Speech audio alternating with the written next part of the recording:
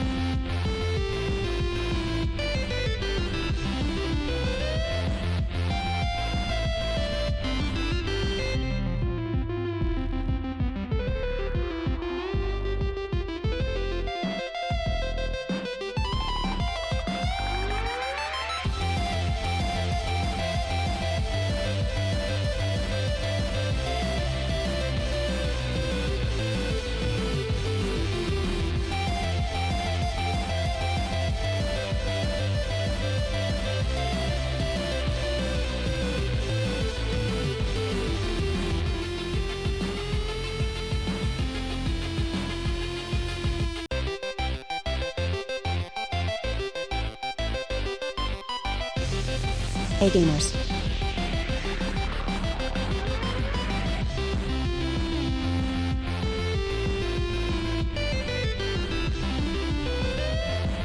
Let's get through the ad break and then we'll start. I am really looking forward to this one.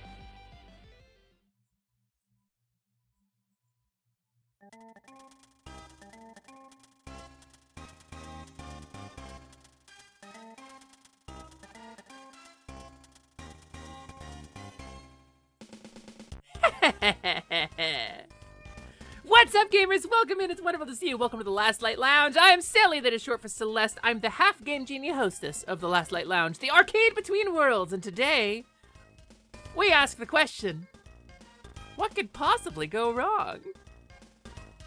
I am thrilled about this stream today. I am genuinely thrilled about this stream today. I'm sorry if I seem a little off. It's because that very loud guy drove past and vibrated my walls again right before go live. So I'm processing. It's a trigger for me. I'm doing my best. But I have a game about a brown cat in a white shirt with an exclamation point on it that is waiting for me, and I'm actually really excited. Puro, you're the rat again, huh? Once more, you are unto the rat. I see. I won't tell Quinn, but if she sees it, she does legally get to kill you. Like, legally, she has the rights to kill you. Hi, Cookie. Hi, Photogenin. Hello, Lamps. Hello, Hobbert Nobbert. And I think that's pretty much everybody who's been in the chat today. Oh, Mooney. Hi, Mooney. Also, Iron Bite was present. But Iron Bite is present in the way that, like, air is present. He exists and is everywhere. Also, hi, Dip. Hi, Melissa. Hello. Okay, that's it. Also, Axe and Magna. Hi, hello, both of you. It's wonderful to see you as well. How y'all doing today? Y'all having a good vibe today? Blah, blah, blah. Meta commentary. You can't just say meta commentary, dude. You have to actually make the meta commentary. If you say meta commentary, it's just regular commentary. We're not in post-irony yet, Slimin. Hi, Perry. Hi, Click Flint. Hello, both of you as well. I hope you're doing well. And hi, Mona. Thanks for checking in. Hi. Hello, I'm waving. Magna commentary. Magna, I'm going to get a spiral potato cutter and make curly fries out of you. Are we in pre-post Malone? No, we're in post-pre Malone. Post-pre Malone means we have the current Malone, who is post Malone by certain standards. That one was loud. Is this the transition to when you start Bubsy? I've got the Bubsy soundtrack going. I've never heard any of this music before. What is this? Bubsy music, clean only. No, we're just gonna let it play through. We're not gonna shuffle it. Yeah, there we go.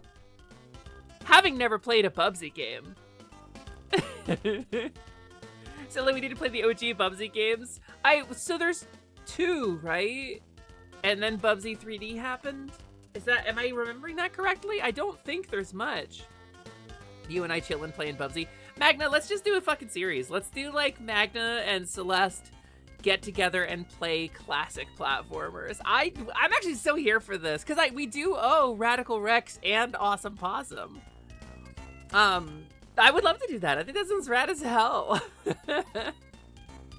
Magna, I would love to have you on for that. Let's talk. Let's actually talk about this. Plan that. Let's figure that out. Let's make that a discussion we can have. Right now, you're taking out corpos who run over people in the middle of the night. Okay. Post Limone. Mods are asleep. Post Malone.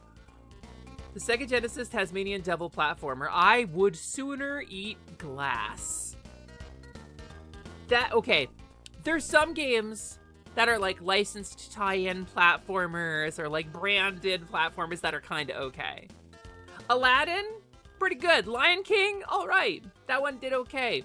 A couple of the Looney Tunes and Tiny Toons games, those were pretty good. Capcom gets their hands on something, they do a good job with it. The Tasmanian Devil game is really, really bad. Porky Pig, the video game for the SNES. Does that exist? Are you just making that up? Are we Porky Pig in it? I don't wear pants, so. Hi, Mooney. Hi, Naka. Hello, both of you. It's nice to see you. Yeah. I'm patting pro low. I'm patting pro low. Pat.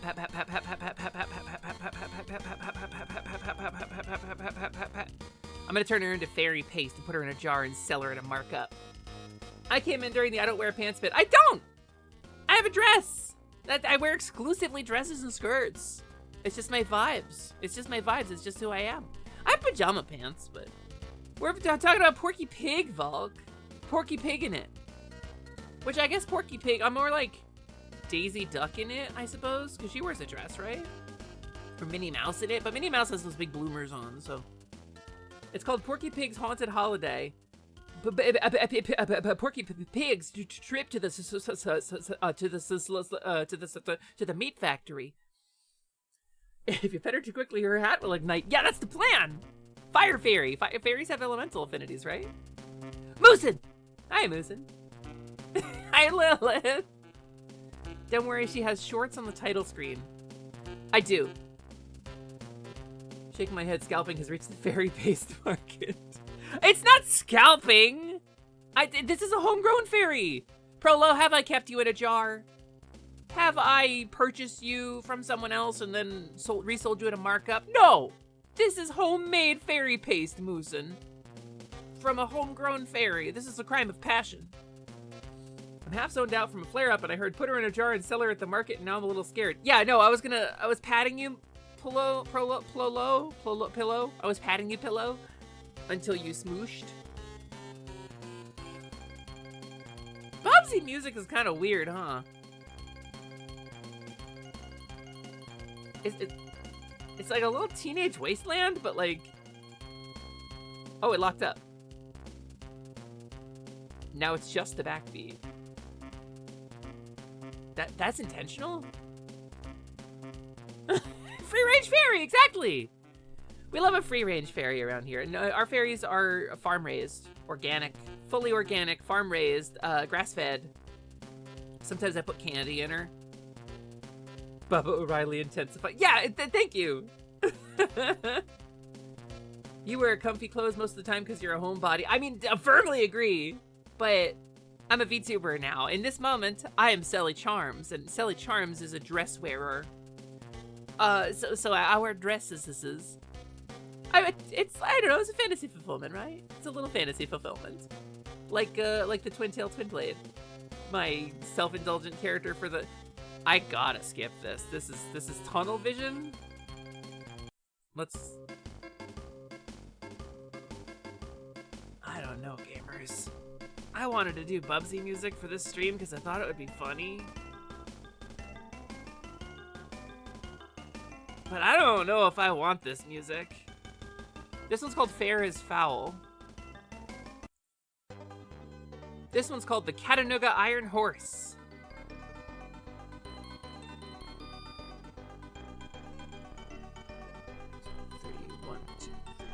What is this in? Wait. Is this in 12.8? Or 12.16? What the fuck is the time signature on this?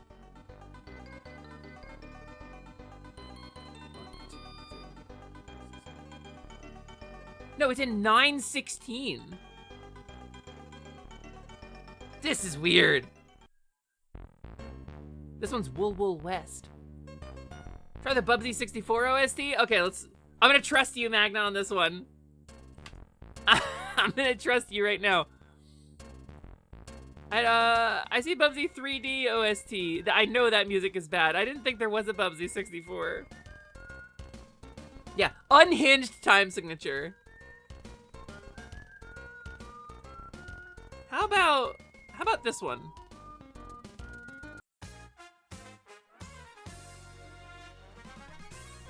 That's significantly better. This is the one that plays during the trailer for Bubsy 4D. Suddenly the music's fine!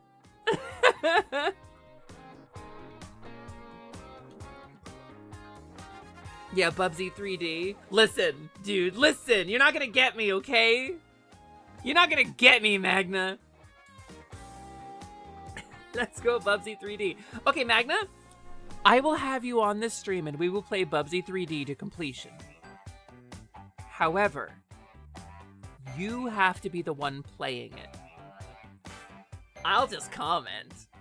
I'll be here for commentary, and then you have to hold the controller. How's that? Not sure if Magnus going, oh boy, out of excitement, or oh boy, like Quantum Leap.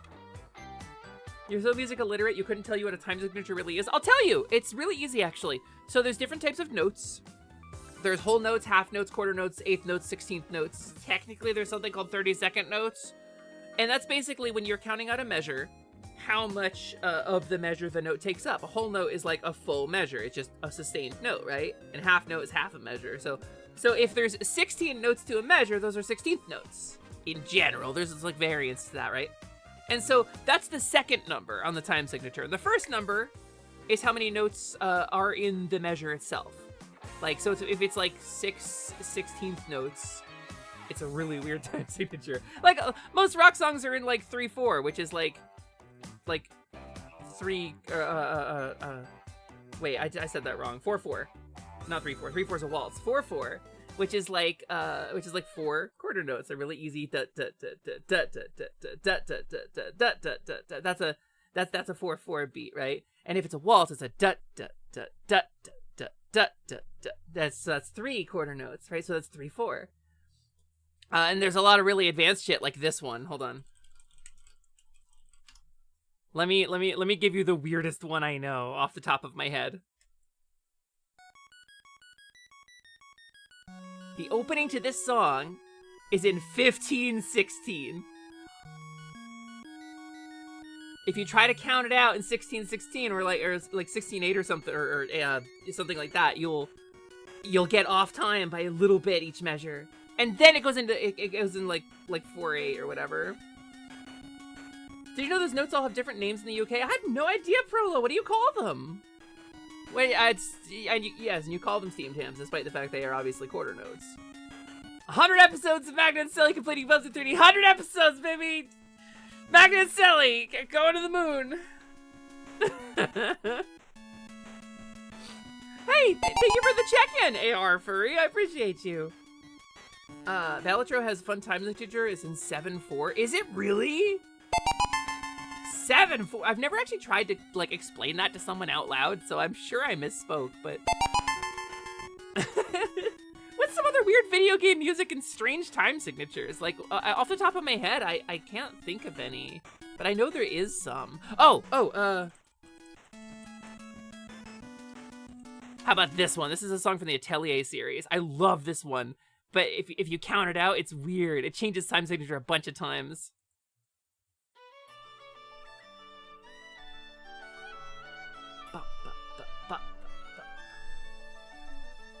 This one's great.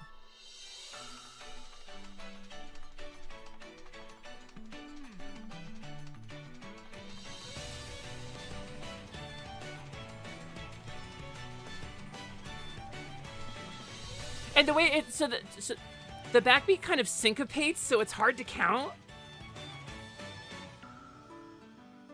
But then it breaks into, it like breathes in like a really steady, easy to count time signature.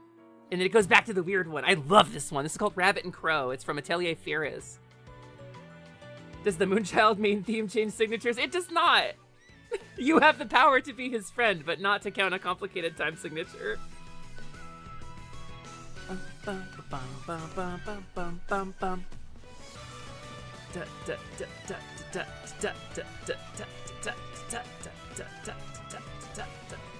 It's just, this theme is fucking fire.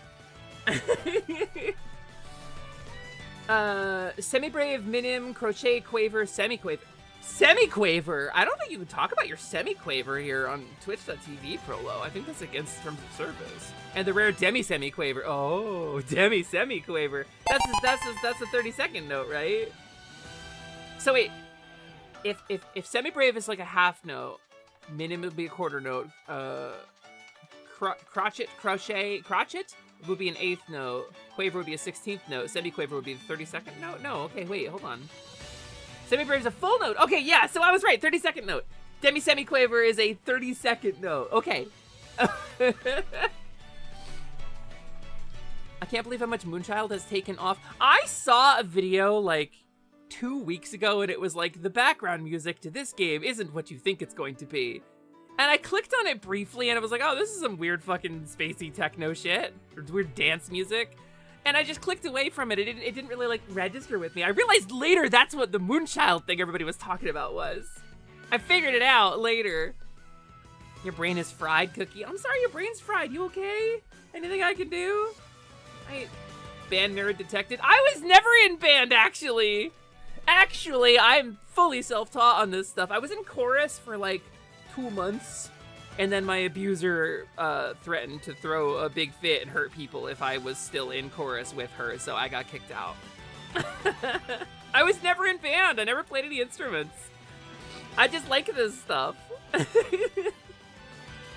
I legit thought Moonchild was like a Goncharov situation for a hot minute. I thought so too. There's so much like weird fan stuff though, it's hard to tell, Prolo. There's so much fan Moonchild stuff, but no, it was a game for the Amiga, apparently.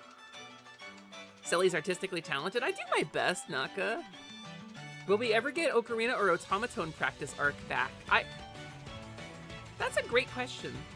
That's a wonderful question. Maybe. If you could play an instrument, what would you play? Like, if I could competently play an instrument, I'd probably go for, like, a keyboard, honestly, because I think it's really versatile for music production. But I've always wanted to learn violin, and it's just one of those things, like, I'm not 14, and I don't have violin lessons being enforced by my parents, so. I don't know where it is. I think it's still packed away, Click Flint. I can sort of grant your wish. Hold on. I'll try to grant your wish. Wait, I'll find it. I don't know where the automaton is, but I got this one. I'm only half Game Genie, so. Brain may be fried because you don't know if your brain can understand music, but oh, okay. I was worried it was the noise had bothered you, Cookie. I'm really, like, stressed about that, actually. So Magna sent me a video, by the way, while I was AFK, that says Porky Pig Uncensored. And I'm not going to watch this video, but I want to share with you what this looks like. I want to share with you this DM and why it is the most terrifying DM a streamer can get.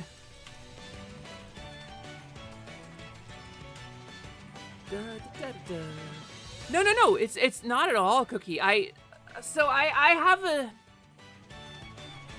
have trauma. It's noise-related trauma. I've created too much noise and will then get in trouble, and I have to endure other people's incredibly loud and obnoxious and disruptive noise that usually is accompanied by other additional traumas. It's something that's really close to me, and it's something I'm really trying to work on because I really want to, like, be comfy, you know? Hey, thank you for the follow, new friend! Welcome to Last Light Lounge! But so, if I get weird about noise, I promise you it's just because I'm worried about stuff. If you're fine, you can just be like, yeah, I'm fine and I will be great. That's awesome. Thank you for the follow, new friend. Welcome to the Last Light Lounge. I am saving this image real quick because I want to show you the scariest DM I've ever gotten. I think genuinely the scariest DM I've ever gotten. Where the heck do I save this? Normally speaking, when Magna sends me something, I can, like, put it on screen and share it with you all because it's wonderful and incredible, but Once wish has expired. Where is it? Where did I save it? This is the DM I got from Magna just now. And I need you to think about why it's, like, why this is the scariest DM you could conceivably get. Not only does it say Porky Pig Uncensored, and by a YouTube channel I don't recognize, but it's Porky Pig dressed like a tradesman with his hands on the table, leaning forward like fucking, like a right-wing pundit, yelling directly at the camera. I need you to understand. It's terrifying. All right, but there was a wish made, and so I will attempt to grant your wish in whatever means I can. I could listen to the fucking Atelier soundtrack for a million years, of course. But I don't know where my automaton is. Oh, I have my noise canceling on. Hold on. I can't hear myself.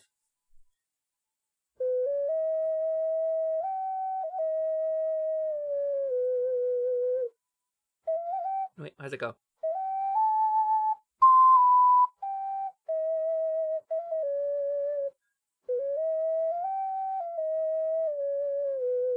I can kind of play it. It's been a long time. Is that good enough? Did I grant your wish? Close enough to granting your wish to count? Yeah, the Shrek theme! Everybody's favorite Peter Jackson epic, Shrek.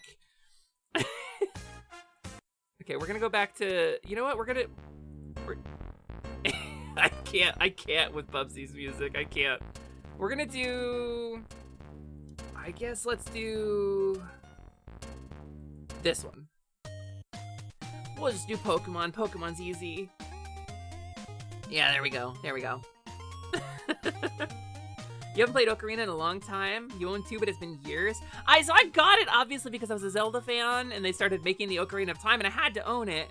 But, like, my Ocarina that I had was the original Songbird Ocarina, and it leapt off of my desk. I shit you not. Like, it was sturdy and stable on my desk.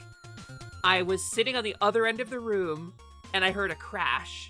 And it had flung itself off of my desk. I do not know how or why. Maybe like a mouse was in my room or something and like shoved it. I don't have any good answers. And it shattered and broke. And a friend of mine replaced it because I was so bummed about it. And she bought me like a newer, differenter one. And that's like, this is like the actual like musical instrument one instead of the one with 5 holes. This has got 2 back holes. This has got 8 like melody holes and then 2 tone holes, like two for sharps and flats. It's actually like a real valid musical instrument ocarina and not just like a prop. So it's cool. It's great. I like it. But all anybody knows on them is the Zelda songs, which of course I know, but let's Faye says you just want to request a song from Pokemon 2000. I don't know that one. I don't know Pokemon 2000. You had an ocarina and you could kind of sort of play it if you had finger placements. You couldn't read sheet music without translating it to that first. I also cannot sight read. I do not do sheet music. I know like I'm not fluent in sheet music. I know the alphabet of sheet music, but I don't have enough experience reading it to sight read. So should you play Wind Waker or Link to the Past? Ooh, was it M, right? Is that right? Is that the correct name? I feel like you were M. That's a tough call, actually. Are you looking to just play a game to enjoy it? Because Link to the Past randomizers are incredible. If you want a new experience, do a Link to the Past rando. But I think if you haven't played, if you're looking to see one and you haven't played one before, my question is, how old are you? My question is, what video games did you grow up on? Ah, remembered! Hell yeah! Good job, Sally. You're getting so smart. I'm really growing up. It was an elf known for disliking fairy-related activities. Listen, I've always been a little bit of a fairy at heart, okay? Listen, if I had the opportunity to, I'd rebrand into a fairy.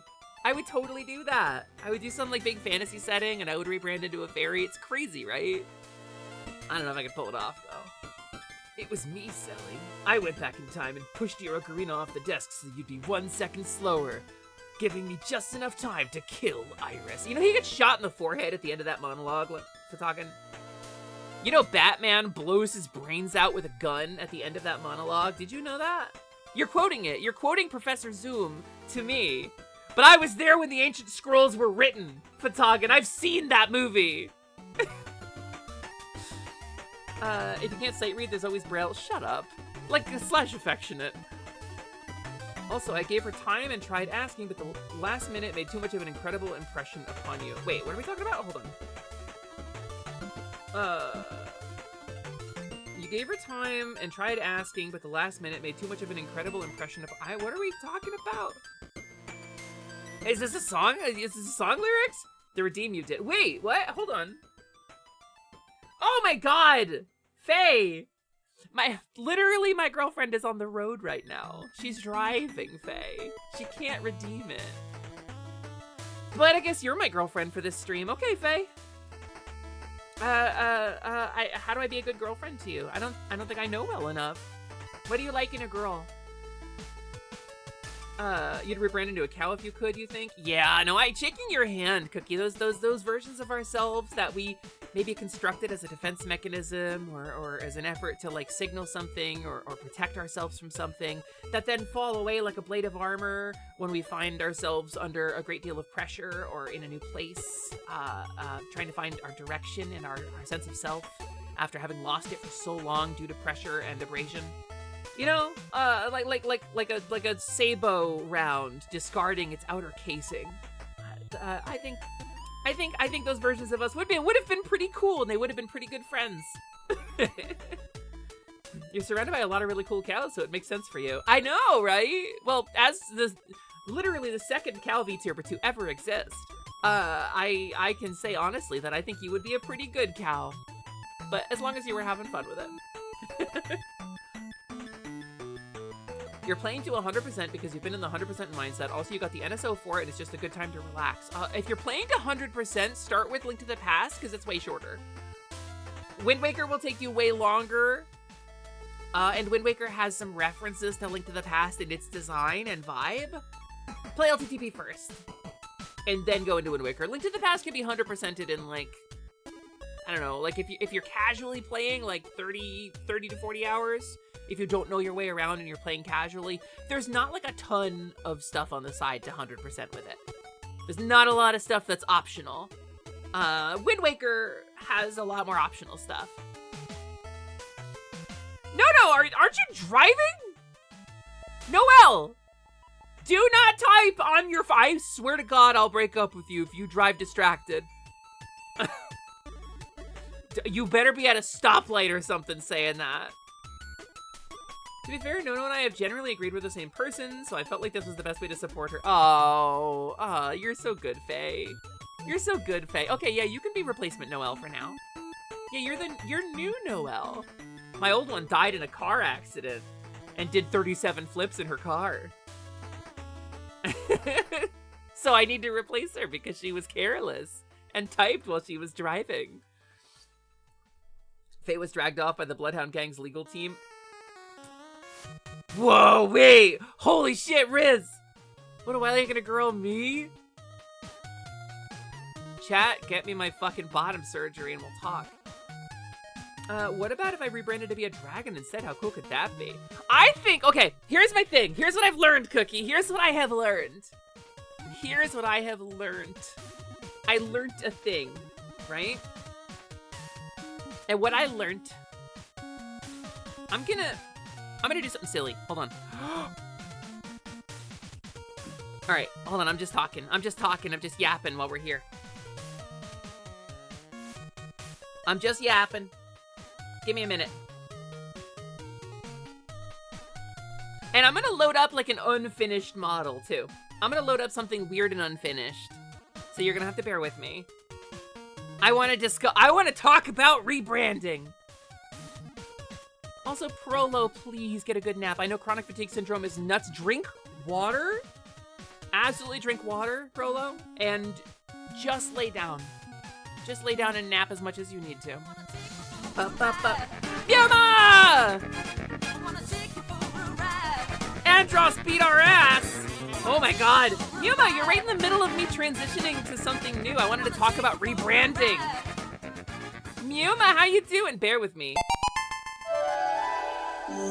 So I'm loading some stuff up. I'm loading some stuff up because I want to discuss something. I want to talk about a thing. So give me a second. Give me a second. Hi, Muma. Welcome in. It's wonderful to see you. Hello, hello, hello. Welcome. I gotta recenter my tracking. Hold on.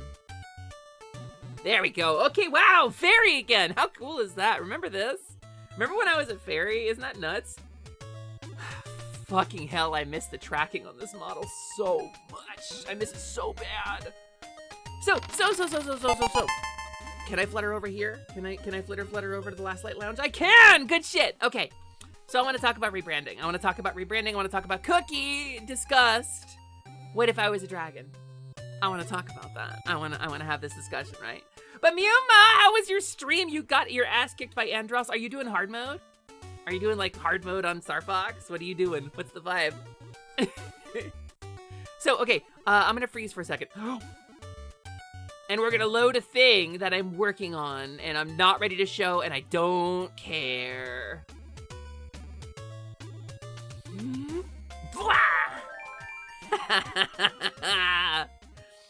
Fairy spell, baby! So, hi, my name is Celeste. I'm the Half Game GD hostess of the Last Light Lounge, and sometimes I'm a fairy. Check out my fucking hair. You have no idea how long this took. This is such a high quality model that even just recoloring it takes so much effort. Even just recoloring it takes a crazy amount of effort. I can't figure out what to do with the colors on the outfit is the problem.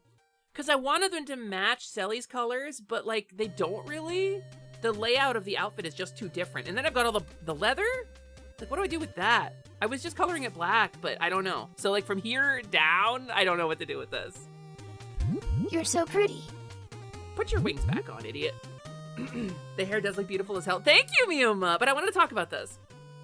And it's crazy for me to experience this live and vividly while I'm saying it. So, and I need to adjust my tracking on this setup. Hold on. Tracking effects. Also, Miuma Raiders, I'll introduce myself in 1 second, but give me one moment. I need to do distance in a little bit. I think that's better.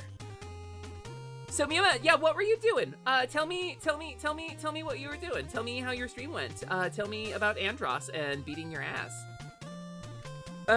Arcade carpet pattern as leather and the leather as the tooling marks instead of colors. The problem with that is that the tooling and the detailing on this is not, it's actually like a mesh. It's not just a texture, and I'm not. Look at the fucking beautiful work V Lightning did on this. I haven't really showed this, but. So I'm Sally, I'm Celeste, but Hesper's still okay.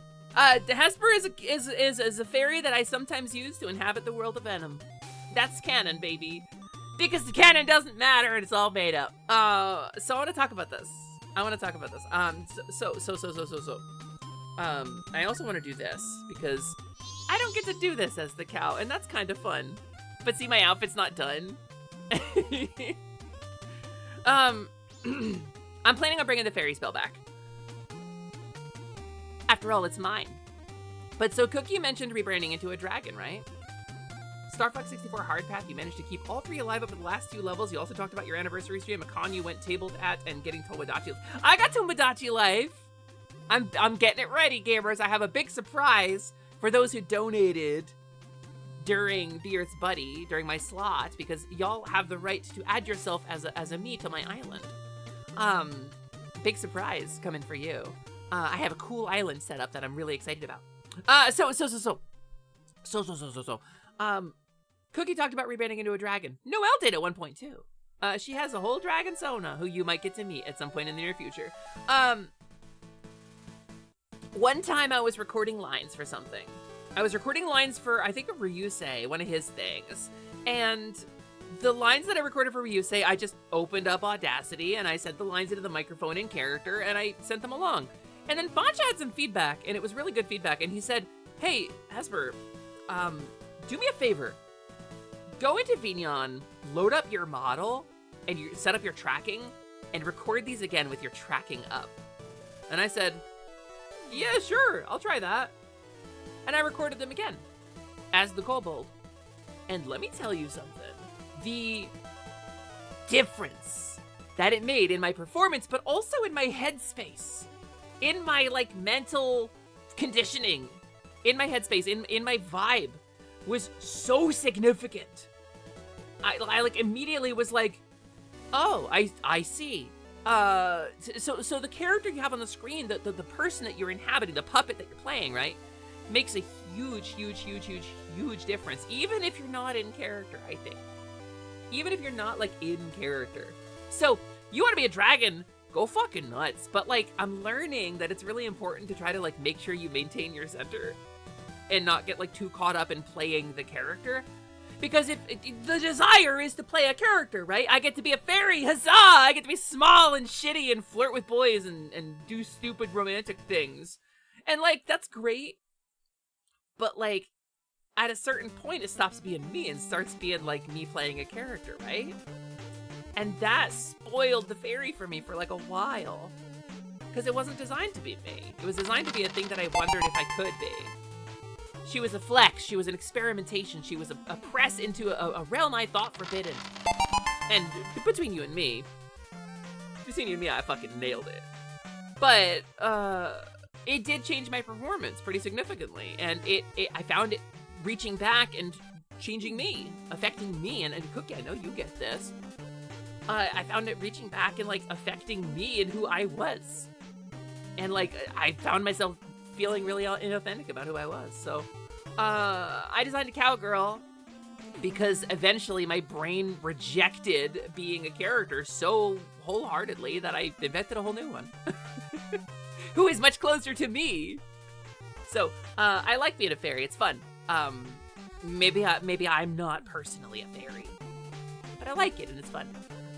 So I wanted to share that with you because we're talking about rebranding, talking about your vibes as a VTuber and who you are, choosing something to represent you specifically. Gamers, let me tell you something. I got a VGen notification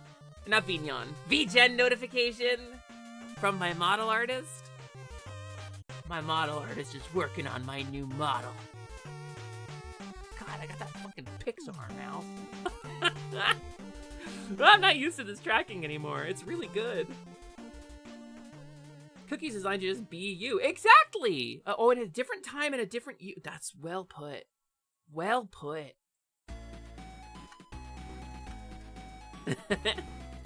We're constantly becoming who we are. I agree. Hi, Jay. Hello, welcome in. Welcome to the Last Light Lounge. But yeah, so, I'm loading myself back up. It's gonna break for a second, that's okay. I really need to cough and my stream deck has broken. It's like frozen.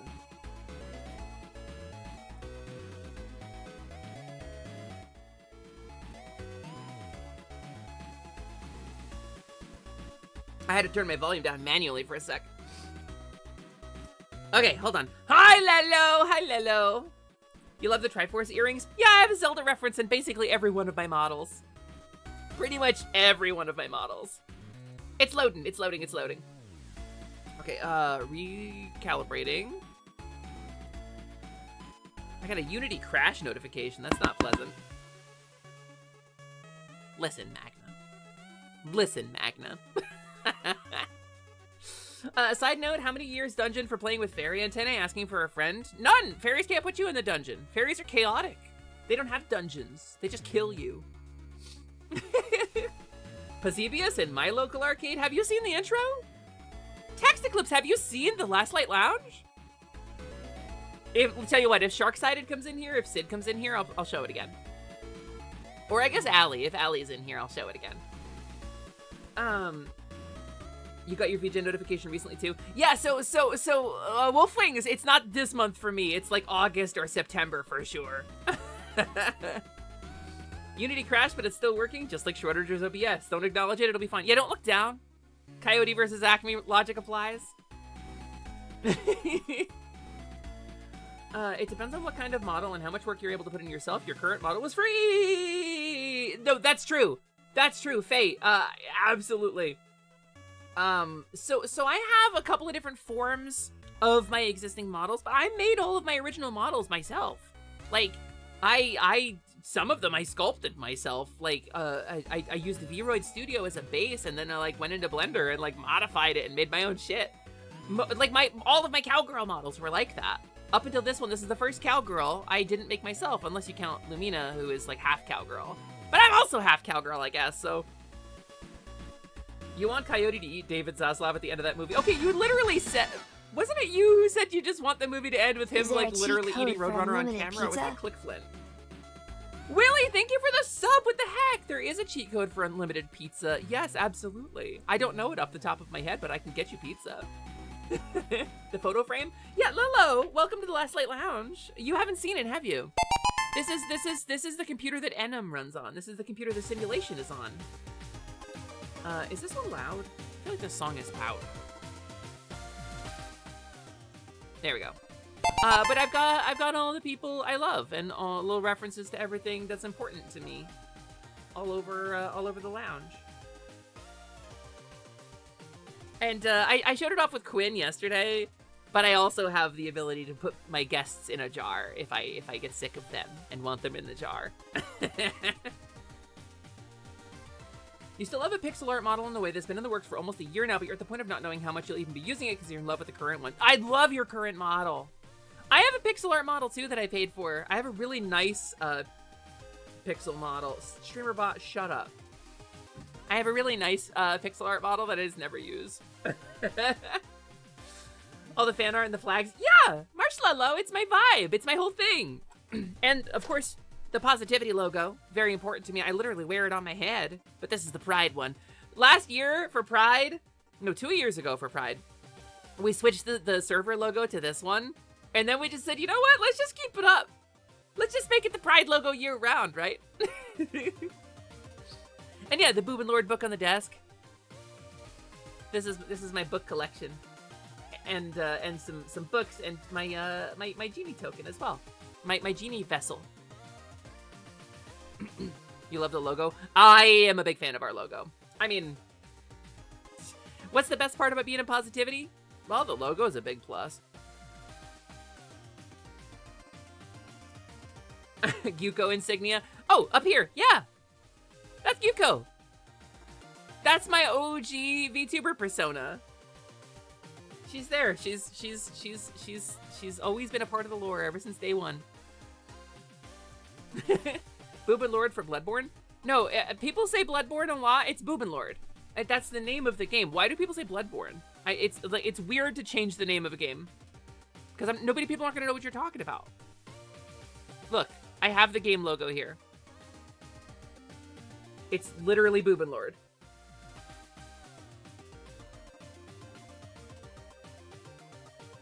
Like we're on the same page, right? This is like the Kirby thing. Y'all trying to gaslight me into thinking that Kirby was the Nintendo character and not the food.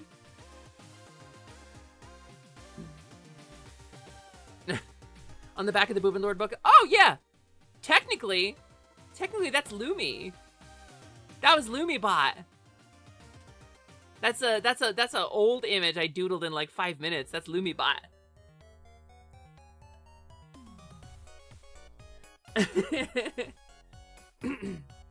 Excuse me. Bloodborne is a Mandela effect? Yes. Yeah. And technically, it's either a Mandela effect or a production error. I loved how jarring Quinn just made her more powerful instead of like giving the rat armor. She was just zooming. She was just vibing. That's okay. Yesterday's stream was really fun. Yeah, I've never played Paper Mario before. Quinn is incredible. Quinn is so funny. She was so fun to stream with. Gamers, if you have an opportunity to, please collab with Quinn. Here we go. She almost looks like a Moomin. That was sort of the inspiration, yeah. That and the Poochie Guso. How'd Paper Mario go? We had a ton of fun. We got through the prologue. We got through King Goomba, King Goom, Goom King, the Gooming King. Hush now, hide all you mushroom ones. I wish I could have seen more of the stream. I was Icky Sickle. Oh no! Icky Sickle Morgan. Well, I'm glad you're here now. Hope you're feeling better. Tips hat to non-binary cutie, Mavady. Gaslighting? Do you mean gaslamping? I was so confused. Sorry, ClickFlint. Yeah, my memory's really bad. I'm just a little crazy. Gaslamping. You're right. It was crazy of me to call it something else. I'll ask Quinn for a collab immediately. I mean, you could. She's really nice. She's very approachable and she likes people. Am I caught up? I'm caught up in chat. Yesterday's stream was crazy. Okay. I've watched Quinn do a couple collabs before. Quinn collabs with her wives. A bunch of like really funny, really raunchy people. And the energy is too much. I can't keep up. It's very funny. And then I watched Quinn collab with Liberty, who they are super funny, super charming, absolutely one of those people you instantaneously recognize as like, this is a fucking talented performer, like Skylord Zoe. Like Zoe, who is an incredibly talented performer, or Zoe's girlfriend Lily, who is an incredibly talented performer. And I see them all collabing together, and I'm like, I can't keep up with that. I'm not that funny. I'm not that quick. I just want to match this energy, and I just can't. And I was so worried going into it with Quinn that I wasn't going to be able to match her energy. And I still don't know if I did. I don't know if I brought her down or not. I feel like I brought her down. I was worried about that. Like, as a performer, it's scary to collab with someone you admire that much. But I think we had fun. Everybody said the stream was fun, so I did pretty good. Wow! Hi, Zoe! I didn't see you come in chat! Wow, that's crazy! Well, I was just monologuing about things that are true and good, and I didn't see you there at all. I love Lib. Lib is so fucking funny. Lib is so talented. The disabilities are in fact disabling. This is my, what, 5th stream in a row? How many? When I streamed on? I don't remember. I streamed on Saturday for Beard's Buddy. I streamed on Sunday for Beard's Buddy. I streamed on Monday. This is my sixth day in a row I'm streaming. Wild, actually. Actually wild. I didn't realize that. You're making noise, so clearly it is make noise time. Aw, scream singing. Who's a good bird? Pretty bird. Pretty bird. Pretty bird. They love it when you say that. Gonna chew your pick and mix horns if you're not careful. Pick and mix horns? Excuse me, I'm gonna get up in your gas blimp dirigible and fill it with cow-made methane. That's lighter than air, actually. You could float a dirigible on methane. It would be a good idea. I don't know what your skyship is. It's probably got propellers or some shit. But I'm imagining like a dirigible, blimp, a zeppelin. Oh, zeppeli. I'm gonna get in there and I'm gonna fart. I'm gonna fart until it's slightly less lighter than air. And you're gonna be like, whoa, takeoff is taking 4 to 5 seconds more than usual, and it does. And I'll be the one to blame. Just munching grass on top of your blimp zeppelin. Yes, Zoe! Ha ha ha ha ha! He's happy, confused by the TV calling him a pretty bird. Pretty bird! Who's a pretty bird? Pretty bird! Zoe, you could have just said you'd chew Sally's milk bottles? No, this is not a mature flag stream. We can't do that. Also, I'm twice Zoe's age. Absolutely brapping up a storm. Just brapping it. Just straight brapping it. Is this what they call Fun Dip in Fantasyland? Yes, it is. That's what they call Fun Dip in Fantasyland. We'll weigh down an airship by ripping Major Arse. Major Arse? Talking about your horns, they look like milk bottles? Oh my god, they kind of do, actually. Huh, that's not intentional. The new ones on the ref sheet are a little pointier. Yeah, brappin'. Brappin' when you go blah after you drink a soda. Speaking of which, oh yeah, baby. Wait, let's get a good one. Grip it and rip it, baby. Let that big dog hunt. Slurp that shit down. As my good friend Oceanus, how do I say that? Oceanus once, as your good friend Oceanus once said, if you're just farting out a bunch of shit, I think you're just crapping. If you're just farting out a bunch of shit, I think you're just crapping. I think you're just crapping. I think you're just crapping. You're just farting out a bunch of shit, I think you're crapping. She does say that, yeah. That's kind of her catchphrase.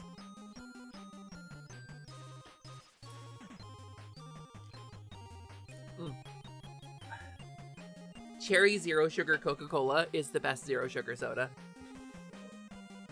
And I will take no arguments. Oche Onyx. Oche Onyx! Okay, cool, thank you. Oche Onyx. It's like Ocheo is really here. It's like, it's one of my favorite clips on her stream is when me and her and Dolly all get to be Oceanax. It was genuinely one of my favorite moments as a streamer in my whole history of streaming. I laughed just thinking about it. It's so good. If anybody has the URL for the clip, I can play it. You loved Knuckles Chaotix? Yeah, I loved Knuckles Chaotix. I played Chaotix a million years ago on the 32X, like actual hardware. And I enjoyed it. I played it with a dude named Josh. And me and Josh played Chaotix because he was well off enough to have a 32X and an abusive stepfather. Later in life, I connected with Prin, and we both like Knuckles Chaotix, but we have literally never played it together. And I just need to be so clear that Prin and I have talked about playing Knuckles Chaotix together for upwards of 20 years at this point. And we still haven't. O'Shea on us. O'Shea on us? How do I... Can anybody... No, it's just gonna be like, everybody DM her and ask her how to pronounce her name for my sake. Please don't DM her about my stream. That was really, really tacky. The notable Irish VTuber O'Shea Onyx. Yeah, I love O'Shea Onyx. She's great. We're gonna get so far off that she's not gonna know I'm talking about her. And I'll be like, hey Umi, do you know about O'Shea Onyx? I feel it's about the same as normal Coke Zero, but I get bored of one or the other and switch regularly. I just think Coke Zero just tastes like Coke to me. Like, there's a difference, but it's negligible enough that I can forget about it. There's a difference in the flavor, but it doesn't have any horrible diet aftertaste. And, like, the parts of Coke that I like are in it, so. You can never get a hold of a 32X. Me neither, because it was like $400. And Faye, you're across the pond, right? Am I remembering that correctly? So it would have been 7 million pounds. Like, that's the conversion rate for video game hardware in the 90s. I wish Knuckles Chaotix would get an actual re-release. I want it on fucking NSO with online play. Top of the morning, chat! I am O'Shea Onyx. I am a retro-animated magical girl VTuber. Had to make art almost every single day. That's what she sounds like. She's just it's Jack O'Shea. The other favorite lesbian is here. Ah, I love Lisbon. I love Lisbon. Oh, Lisbon is my favorite city in England. I just think we need a magical girl VTuber who throws off the yoke of the monarchy. You know what? I'm into that, Fatagan. I'm into that. Be the magical girl you want to see in the world, Fatagan. The lesbian captains are being adorable in chat. No, please be gayer. Gimmer, if you have a partner in the chat, this is the thing. Like, sometimes it's rude when people center themselves, right? Sometimes it's like rude to like take over a chat and talk about your own shit. If you have a partner in the chat who you love, please smooch them. Please kiss them. Please love on them in my chat. You are always welcome and always invited to do so. I mean, don't like be sexual about it, but like do give each other their little like hearts. You get a diet aftertaste if you drink enough Coke Zero. You learned this when you worked in fast food on infinite free Coke Zero. Oh, that sounds rad, actually. It would be like breathing to me. It would be like, if I had infinite Coke Zero, I would die.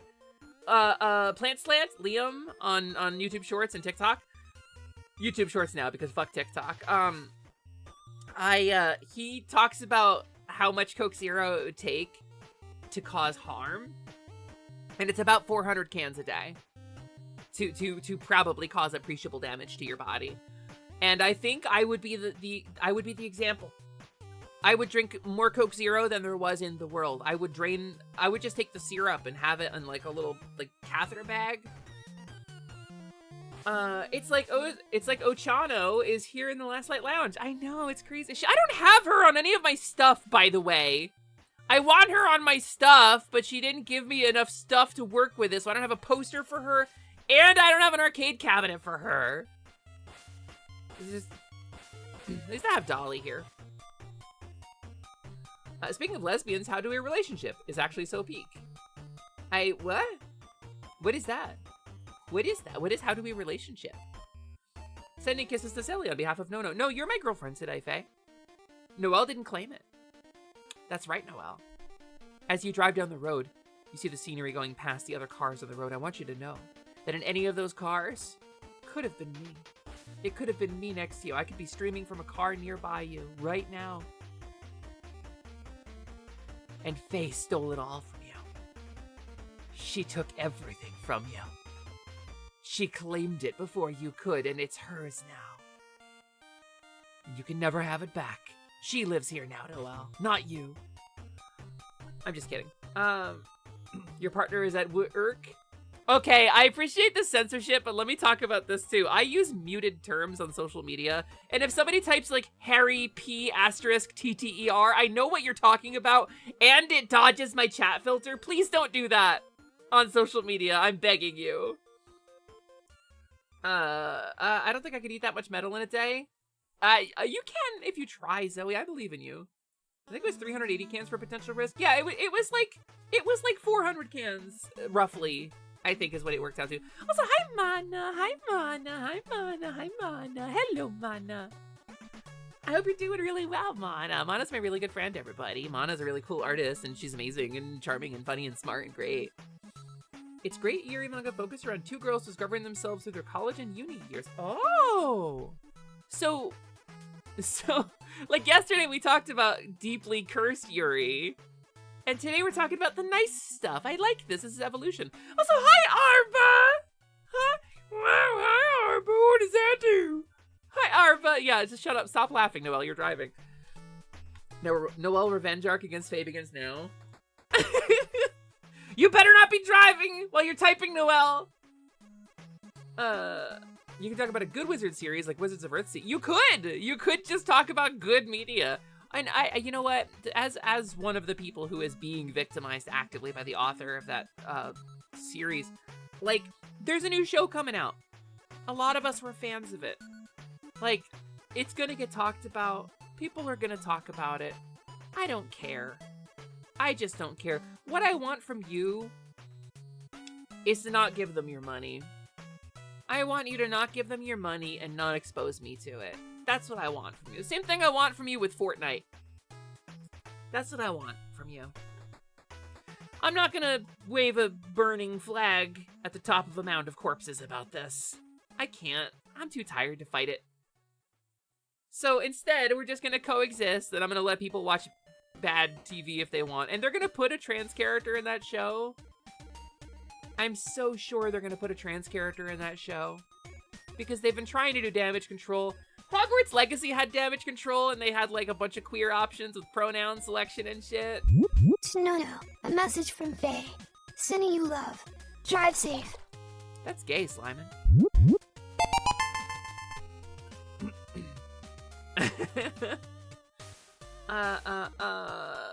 Wizard of Earthsea is so good and you have no one talks about it. It's like Conan, but for wizards. I've never seen it. I'm familiar with Earthsea as a setting, like vaguely. Oh, ad break?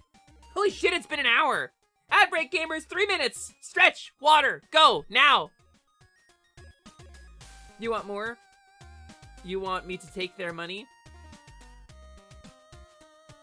Listen, if I could bust into the vault of Harry Potter and take all of their profits, I would. And I would distribute them equally to every trans person.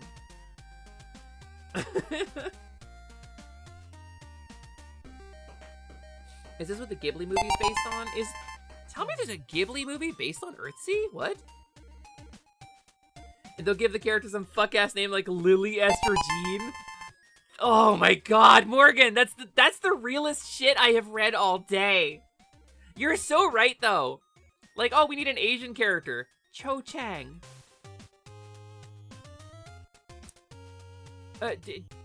Dumbledore could have been black. I never said he wasn't black. He could have been black. He could be black. It's fine. It's fine. I have a black friend. Hi, Cruising. Welcome in. The only wizard series you know is the Owl House. Okay, number 1, this is Dresden Files Erasure, and number 2, the Owl House is incredible. Owl House is incredible and amazing and really, really good, and everybody should watch it. Silly, what if we did a heist as a team building exercise? I think I want to do the team building exercise before the heist, if I'm so honest with you. I feel like you need that camaraderie forged of years of turmoil together. We need to have done a bunch of other heists so that the heist of the Potter Vault can be our one last job before retirement. This is a big score! Listen, if we pull this job off, we'll never have to work again in our lives. We can retire. We can go to Mexico. We can have a wait staff for the rest of our lives. Come on, we'll be made! One more job. And then I betray everybody and take all the money. I'm the betrayer, it's me. It's like You Have Feelings About That movie. I don't know which, I'm talking too fast, I don't know which movie you mean. Several of us in the community will write off anyone who engages that franchise in a way that financially benefits the creator, which is most of it. Yeah, so here's the thing, and I'm not gonna, this is, again, I'm on a soapbox. whoop, this is me on my little cow soapbox. Just very briefly, watching the show on streaming services is what they want. That benefits them. That gets them more budget. Watching the show on pirated media is the same. And the reason for this is part of the reason pirate sites are able to continue existing is because they do provide something of use to the creator of the media. They provide number of downloads and number of views. This is a thing that they do. They get money for it. It's like a confirmed thing. The pirate sites send their view data to the company. So if you pirate the shit, they'll still know that you watched it. Please just don't. Okay, fucking streamer bot, you need to fucking chill and stop giving me notifications. Okay, but they'll know. They will know if you watched it, even if you pirated it. So I'm asking you not to watch it. I'm asking you not to know anything about it. I'm asking you not to engage with it. Off soapbox. You can easily replace that other wizard thing with Witch Hat Atelier and never look back. I want to get into Witch Hat Atelier because it seems like it's so my jam, and I just haven't, like, pulled the trigger on it. Like, one of these days, I'm going to sit down with Google and go, Dear Google, Witch Hat Atelier? And it'll be like, did you mean this hat atelier? And I'm like, no, I don't need a real hat. I don't need a literal hat. Google, please stop. And it'll be like, but Gemini wants to help. And I'll be like, Gemini, you can help me by throwing yourself off a digital bridge. I'm on my milk crate? Yeah, I'm frequently on the milk crate. +2. +2, King Girl. Hello, welcome in. I just want someone to realize that the Chronicles of Prydain is good and cool and needs more than one half-baked Disney movie. What is the Chronicles of Prydain? What is that? I've never heard of that. Watch Sally instead, she's magical enough. Well, now I'm on the spot. What do I...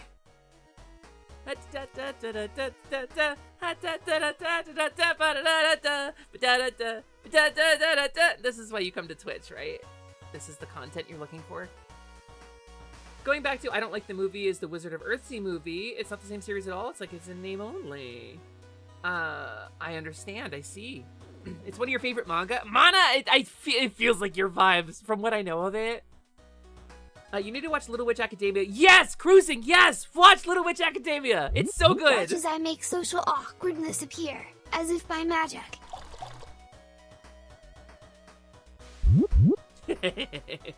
Black Cauldron is the second book in Chronicles of Prydain. What? That's a series? Hold on.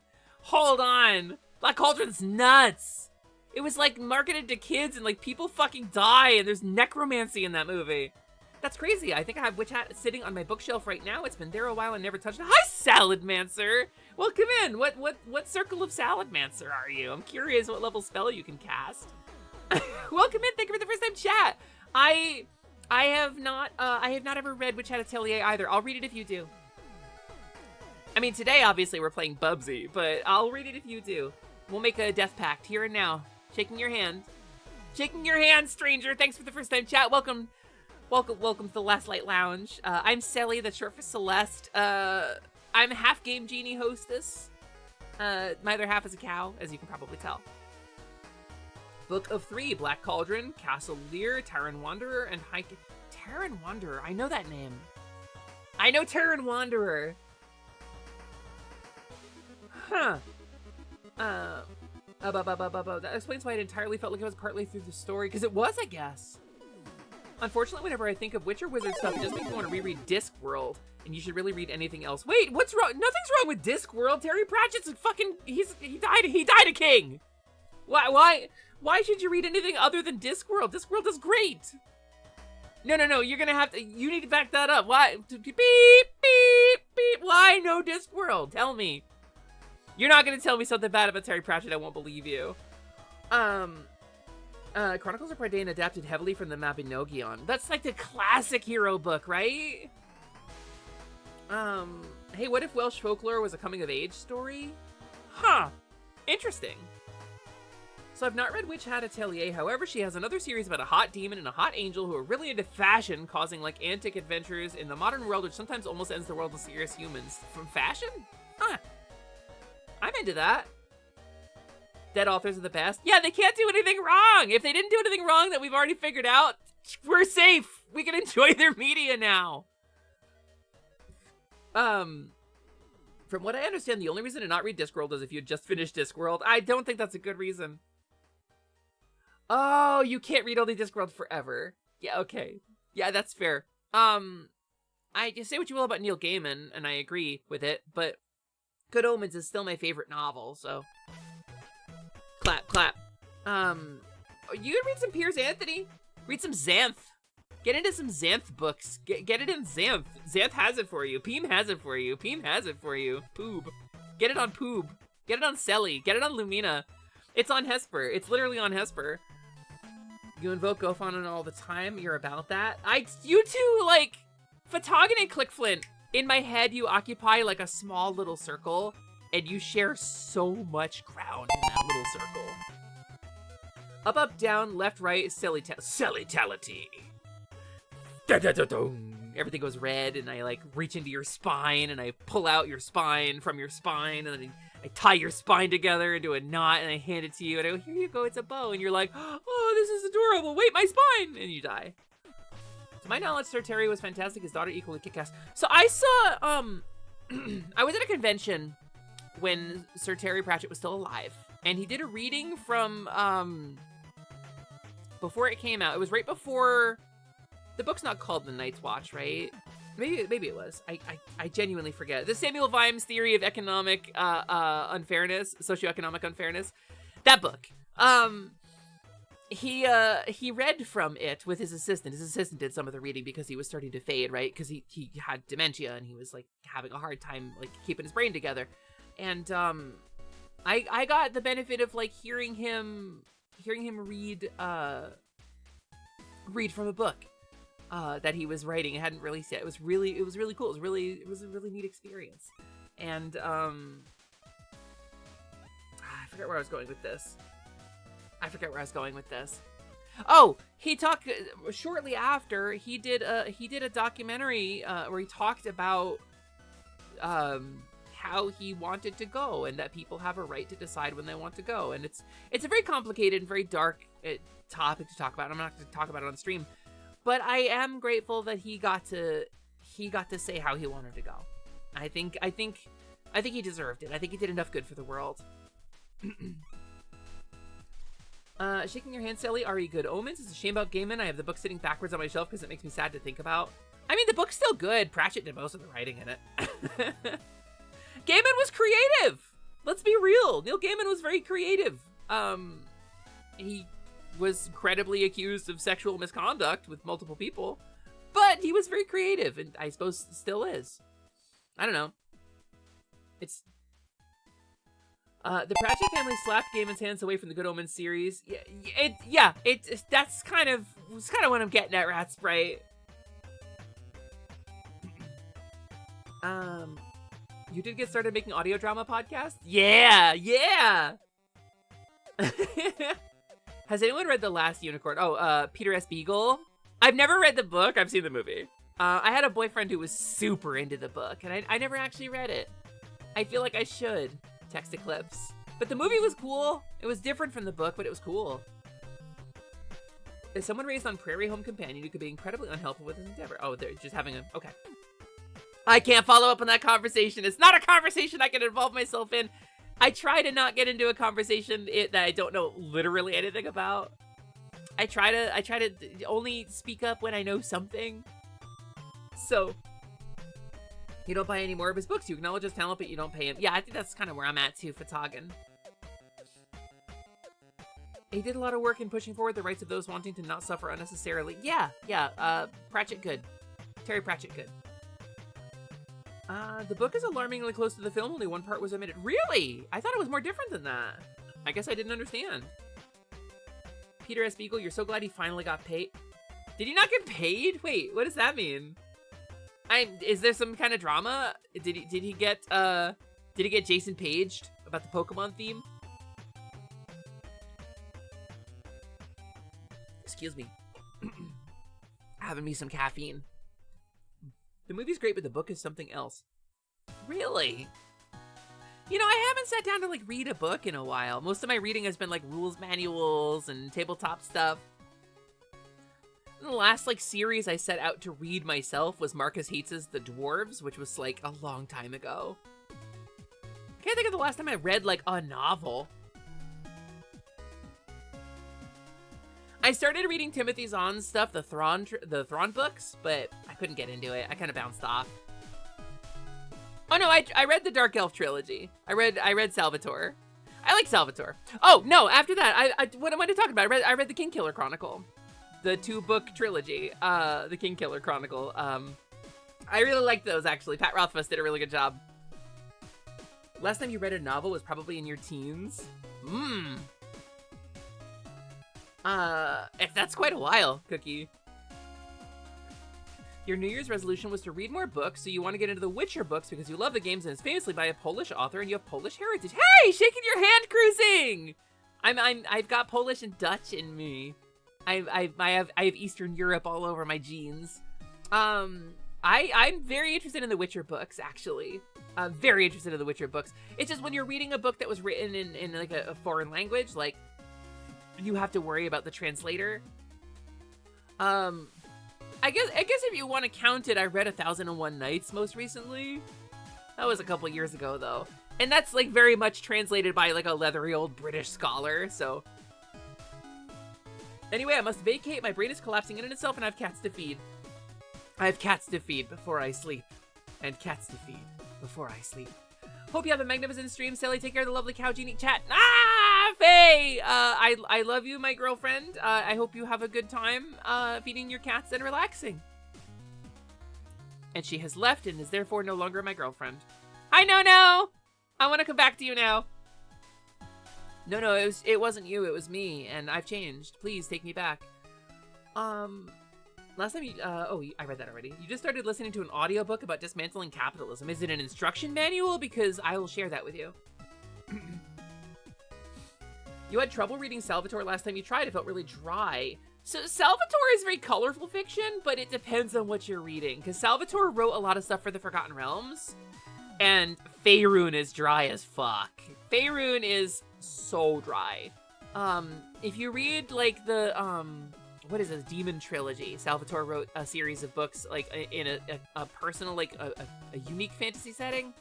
I liked the Demon Trilogy. Those were fun. It's a huge issue. And Salvatore wrote something else I liked. It wasn't the Demon Trilogy. It was something else. I don't remember. It's been a while. There was a huge issue where his manager, Peter S. Beagle's manager, and others stiffed him on pay and claimed he was incapable, all sorts of elder abuse. Whoa, really? I'm glad he finally got paid too, goddamn. Many people in chat who have not read a novel in a while read Magica Riot by Kara Buchanan. I've never heard of Magica Riot, but it sounds like my kind of jam. You'd probably understand the themes in his novels better as an adult. I don't know. I don't think Salvatore is a theme author. I don't think Salvatore is a particularly, deep author. I don't think he's got, like, sometimes you read a book and you're like, wow, what a powerful message. And then sometimes you read a book and go, wow, cool robot. And I think Salvatore is on the wow, cool robot side of things. I think that's kind of where he lies as an author. I think it's very much like Jim Butcher, the Dresden Files. Very much the wow, cool robot school of storytelling. Which, it's like a literary Big Mac, you know? It's not going to make you better as a person. It's not going to change your worldview. But it is satisfying and it will fill you up. You know? Literary Big Mac. Miss Frisbee and the Rats of Nim versus The Secret of Nim. Also, both are excellent and both are completely different. I've only ever seen The Secret of Nim once and I really enjoyed it. I've never read the book. What if the translator decided to put in an advert for soup while the author's back was turned? What? Wait, really? Really? You'll think about it. Thank you, No. I love you. She'll think about it. She has a lot of time to think about it. She's on the road. Wait, I'm actually kind of sad now. Wait, actually, I made myself sad with this joke. I made myself, Noelle, you're driving. Don't tell me this. But you're my girlfriend and I love you. I made myself sad. Chat, I fucked up. Chat, I fucked up. I have anxiety. I have anxiety issues. I fucked up. Is it an instruction manual? Well, kind of, just not for one person. I see. Shaking your hand, Sally. No way you have Polish and Dutch heritage too. You're actually related to a duke from the Netherlands. Interesting. Do I almost fucking doxed myself. Cruising, there's a very good chance that we are, like, distant cousins. There's a very good chance that we're, like, distant, like 10th cousins or something like that. Because if you're related to a duke from the Netherlands specifically, there's a chance. You read everything up to and including the Hunter's Blades trilogy for the Drizzt books. You've read more than I have about that fucking intolerable sociopath. You got to meet Peter S. Beagle at WonderCon and shake his hand, one of the best things to ever happen to you. My ex-boyfriend did that too. He has a signed animation cell from The Last Unicorn on his wall. Mostly agree on Dresden, but the last book did have some serious themes. Okay, Fatagan, okay, hold on. I'm gonna talk about the Dresden Files. I've talked about this a lot. There's a guy named Jim Butcher. He used to play City of Heroes. I tanked for him. I'm so confident it was actually him. And this is a story I tell for clout, because I have no way to prove it, and you have no way to disprove it. But I played on City of Heroes. I played a character by the name of Phaedra. I was a Titan Weapons Invuln tank on the same server that Jim Butcher said he was on. And he told this story about how he played City of Heroes as a guy named Harry Dresden, as his wizard. And the City of Heroes staff kept forcing him to rename because it was a copyrighted name. And he said, actually, I'm the author and I own this character. I can do this. I did tank for a Harry Dresden on more than one occasion. And then a fucking powerful, strong girl with horns and a Fey Pact showed up in one of his fucking books. And I'm just fucking saying, okay? I'm just fucking saying. So my point about Jim Butcher is that I take great offense to, like, a lot of things in his writing. Specifically, the sexualization of Molly Carpenter really fucking wigs me out. It really is, like, a huge turnoff for me. And it's supposed to be this guy is this flawed noir hero with this great, like, awful flaw. But, like, that's not a flaw I can relate to, gamer. That's not an okay flaw for the protagonist I like to have. He can't be a fucking pedophile. Like, you can't objectify a woman like that. That's not okay. It's a step too far. But most of the topics of his books are great. So basically, he's a wizard in the modern day. Vampires and werewolves and shit are all real. The Fae are real. Ghosts are real. And he's a wizard who takes on the role of basically a magical private eye. He's like a magical private investigator who goes and solves problems for money. But they're supernatural problems, and the books break down the mechanics of how his magic works and how he prepares for his missions and stuff. And then he has a friend who's like a super Christian guy, gets an avenging sword, and then gets paralyzed. Then Harry Dresden victimizes his daughter a little bit, kind of grooms her a bit, and it's really uncomfortable. I kind of fell off of them after that happened. I'm told that they get better. I haven't read one since then. Also, hi, Jing! Hello, Jing! Welcome in! Also, hi, Mish Cosplay! Welcome, welcome. Bum, bum, bum. Bum, bum, bum. Each yarn ball is worth double. Oh, let's go. Thank goodness. Thank goodness, Zero. Eek the cat codes. Oh, I'm so into it. I can confirm that was the actual Jim Butcher on the OG City of Heroes RPGs. He was handed the character name on all server instances. Yeah, no, he talks about it. I'm just not sure if he's the one I tanked for. Maybe it was somebody else who was stealing his name. I don't know. But I definitely did tank for Harry Dresden on more than one occasion. So, you're kind of jealous. All your family history apparently involves just about every evil dude between London and the Mississippi River for the last 150 years. I'll tell you, it's wild to think about your family history. I did 23andMe, and then I had them delete all my data. So I did 23andMe. I learned about where I come from. And, my family is, other than Eastern European and Germanic nobility who intermingled and lost everything due to war, and then some Celtic nobility that lost everything due to gambling. My family lost everything like over 500 years ago, and then they sailed west to the New World and became poor people in the United States. And that's where my family comes from. But we missed all of, like, the major serious problems. My family has been, like, on the receiving end of a lot of, like, horrible humanity crimes. Talking to some of the people I know in real life, like, oh, my grandfather was a Nazi, you know, my uncle's in the mafia. And I'm like, none of my family are anything like that. I'm in the current generation where my family is evil. The evil family I have are the ones who are still alive. So, he was one of the tanks of Mercedes Lackey's regular COX group. Mercedes Lackey had a... Really? That's wild. Apparently the guy who started the first theme park in the American Midwest. Oh, wild. Your parents did 23andMe and you're upset. Oh no. Oh, that's not good. You don't know crap about your family other than like super broad strokes. Your aunt, who you don't talk to often, keeps up with all the genealogy stuff. Yeah, I learned two things. Number one, that my aunt was making up our Native American heritage, and so I stopped talking about that. Because that's apparently a thing that people in the American Northeast do for clout, is they make up Native American heritage. And so I was raised believing that I was like 1/16th like East, like indigenous, East Canadian indigenous person. And I'm not. I don't have any blood from there. It's possible that I had family up there. It may be, but it's just, I don't have the bloodline. But I am like 2% broadly East Asian in a very non-specific way, and we don't know where that comes from. I have no record of that at all. It must be many generations back. But somewhere I've got a bloodline. Your mom used to be super into genealogy, and that's basically the only way you know that you're quite the mutt when it comes to European ancestry. Yeah, I'm very, very boring European ancestry.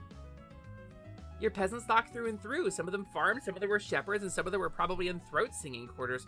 Whoa, cool. That's cool, Click Flint. You ever throat sing? You ever just occasionally make two tones at once with your voice? Even X-Files made fun of people like that. I hope they did. It's a shitty thing to do. It's a really fucking shitty thing to do if you are a white person to claim indigenous heritage. Don't fucking do that. It's not cool. Get that dream catcher off the fucking rearview mirror of your car. Get that feather headdress out of your closet. That's not what that's for, and that's not yours. Don't fucking do it. It's a shitty thing for a white person to do. You're part Asian. Like, again, 2%, and I have no connection to it. So if I have the bloodline, then I have the bloodline, but I have no family. I have no connection to the culture or history of the place. I have no claim to it. Hi, Hazel. Hello, welcome in. Probably same on your mom's side with the Native American genetic history. She always said it and showed me a family tree, but it honestly might have been guff because my mom was constantly full of herself. So I'll tell you something interesting about where I grew up.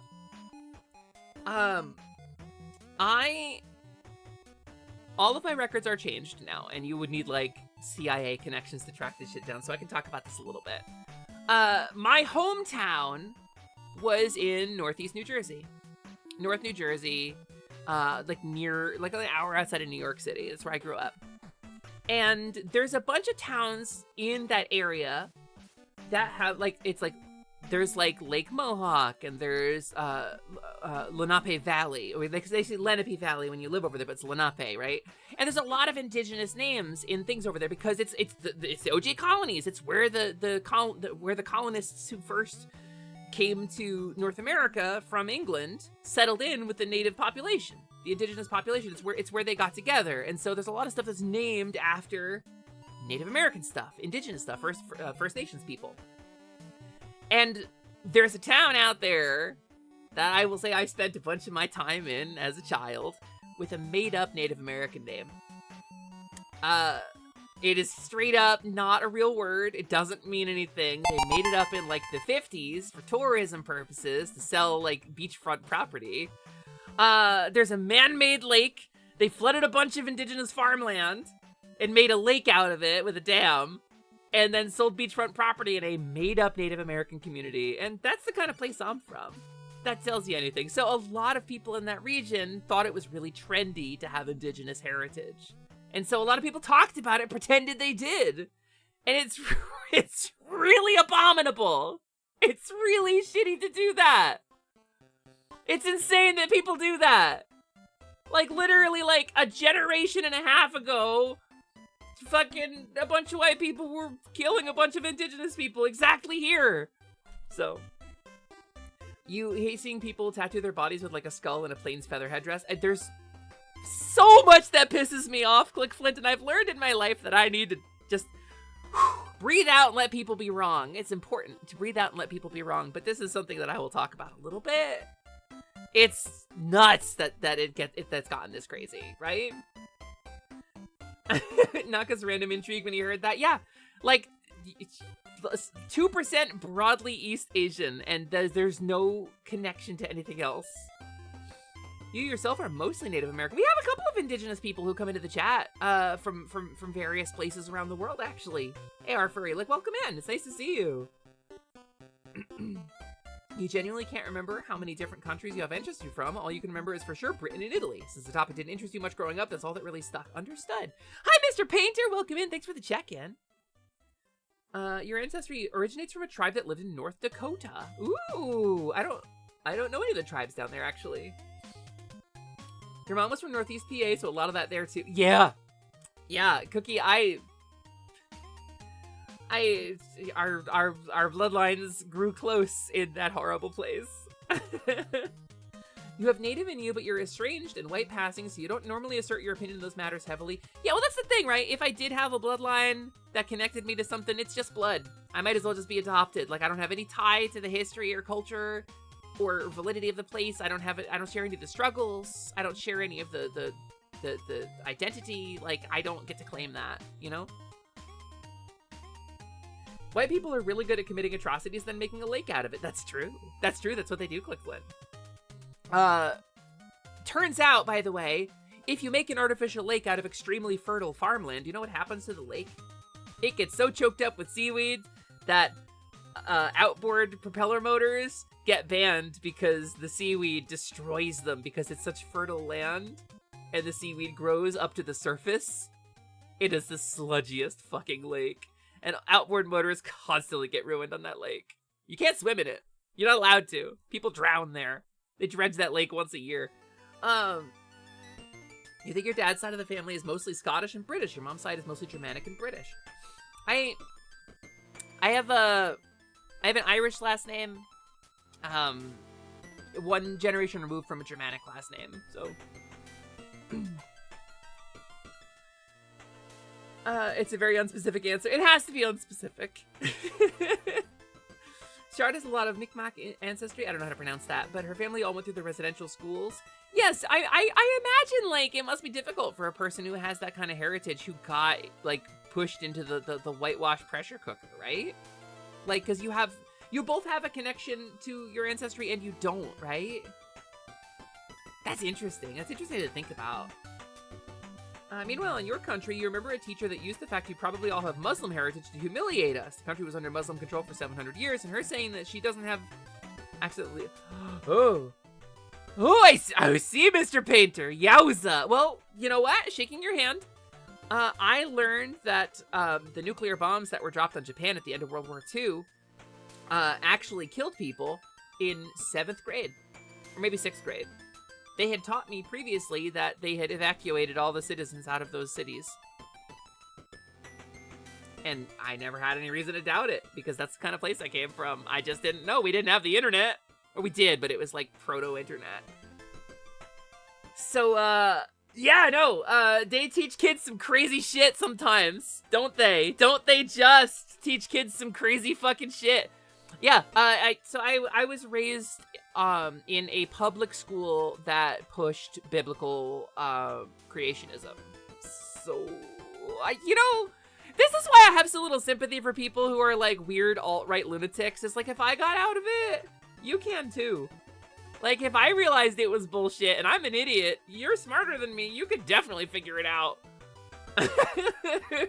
It's such an insane thing to lie about, Salad Man Sir. It's really given me a unique impression of public education. Because they'll teach kids whatever the fuck they want and then, like, not think about it.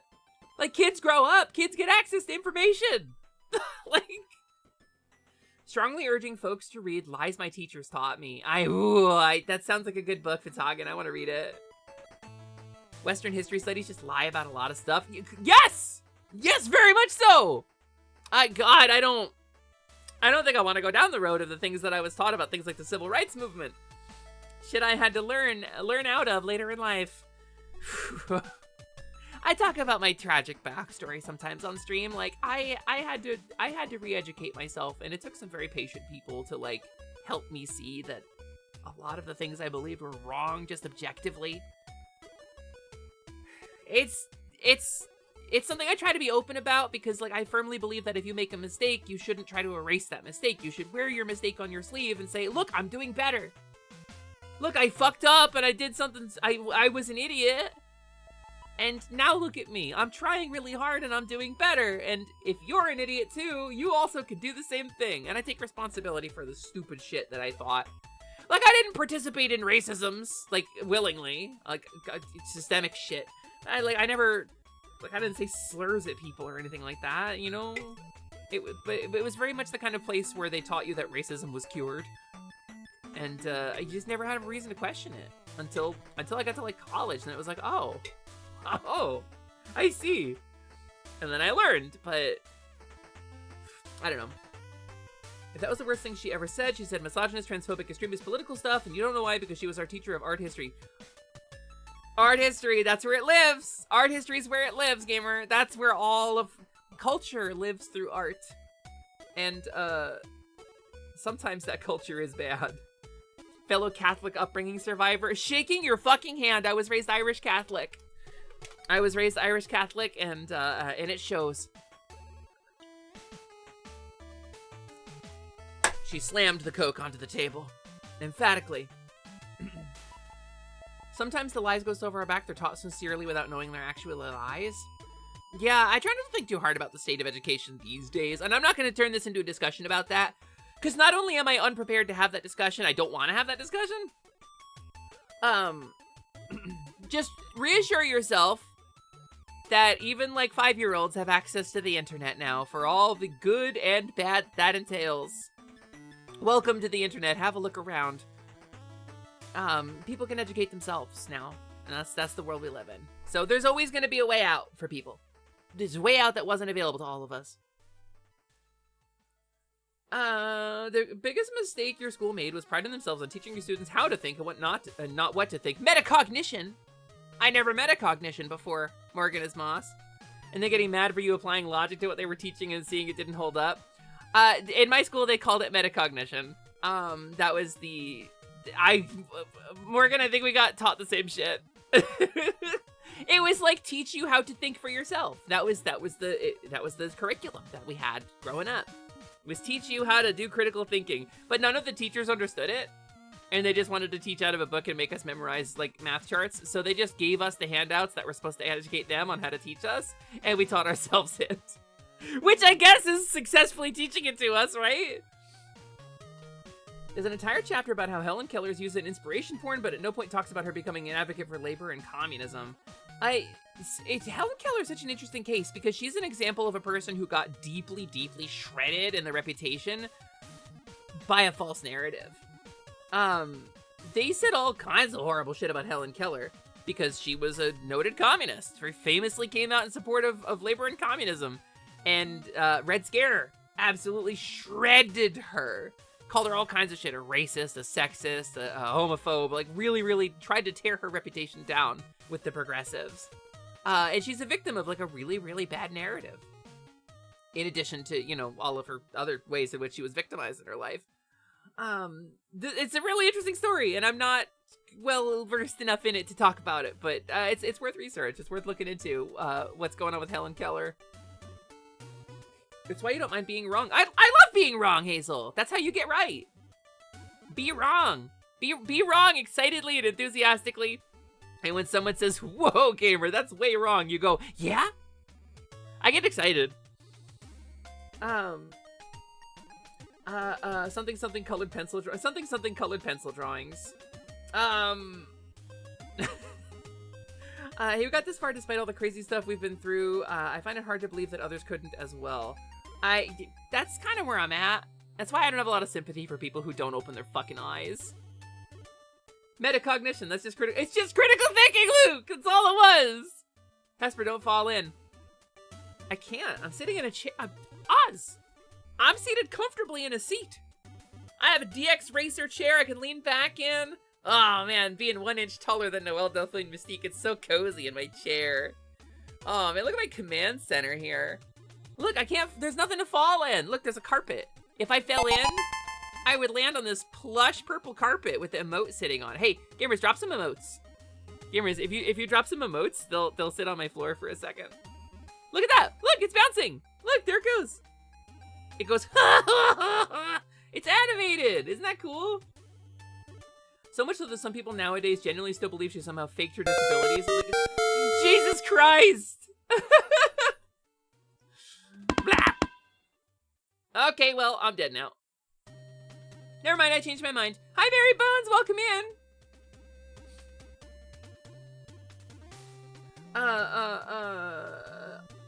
I see some Airy Andromeda emotes in there too. That's good. This is a good pile. Look at all those cowbells! Wait, I love the cow. Oh, that's a good cowbell. Oh, it's my fish. That's right, I'm taking it.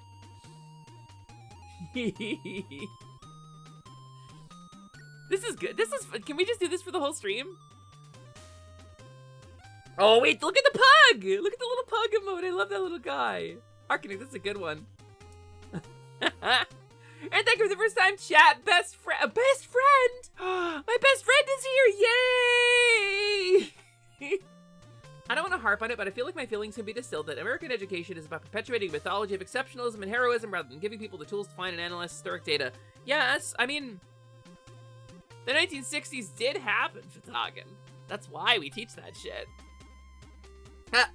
Well, it's still raining emotes. What if you made it so they didn't go away and just slowly piled up? You kind of can, but it takes a lot of resources, and I don't think they have collision with each other. I think they don't pile up on their own. See, so stuff like the rupees, I can do that with. But I gotta add collision to the office if I want to add something like that back in. And right now, there's no colliders on any of this stuff. I thought about doing that though. It might be fun to be able to just like shotgun blast a bunch of stuff and bling bling, watch it all pling around on the desk and stuff. That might be fun. I don't know. Piling up the rupees was fun though. It was fun for other people.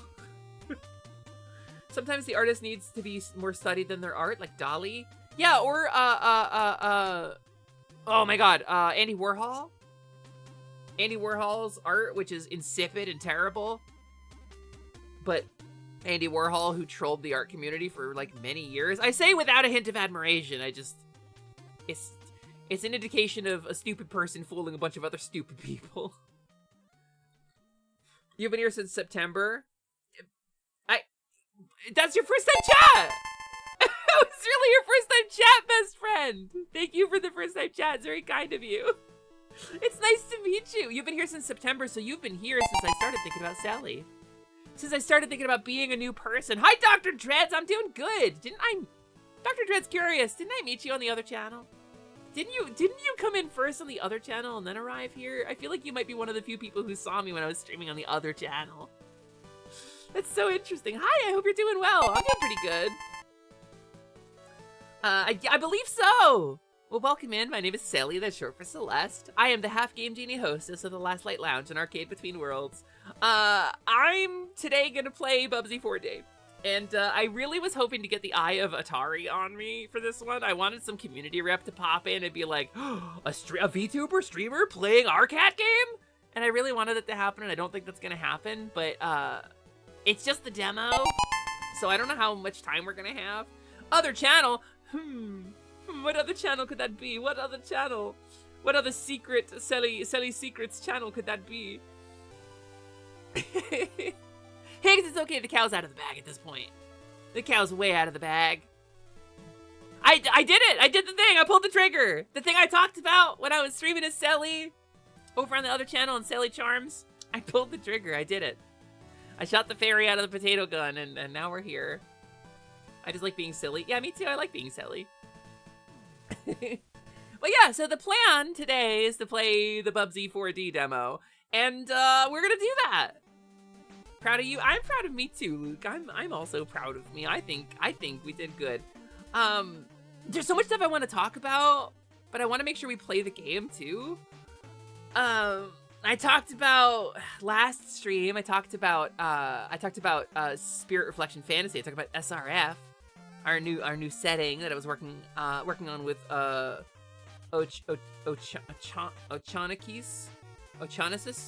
I forget how to pronounce her name. It's weird. I'm glad you nuked the other channel because I almost rated the wrong one accidentally again. I didn't nuke it. I just changed the name so that it wouldn't happen. I gotta wait fucking 6 months to change this channel name to Sally Charms, but I'm going to eventually. So I was thinking about it, right? I've been trying to figure out what to do, because when I go in someone else's channel, it still says Hesper's Quest, and I'm like, I'm Hesper. You can call me Hesper. That's fine. But if you want bonus points, if you want 30 lives in Contra, call me Sally. Help me try it out. And I think the answer is I like it. I think the answer that I'm coming to, the conclusion I'm coming to, is that I like it. And just like, the thing is, I go to other people's channels and it says Hesper's Quest. I go, hey Hespers, or hey Hesper, or hey Happer. And like, it's difficult for people to remember. And this is the thing, as a streamer, I always try to do. If you have a name that is different from your username, I will try to remember it. But the problem herein lies, gamers, that I want people to call me Sally. And I don't want to have to explain my name all the time. Why my channel name is Hesper's Quest and why I am Sally, right? Because I feel very anxious about this. I feel like I'm centering myself, like I am demanding their attention and time, right?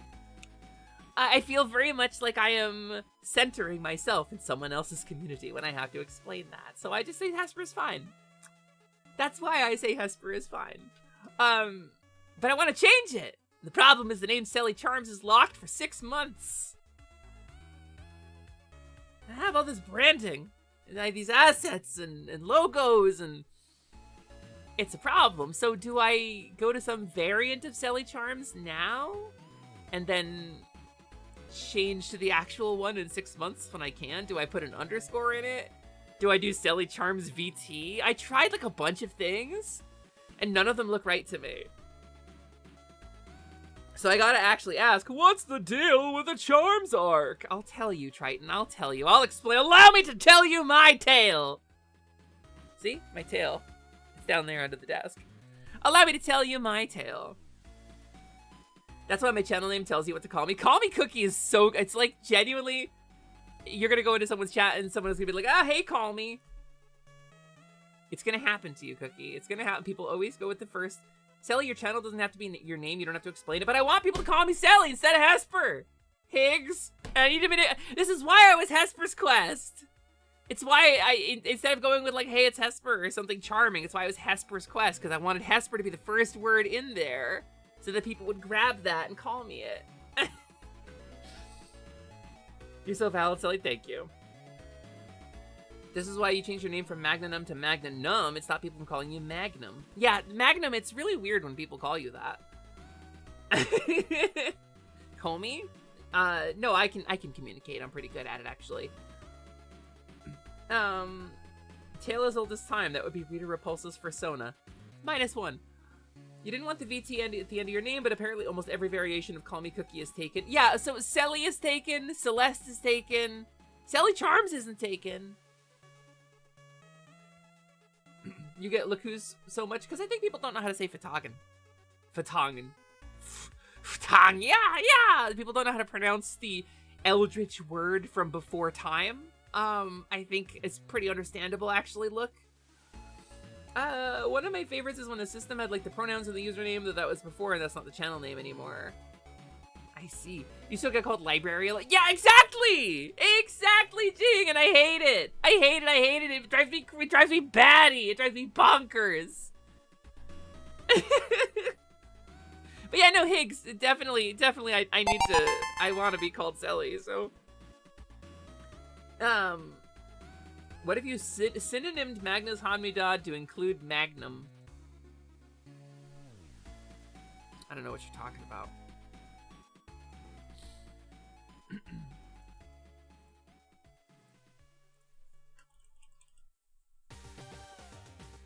I don't know what you mean. Why would I do that? That's very silly. That would be so silly if I did that. Hi Hespers, traps that user in a void forever. Hi Hespers! Tring! Void trap technique! And then you go spiraling off.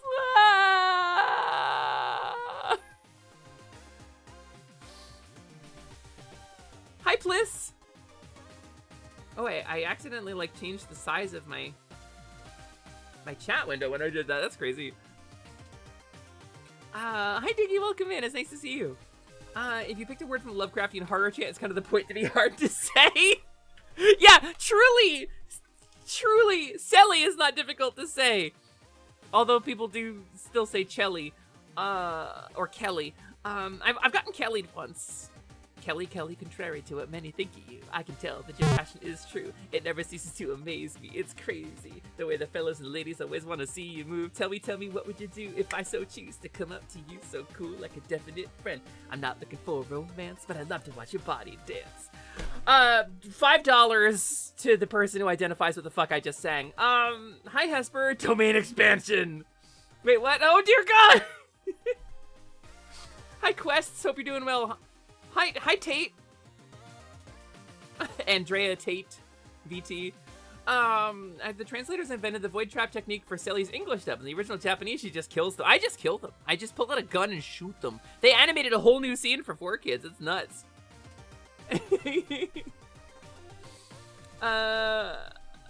You get called Higlocks so much. Magna,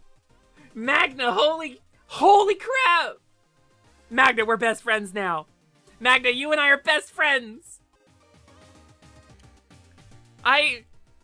Oh my God. I didn't think anyone was gonna get that. I genuinely didn't think anyone was gonna get that.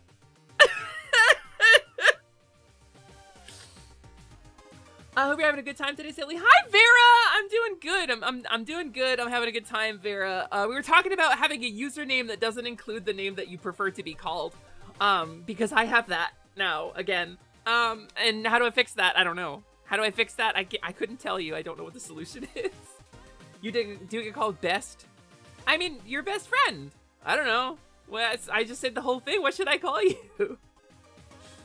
If you get a high score in the cabinet in the Last Light Lounge, you have earned a Cellier. A Cellier? Is that because it sounds like a Tellier? See, if someone says the wrong half of my name, they just get banned. It's great. That's right, knob. That sucks. I'm sorry.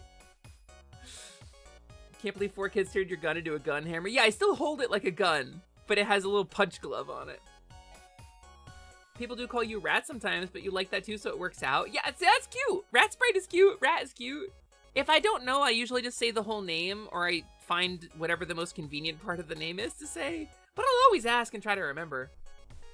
You love Busta Groove? Imagine a Busta Groove style model. Hey, Disco! My buddy, get up and dance. Juicy judge your buddy, and let's move your body. Let's enjoy and get closer day by day. That's right, Diggy, let's go! I have to redo that video now.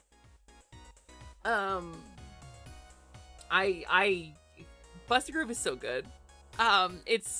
It's silly, and it's stupid, and it's really charming. There's a rhythm game on the PlayStation 1 called Busta Groove. It was Busta Move in Japan, and they called it Busta Groove in the United States because we already have a Busta Move, right? Because Puzzle Bobble turned into Busta Move over here.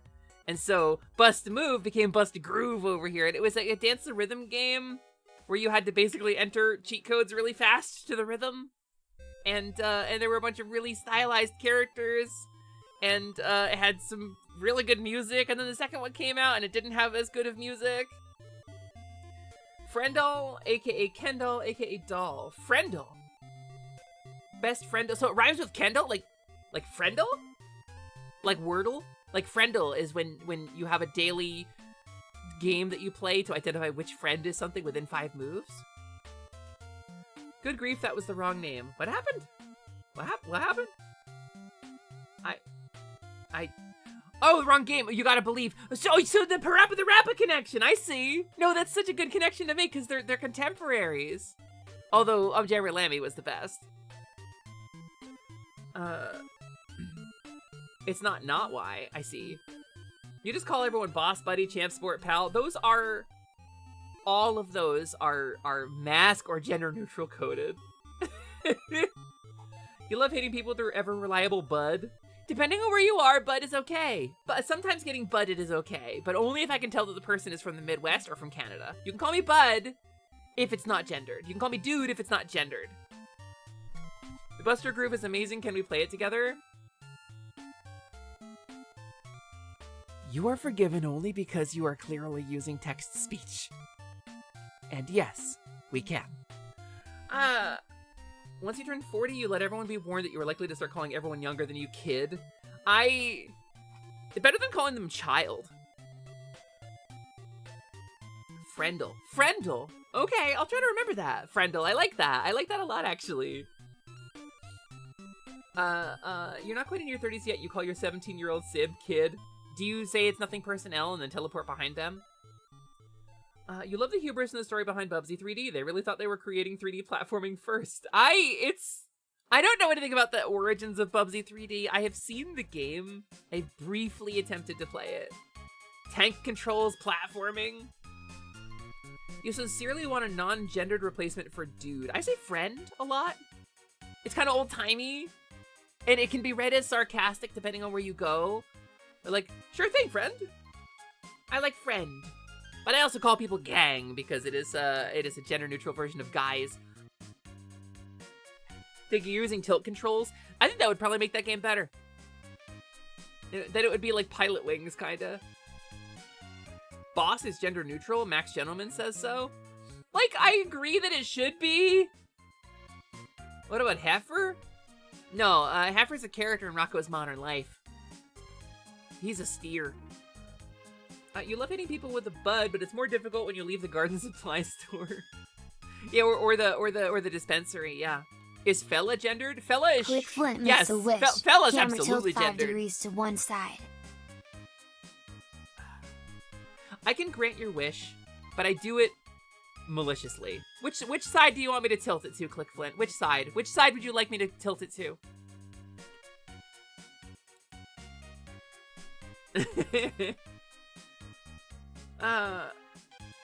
I'll do it. My left.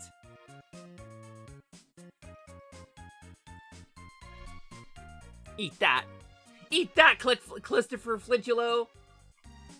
Make front edge of desk parallel with bottom of frame. Now I can do my Star Trek, like my shimmies. The ship has been hit. Whoa, whoa, whoa.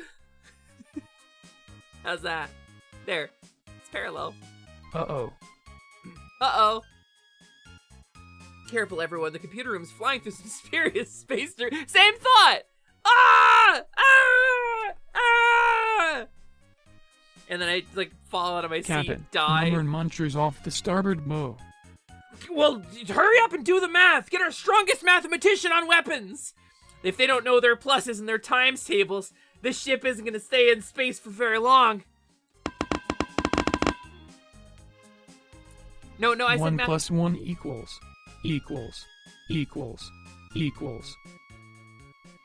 Press. Tell my wife I said hello. Drazov, no, I said mathematician, not mad magician. equals. It sounds normal to me to equals.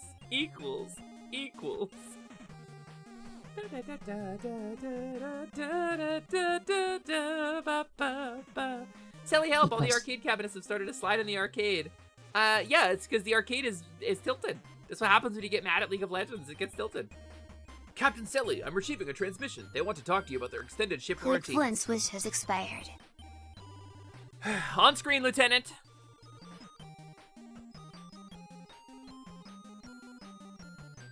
Hey, Lieutenant? We get signal. Main screen turn on. It's Sonic Chronicles, The Dark Brotherhood. Lieutenant, this is just a video of me dying. That's not what I expected this transmission to contain at all. That's very surprising, actually. I'd like to buy a vowel. Okay, what vowel would you like to buy?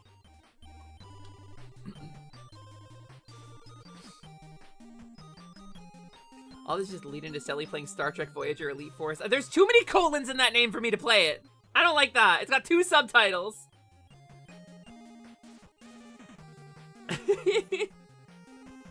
At least with your enemies, you know where they stand. But neutrals? They make me sick. What makes a man turn neutral?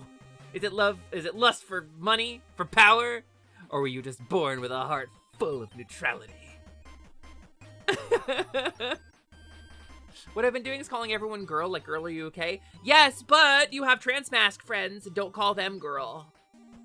There's no catch-all answer. You really gotta, like, call people something that's appropriate to them.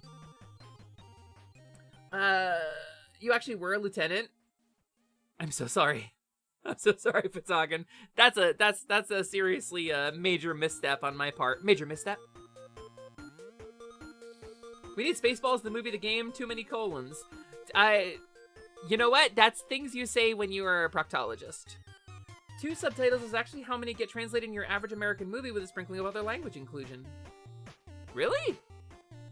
I'm curious. Okay, so gamers, we're through the second ad break. I don't know how long this demo is, but I want to play it. Not quite as many colons as Star Wars Dark Forces 4, Jedi Knight 3, Jedi Outcast 2, Jedi Academy. They built the pyramid. Whoa, sorry now. I got my favorite proctology joke stuck in my head. Thanks, Silly. You're welcome! You're welcome! I really wanted to dig into that one with you. By the way, gamers, get your exams done. It's important. Especially if you are biologically male. Get yourself tested. Early detection is the best prevention. So we're gonna play a thing. We're gonna play a game. We're gonna play a game. We're gonna over here and play a game together. That's cool because I like brought up all the magic and stuff.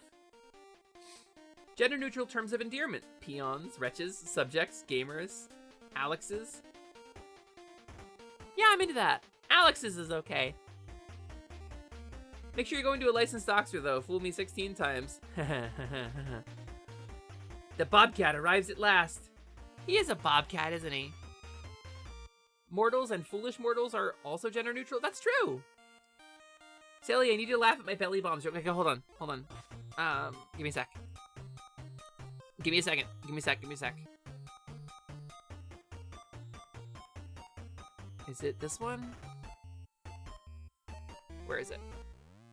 Give me a second.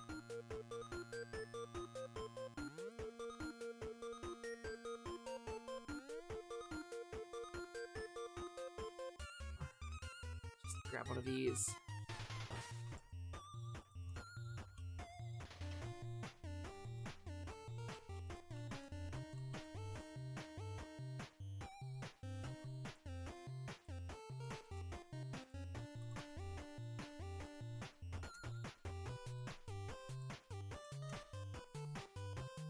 All right. Hold on. Look at the chat. Yes, let me take a look at the chat here. Okay, Zoe says, Skylord Zoe says, Sally, I need you to laugh at my belly bombs joke. Okay, I'm scrolling up. If she sold tummy ointment, she'd be belly bombs.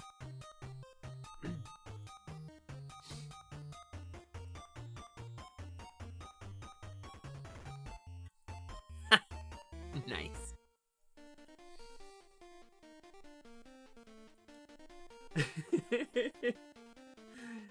There's also minions subjects. You might be reading too much World of Darkness. Yes. Oh god, so you gonna play Bubsy? I sure am! Ultimate Banana Boy, you're probably in an ad break. Hold on, you're so cute with those glasses. I look cute with those glasses in every form, listen. Boom, boom, boom, boom, boom, boom, boom, boom, boom, boom, boom, boom, boom, belly bombs! No, Zoe, I'm gonna use belly drum and then self-destruct. I'm gonna use belly drum and then self-destruct to wipe out your whole team. That's what I'm gonna do. Still amazes me it was possible to actually restore an infamous mascot's legacy and give them a second chance after all. What do you think happened to Sonic the Hedgehog? Like, Xanadu, let's be so real with you. You're probably in an ad break. I want to put this on the table here. That's what happened to Sonic the Hedgehog. Sonic was infamous. Sonic was in a terrible, terrible place. And then Sega, okay, so what happened is, and I feel like I should wait until the ad break is over. I'm gonna wait for the ad break to be over.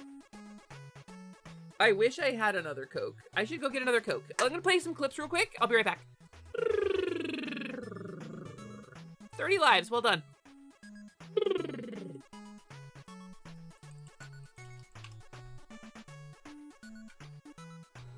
A race from one to the next, as time itself laughs. Y'all want to know how time laughs? It goes tick-tock.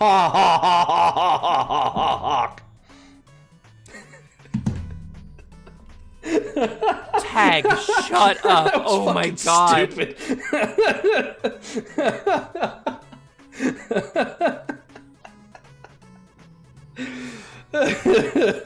I don't know where Grandpa starts and Tag ends. If something is worth doing, it's worth doing poorly. It's worth doing something even if it's not perfect. Because it is better to do something than to do nothing in fear of not being perfect at it. I agree with that. I struggled with perfectionism for a long time. I also really struggled with that. I still struggle with that, so... Yeah, like, if you need to brush your teeth, but it feels like it's just gonna be too much for you because Good night, of, like, Zoe! sensory issues or something like that, it's better to at Zogi, least good start night. washing Thank you for up coming. And also, I love Tag the Otter, and make sure that you hear the /J on my telling him to shut up. I think he's actually really funny. Actually, despite his significance in the fandom, Corey was only in one episode. Sorry, Thanks, Vivi. Vivi's so pretty. I know the fandom always acts as Especially if he was with there John from Egbert start to teeth. end, but really he was only in one episode, and he does, in fact, spoilers alert, die at the end. So while he is significant to Shinji's personal growth, he really did not have a lot of screen time. Oh yeah, she's cute to death, dude. Where? Oh god, here. Oh, here we go. As long as I can get like one of those little stools at the checkout, I look pretty cute in a cute Mart apron. Right? Oh, don't push me in. Oh, this is not good. Incredible. Ice soup for dinner. Had to sell the Labubu collection, smiley face. Had to sell the Labubu collection. Shawarma ordered. Ooh, hey. It's okay. It's okay. It's okay. All you have to do is make that jump. No, gonna do You it. got He's this. gonna do I it. believe in you, Ozzy. Go, I Ozzy, believe do it. in you. Ozzy, do it. Yeah, well done. I shouldn't have believed in you, Ozzy. I don't think Ozzy's streaming anymore. Did you see that? Did you look? Did you see? Whoa, did you see it? I did. Hello. No, that's not what I meant to do. No, no, that was an accident. I swear. I promise that was an accident. I'm sorry. It's the same button. I'm so sorry. The moment. No. That's when I was Sorry. still Hey, banned Magic sticky Spoon, on don't accident. stop working with me just because I brought up Aaron Carter dying, please. Damn, Aaron Carter would have loved Magic Spoon. No! Misa, no! That was a sponsored stream. You can't say that. It was literally right after Aaron Carter passed away. Holy shit! Doing terrible. I've been streaming for a year. Come? Yum! Lot of num, true. Don't you want to have a little fun, little chum? A little something to save you from the glum hum drum. Come over here and have some elf cum. That's what I do when I put it in your bum. Yeah, Dolly! We're gonna, I don't want to flag this stream. I know this clip too. That's the end of the clips! Wow! Wow, incredible. Amazing, we got a bunch of really, really good and normal clips. That's crazy. Wow. Yeah, Thanks, Magna. Thanks, Magna. Thanks. That's amazing. That's so good. Okay. Okay, hold on. I've got some very insistent DMs here. Hold on. Okay, double checking. Okay, cool. When people say the artist needs to be studied more than the art, Dolly's one of those people. Dolly is absolutely an artist. If we talk about that, Dolly's absolutely and deeply an artist. That's for her, this is an art form, and you are her canvas. And I have no doubt in my mind. Let's play the game. Let's load it up. I messed up. I like rolling my mouse wheel. I messed up my sizes of all of my windows when I did the rotating. Category. Bubsy4D has 49 followers on Twitch. This is not a popular game. Gamers, this could be really bad. This could be awful. This might be deeply, deeply terrible. It might be a 10-minute demo. I don't know. I just don't know. It's loud. Bubsy just said the word Atari and the capture isn't working. All right, hold on. I have to do a window capture for this one, maybe. It's just Bubsy's face on my screen. Can we stop? What could potentially be incorrect? Stop fucking playing the cutscene. I can't. I'm trying to capture the game. Don't start playing before I can. Now I'm in a loading screen again. All right, we're gonna set it up, and I'm gonna restart the.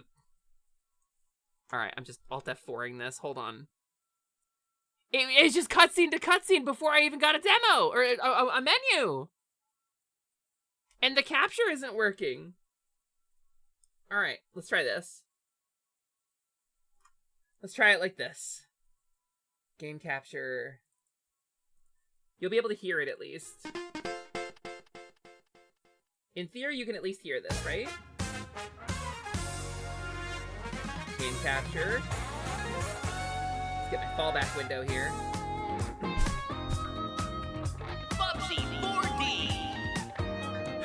It's not gonna play the cutscene.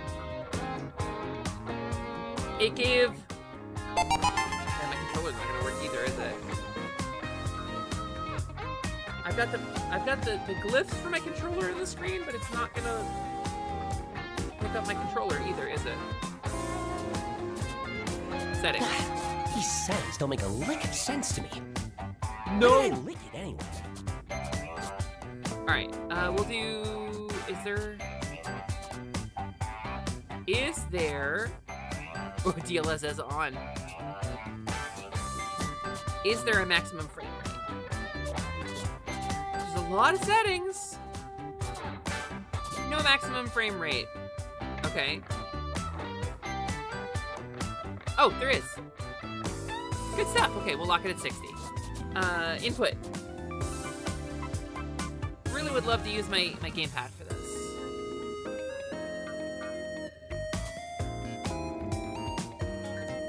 Nope. I do like that Bubsy's face is all over this thing.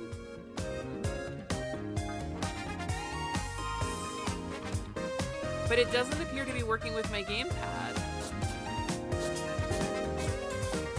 Lock on style both? Okay.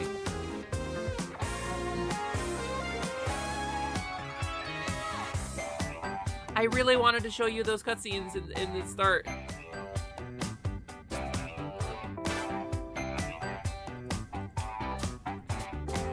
Okay, streamer name, that's neat. Oh, in game journalist mode, okay. There's an invincibility toggle. Okay. I gotta figure out how to get my controller working with this thing. Delete, save. Oh, will this play the cutscenes?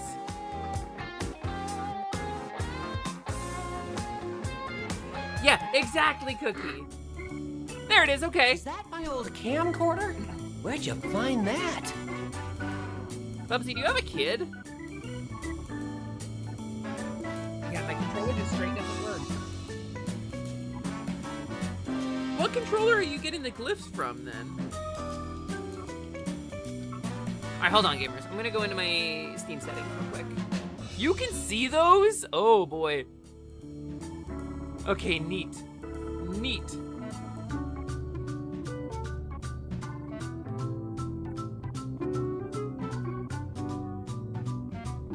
Okay, enable Steam input. No? That also didn't do it. Bubsy has nephews? Alright, hold on. Hey Bubsy. Hey Bubsy, can we have a conversation? This controller is not using Steam input will rely on the game's built-in controller support if available. Enable Steam input. Oh boy. We're off to a good start. We're off to, this is not like a weird controller either. This isn't like an 8-bit no nothing controller. This is just an Xbox controller. Alright. Steam input working. Reorder controllers. What do you mean? What do you mean Hori Fighting Stick Alpha? Are you? You're not. Bubsy, excuse me. Okay, I have an 8-bit as well, and I think it's great just to be so clear, but I mean like they're not always the most compatible things, which is why I have to get them. Hold on.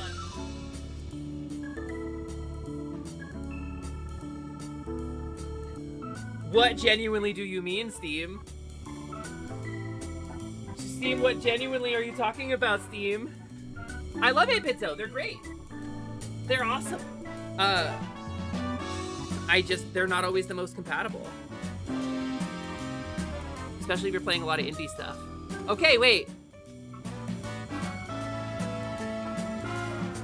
Are we there? Yeah, okay, we got it. Probably from an archaeological dig site. Terry? Hey, I'm not that old. You were an adult when I was a child. Am I?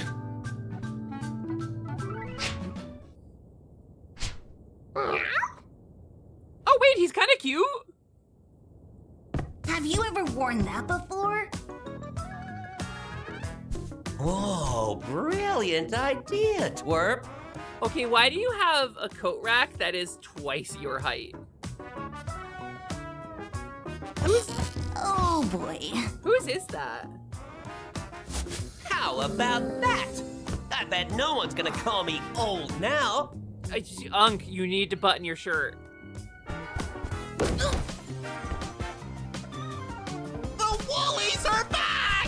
What do we do? Well, that escalated quickly. Ugh, again? Aren't they tired of the same old shtick? He said, looking directly at the camera. Ah!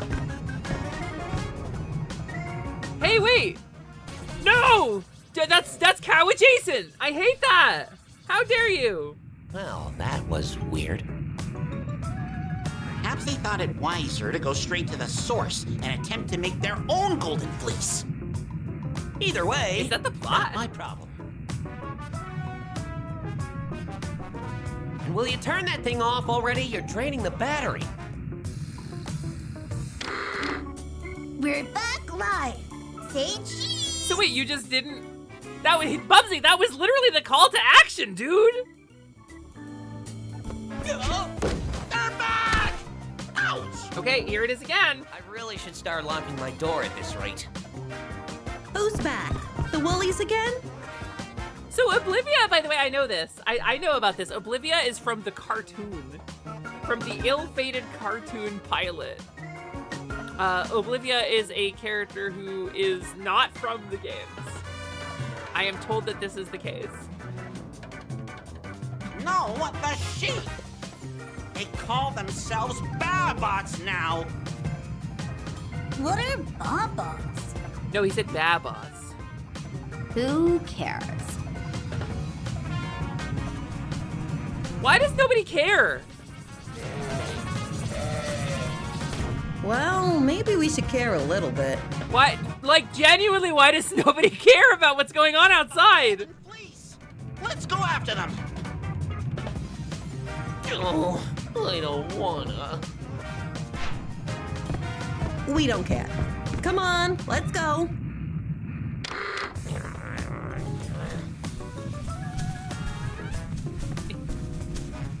Wait, are you just walking into an alien spaceship that... Where's the logic in this? Oh, is this the stop button? Are you stealing their car? I think they just stole an alien car. They have a lot of deep cuts in this game. It's genuinely good writing. Jax, have you played it? I wanted to try the demo today. Chad, is this Dad's? This might be Dad's. I guess we stole the car. Bubsy, stop lazing about and talk to me. I've got some intel to share. Oh, you are stanced up, my guy. The stanciest possum. I guess you might be a rat, but you kind of look like a possum to me. Oh, wait. Oh, that is a walk cycle. This dude grunts when he sits up from the couch. This is a man who wants to eat waffles with syrup, but has to eat whole grain instead. This is a guy who is concerned about the stability of his bowel movements. Look at that. Wait, no, this design is like... Is this on purpose? Wait, is he wearing pants that look like his fur? Look at where his legs terminate on his feet. So you might remember, do you remember Zero Punctuation? Yahtzee did a joke review for April Fool's like 10, 15 years ago about Duke Nukem Forever, which had never come out. And he did a joke review, a fake review of Duke Nukem Forever, where he's like a middle-aged, like midlife crisis Duke trying to get in touch with his kids and like reclaim his coolness, but like learning lessons about what it means to accept the change in life. And it was like a really deep thing.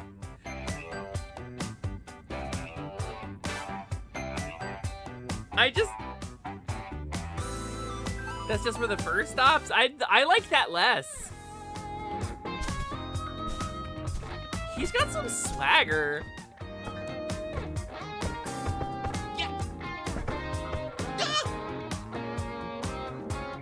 How the heck did you two manage to carry so much? I'm not doing a Bubsy voice. So much junk in here. It was important. They used VTuber tech to do the trailer, like the promo for this game on Steam. If you look at the first video on Steam, you can see that he's using like a leap motion hand tracker or something, or maybe like a Vive controller or something, but he's got some kind of hand tracking in the way they animated the model. It's definitely a VTuber setup. So I thought I would maybe give back to the community a little bit and return to Bubsy what Bubsy took from me. No, sorry, I was 7. I mean, I don't know if Zero Punctuation ever came out with some weird, horrible, shitty, bad take on the internet, but he's pretty funny. It's probably still worth watching. Bubsy in his dad era. Ryusei! It's a dad game! Maybe I get to carry around like a small girl character, a small femme-coded character, and then play the dad? Maybe this is a Pragmata or a Donkey Kong Bonanza. Did you know that all escort quest games are either a Pragmata or a Donkey Kong Bonanza? Despite literally carrying around an infant, Death Stranding is actually a Pragmata and not a Donkey Kong Bonanza.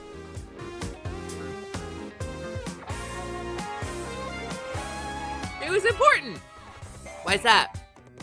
How else could we earn a quick buck reselling your stuff during this event? Terry!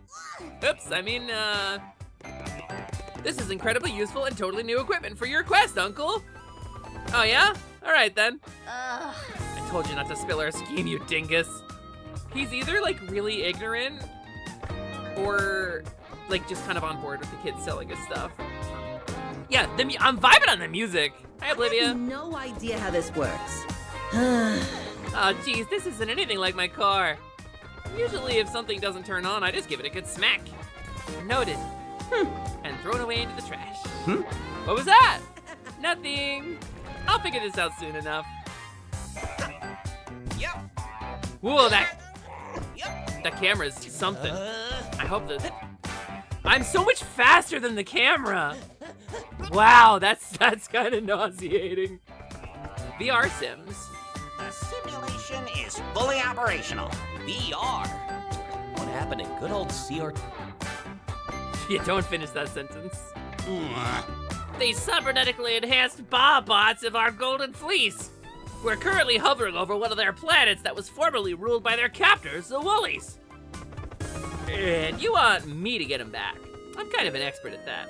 Yes, but considering how it's been decades since your last 3D adventure, as you call it, I suggest you take my training course before we head down to our first bot planet. Really, but I hate reading. I assumed you would, my little smooth-brained bobcat. This course is in VR. Huh? XVR. Just sit down in that chair, please. Jesus Christ, Lexi, you're just as tall. And I'm just gonna... Atari will not forgive me for this. But I need to tell, like, this is fine, right? Atari wouldn't forgive me for this, but this is not a sponsored stream. They didn't give me a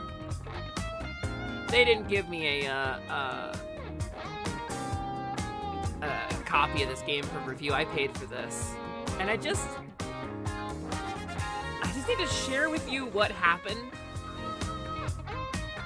And the reason that Bubsy the Bobcat never really left the cultural zeitgeist on the internet. And I will warn you, there's a lot of pornography if you spend too much time searching this. But there is a headcanon that I really wanted.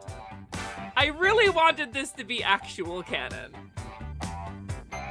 That Bubsy got out of the video gaming industry and had a personal awakening. I am sad we did not get this.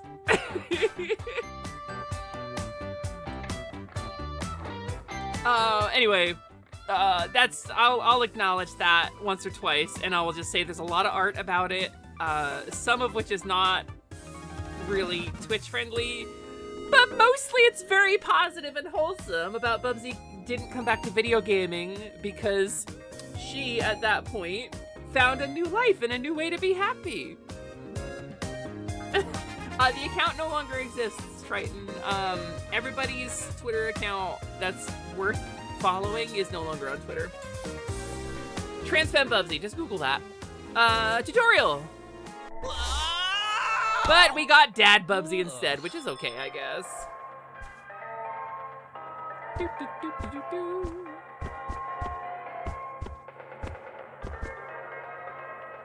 Is this the old Bubsy music?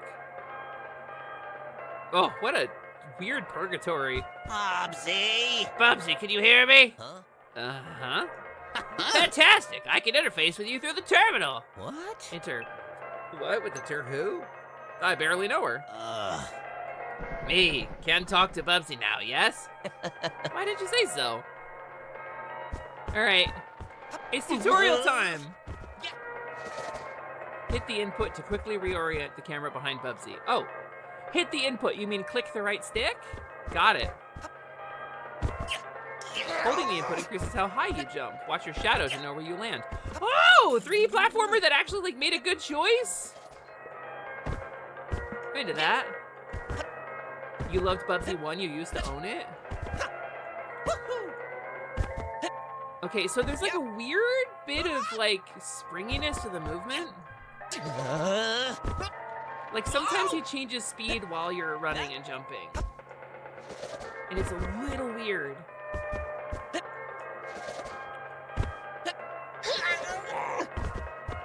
Hold input to glide in the air. Combine this with flutter step. Oh, right, that's his thing, right? He can glide.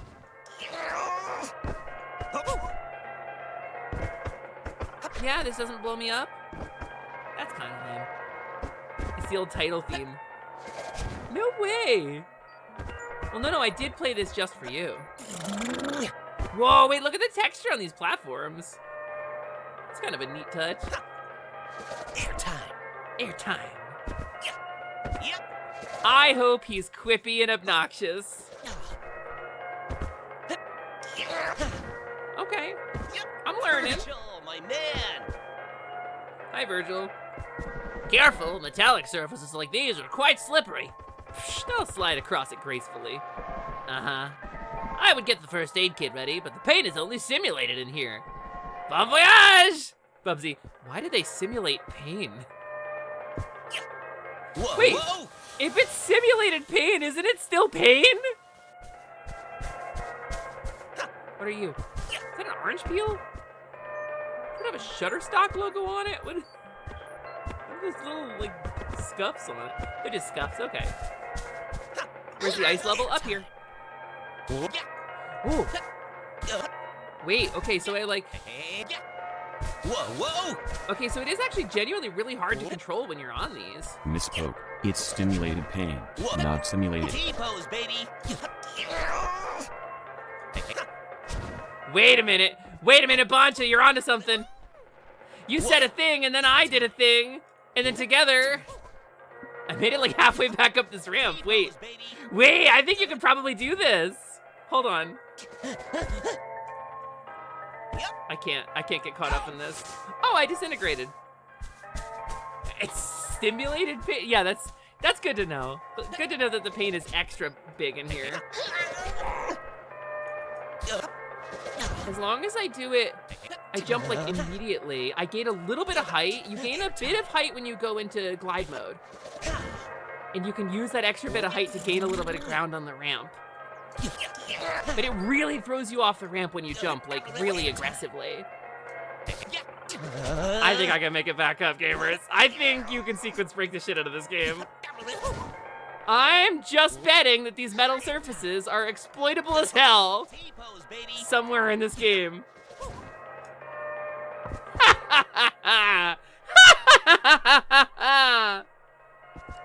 I did good. You're eating right now? Am I audible to strangers? Can they hear me? Hey, are you like in a restaurant watching my stream right now? Hey, strangers in the restaurant, hello. Sorry. That would actually be really shitty if that were the case and I did that. Anyway, Atari, I've mastered your Bubsy game. Yeah, airtime. Whoa! Whoa, whoa! All right. Move near these instead of Bubsy. You gotta go. You know, Noelle didn't answer me, and I'm like genuinely really worried that I like caused a problem for her now.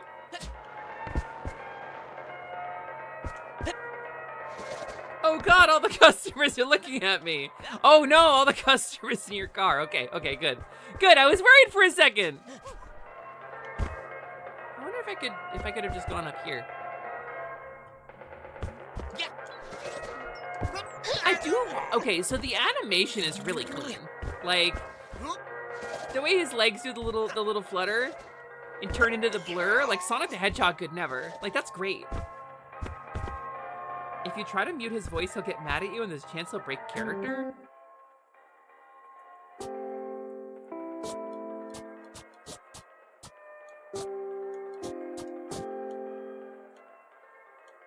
Hey, wait a minute. This is censorship. I have First Amendment rights. Oh, shut up. If other people have to be forced to listen to you speak, shouldn't I get the same respect? All right, Bubsy. No, that's fine. That's okay. You know what? Point taken. Point taken. Point taken, Bubsy. Fine. I just got fucking savaged on my own stream by a bobcat.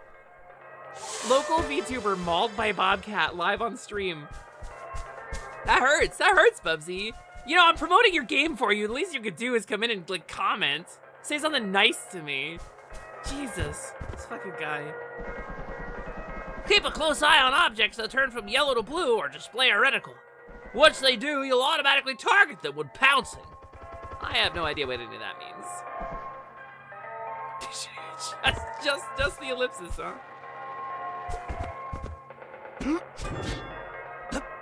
Oh.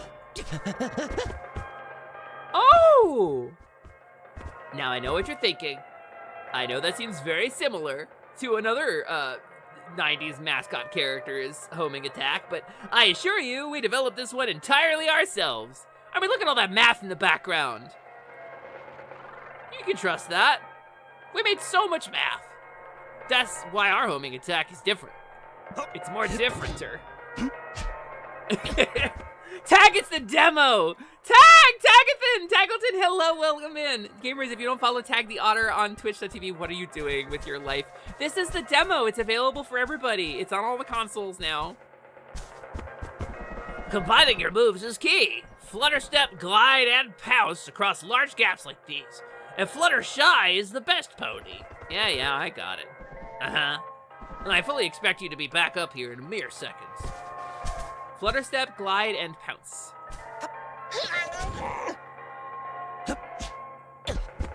Ha! Ha! Yeah, Virgil! You see? I did it! I know how to play a platformer, Virgil! Tag, I figured out you can fully sequence break in this. Like you're not supposed to be able to go back up these. But there's a little bit of an exploitative mechanic.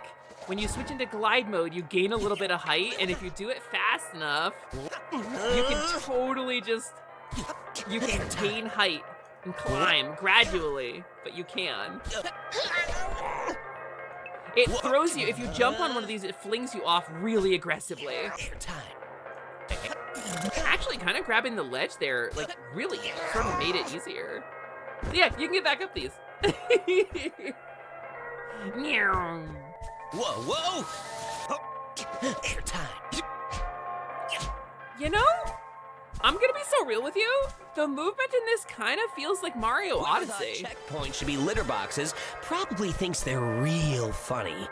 I was wondering about that. The movement in this actually feels a little bit like Mario Odyssey. Like, in a good way. As somebody who likes Mario Odyssey's like locomotion and movement tech,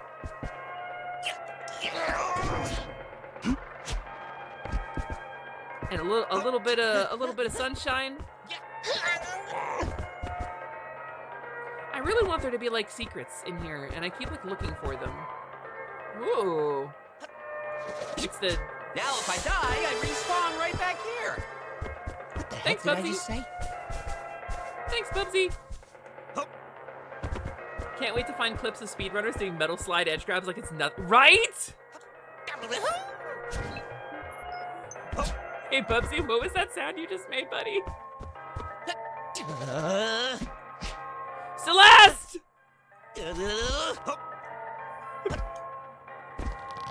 Oh, wait.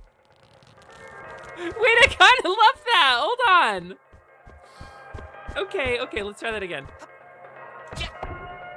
All right, so I need to jump, flutter, pounce into flutter. Okay. And then these, Cazio Auditore. Nothing is true, everything is permitted. The animations are so crisp. Huh. Hey, Virgil, did you design this? With, like, the spikes to kill me? Yeah. Okay, into the toilet we go. This is a boss arena, right? What's kind of the deal with that? Everything is permitted. Yeah, nice, well done.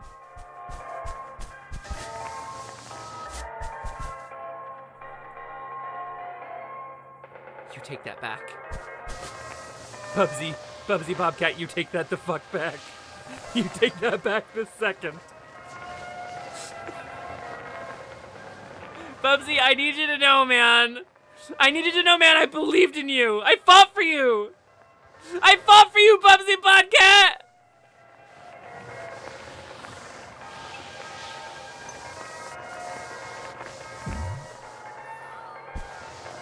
He even makes a blinky noise.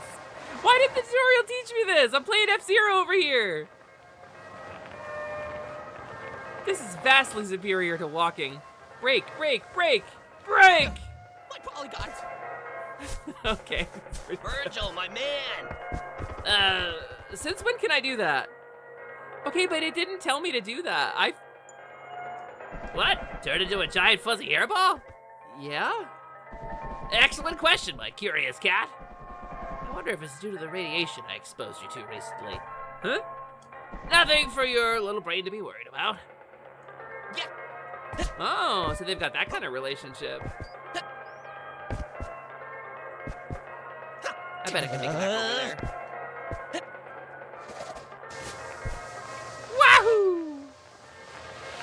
Yeah, I feel like making Bubsy turn into big inflated ball is absolutely like it's cute and cartoony, but also feels like an acknowledgement of things. And we could have gotten trans fan Bubsy. You know, if you were just gonna take the fan works that seriously, you could have just given us trans fan Bubsy, right? I guess he's just like a big fluffy hairball. Is he inflated or is he just rubber? Because he's a cartoon, right? So like maybe he's just innocently inflated, you know? There's a boost button? Nothing innocent about this. Maybe Bubsy has the DNA of every other major platformer character from the 90s in him? Ah! Ah! I almost missed a deluxed. He's made of DNA from other platformer characters. Virtual reality.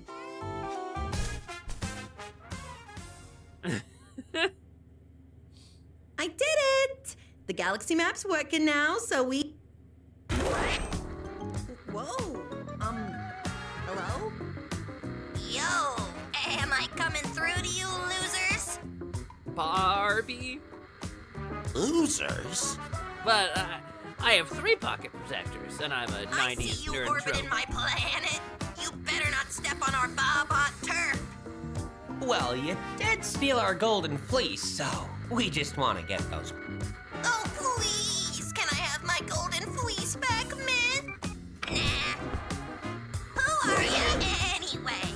Why am I talking to this scrub? I think I'm in love. I think I might be genuinely in love. I'm Bubsy. You must have heard of me. B-list celebrity extraordinaire. Oh, Bubsy, that's a little generous, buddy. I think B-list includes like Earthworm Jim. You think B-list? Echo the Dolphin? You think you're there?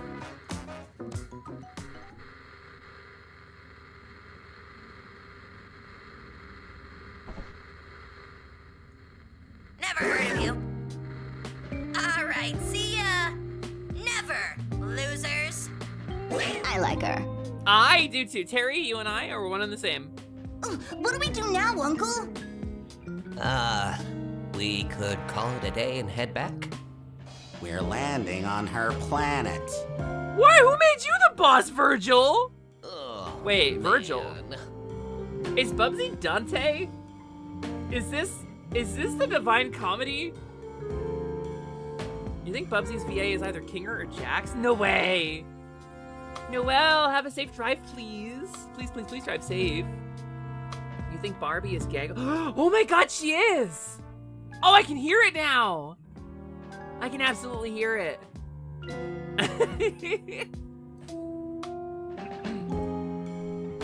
Love you too, No-No. Yeah, Bubsy! Alright, let's play an actual level. Alrighty, where to next? I'm really vibing on the music though.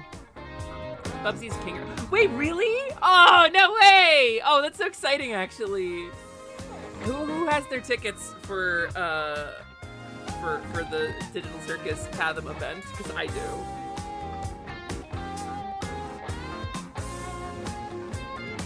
There's a big controversy, and I want to address it very briefly. People are talking about, well, you shouldn't gate it behind a ticket if your show was free, right? And give them a 2-week head start or something like that.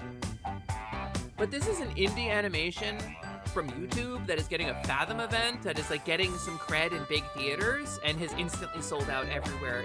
It's just like, I forget who said it. Was it Kevin? Said something like this has the potential to change the way animation is viewed. Like indie animation is viewed like as a culture. So like, I got my tickets.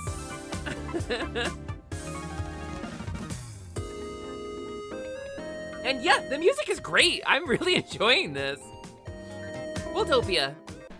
Noelle and I had tickets, but now that we're not going to be living with our family, we're not going to be able to use them. Okay, I get what they were going for with Bubsy's tongue being like wrinkled up and down like that, but I feel like viewing it head on makes it look weird. You're not cheating to camera like you should be. Ow. Okay, what are you? Virgil, my man. Why did I agree to your request, Bubsy? It should have been clear that you would crash the spaceship the moment you held the proverbial steering wheel.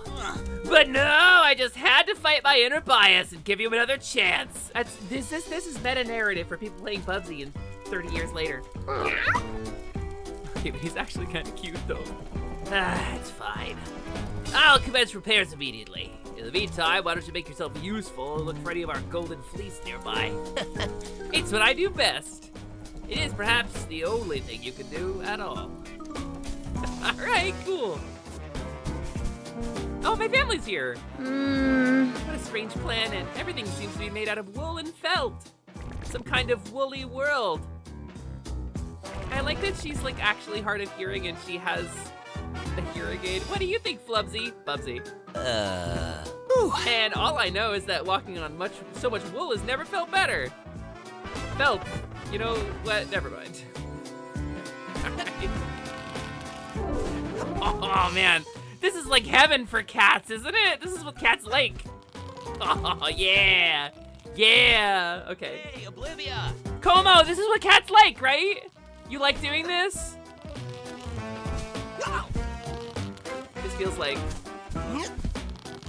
Virgil gives you Professor Frank vibes for The Simpsons. Whoa. We're on an alien planet.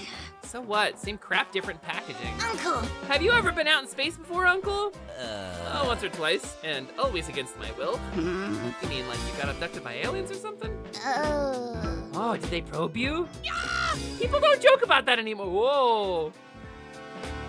No! Kids these days. No, kids like 30 years ago made jokes about probing. I don't think anyone's made a joke about an alien, like, anal probe in, like, decades, my dude. That was a South Park joke.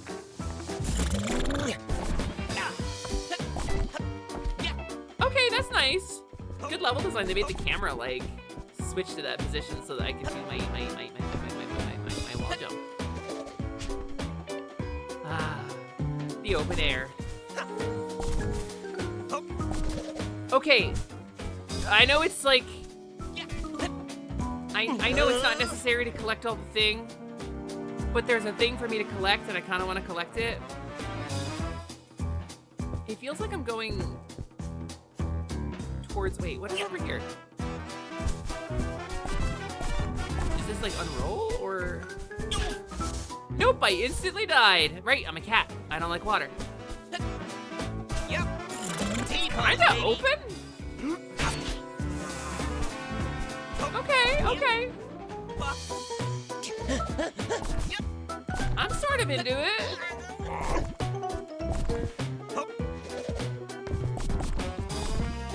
It definitely feels good to move around. And this feels a little like playgroundy.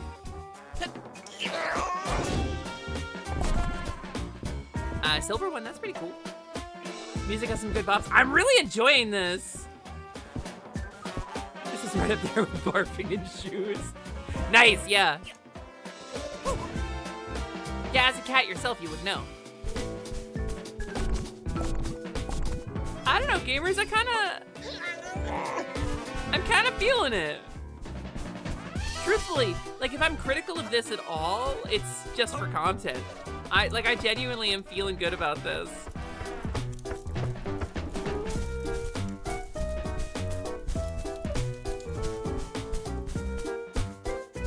And I don't know if it's just the music or the movement or how crisp the textures are. Like, the world design, look at this. It's hard to see maybe if you're in like if you're in like mobile, but there's a lot of attention to detail on things like the stitching in the wool world. And I'll admit, I don't particularly like Bubsy's redesign. I think he's very square. I think his eyes are too square. But it does make him stand out. It does make him a little more unique than the characters that he, I guess, originally was kind of trying to compete with. It does give him something kind of all his own. You think this game's gonna be good? Look, I'm having fun! Like, okay, so I played a not great game recently on stream. I played a fairly not great game recently on stream, and this is it. This feels very, very much better than that. Okay, can I go this way? Oh, I can. There's a little bit of Mario Odyssey in it, but it's T-pose, baby. It's like surprisingly kind of open-ended. Yep. I was expecting like linear platformer, but you really sort of just can go where you want, huh? T-pose, baby. And I like that it sort of teaches you how to. Oh well, I died. Oh well. Whoa, he really graphically drowns. It teaches you like how to move around, but then like doesn't give you a ton of like mandatory direction. But there are paths to go on. It's a little hard to describe the feeling of moving through these levels because it genuinely feels like there's somewhere I'm supposed to be going, and I feel as if maybe I'm doing it wrong, but I'm still allowed to do it. It's not like it's not really holding my hand. Yeah, and I think I like that. It kind of gives you a chance to like feel like you're going where you want to go. And if you pounce a wall, he does like a little scramble up it. He goes a little scrambly.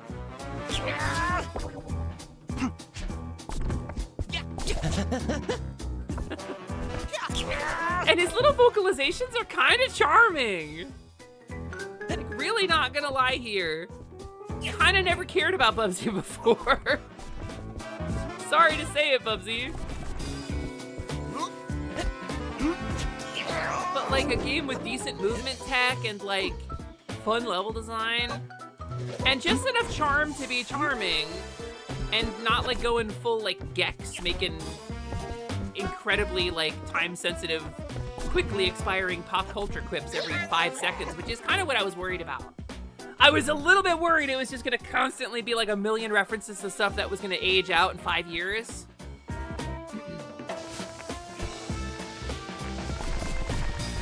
Rolling around at the speed of around.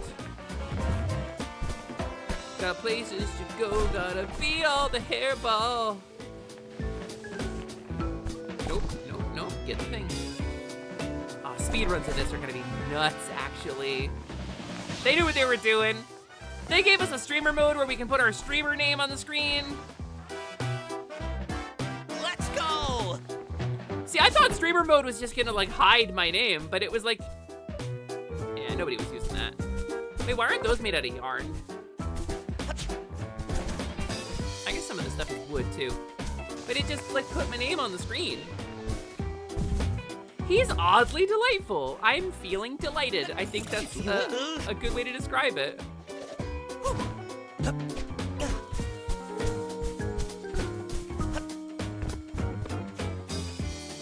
Ooh, big tree.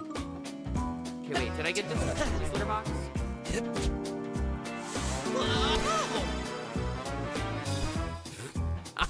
All right, dude. All right, squash and stretch.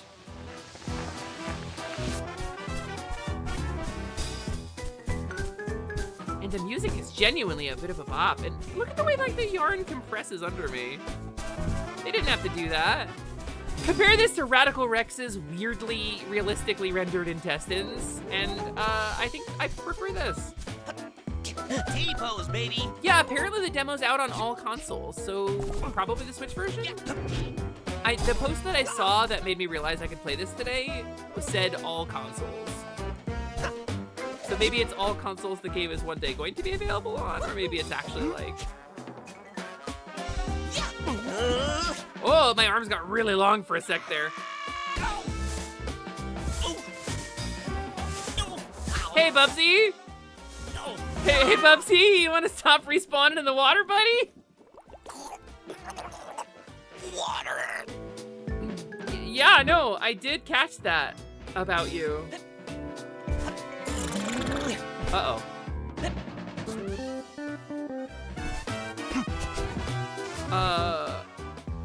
Hey, Bubsy.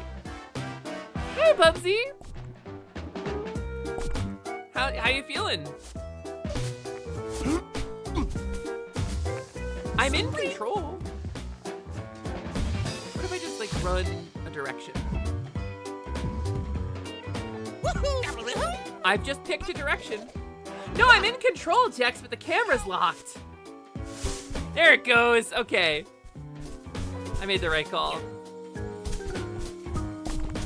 I think I actually got some collectibles while I was there. Yeah, blind playthrough, but like actually blind.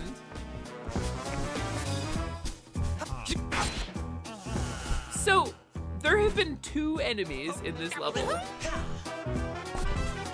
It feels like the platforming feels good. It's definitely like retro, but in like an interesting way. Oh, neat. I just found out I'm claustrophobic. Yeah, cool. Ah! Bubsy! And you know what? The movement tech is very forgiving too. That's a big yarn cheese-it. Like, it's forgiving. It's got the vibe of like, you can make a couple of mistakes in your movement and still make it to the other side. Oh yeah. Oh. Is that my audio cutting out, or was that, did you guys get that? T-pose, baby.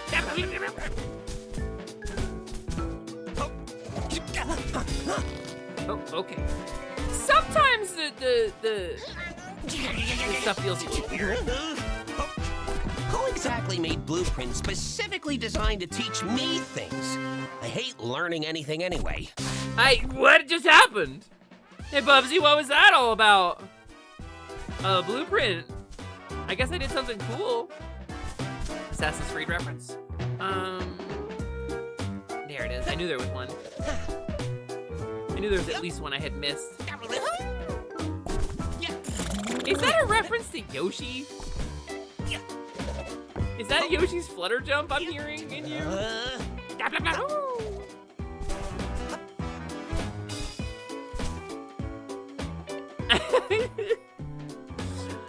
Yeah, I like how it is forgiving. I think that's really nice.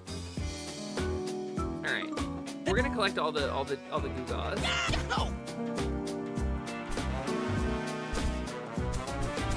Oh, there's a Goo-Gaw down there. T-pose, baby. That's not really a T-pose, but yeah, all right. Probably an X pose. Don't expose yourself. Kids play this game. Yep. What if I can get over there? That's probably a question the level designers wanted me to ask. I wonder if I can get over there. Todd Howard could never. Ah! I mean, ah. Oh. I am the Jedi who survived.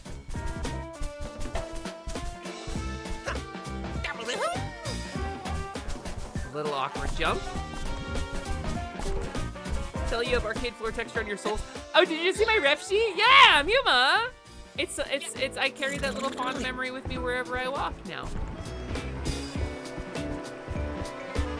Gamers, I think this might be fun.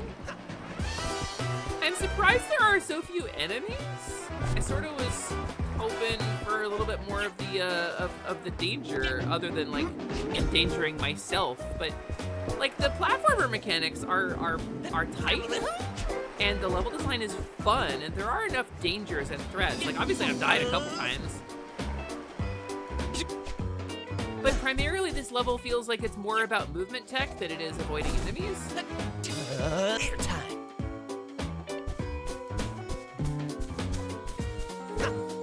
And there's like some cool collectibles. Like if you like a collectathon, it's kind of a vibe. Ryu's making me in Gundam Breaker and ship. Is he? Oh no! Oh no! I don't get to watch him because I'm streaming. Really convenient how there's a golden fleece at the end of the path every single time. So, are you not genre savvy, Bubsy? Did you not know that's how these things work? Kind of figured you'd have some genre savvy to you. I got them all.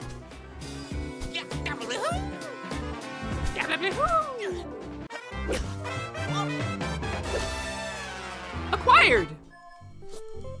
All right, hold on a sec. Hold on a sec, gamers.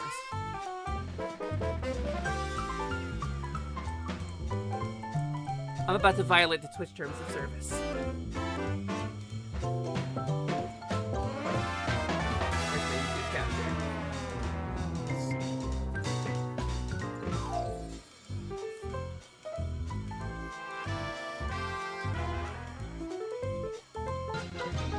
Hey gamers,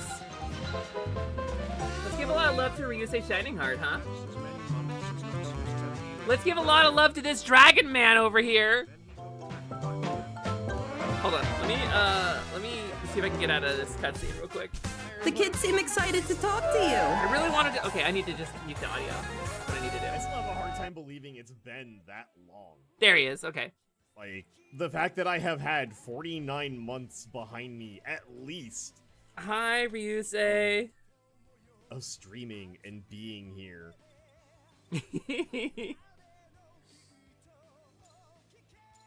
Hi, Selly. Hi, buddy. How you doing? Wait, I can do this better. Hey, aren't you live right now? Aren't you? Yeah. Yeah, I am actually. I totally am. Petite? Hazel, ma'am? Hazel, let's go! Let's go, Hazel!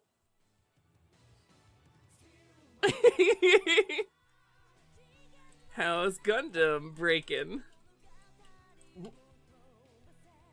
First, Hazel, thank you for the gifties. Thank you. Hell yeah! Do more! Thank you for the gift sub to Mr. Kenji, Selly's Secrets. I wonder who that is. Yeah, who's that? That's crazy, gamer. Maiden of Evergrove and Llama Lass, the Crab Slayer. Why am I on two screens? I don't know. That's crazy. That's what would that be about? What's going on? Okay, all right. Who snitched? Who snitched on me? Who went over to Selly's channel and was like, "Oh hey, Ryu's about to do a thing with you in Gundam Breaker." I just want to know. I just want to talk. I just want to fireball your house. I felt it in my brain. I felt it in my brain, dude. I had a felt it in your brain. New type flash. It was like. Hi, Selly's chat. Hello. It is very nice to meet you and see you. Yeah. Sort of? Question mark? Gamers, this is Shining Heart BT. This is Ryusei. He's one of my best friends in the world. He's amazing. Anyway, Ryu, I'm gonna close the window now. Nobody really did have a new type. Okay. All right. Hey, anyways, you should get back to entertaining your community. You are entertaining my community. What do you mean? Of almost. You should get back to playing games with them and having fun and pay no attention to what I'm doing here. I love you too. Go have fun. Get out of here. Shoo. Get. Okay, bye.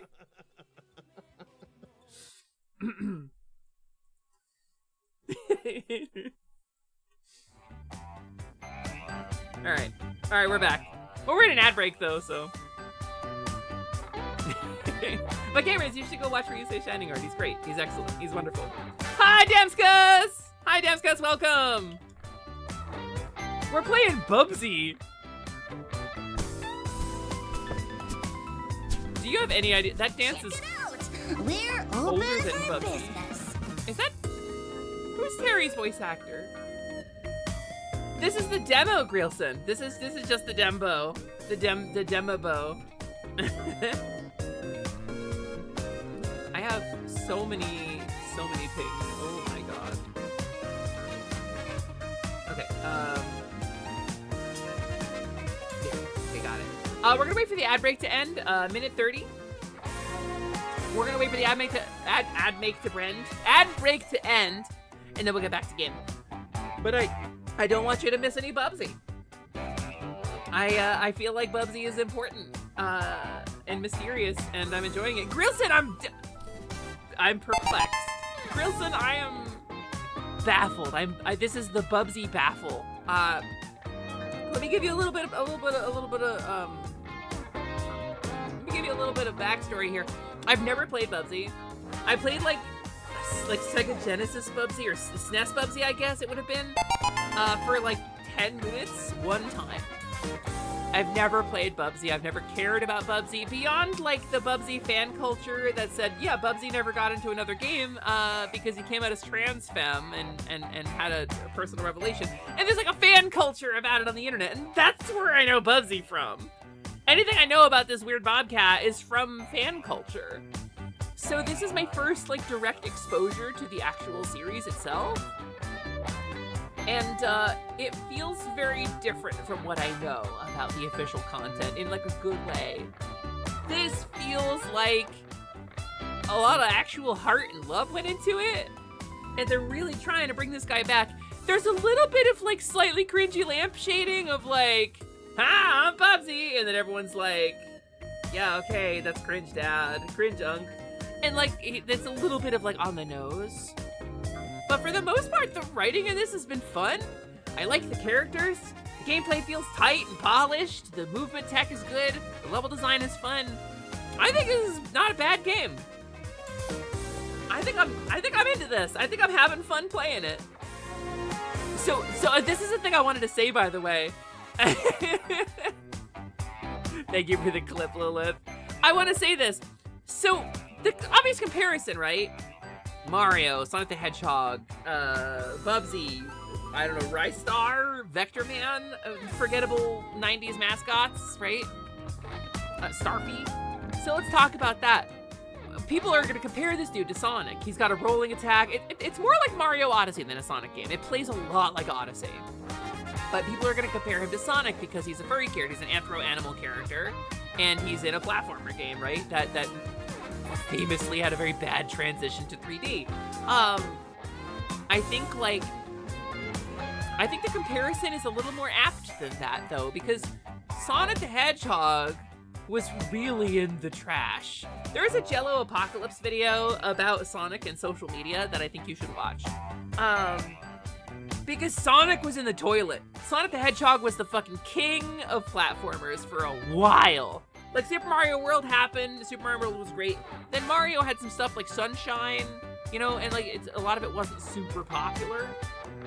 Like, it sold well, but like it had like a sort of a negative reputation among a lot of gamers. And Sonic was king for a while. And then Sonic had stuff like Sonic Adventure, which was the game that everybody had because it came with Dreamcast, or you bought it because it was the only game out for the Dreamcast, but it wasn't really awesome.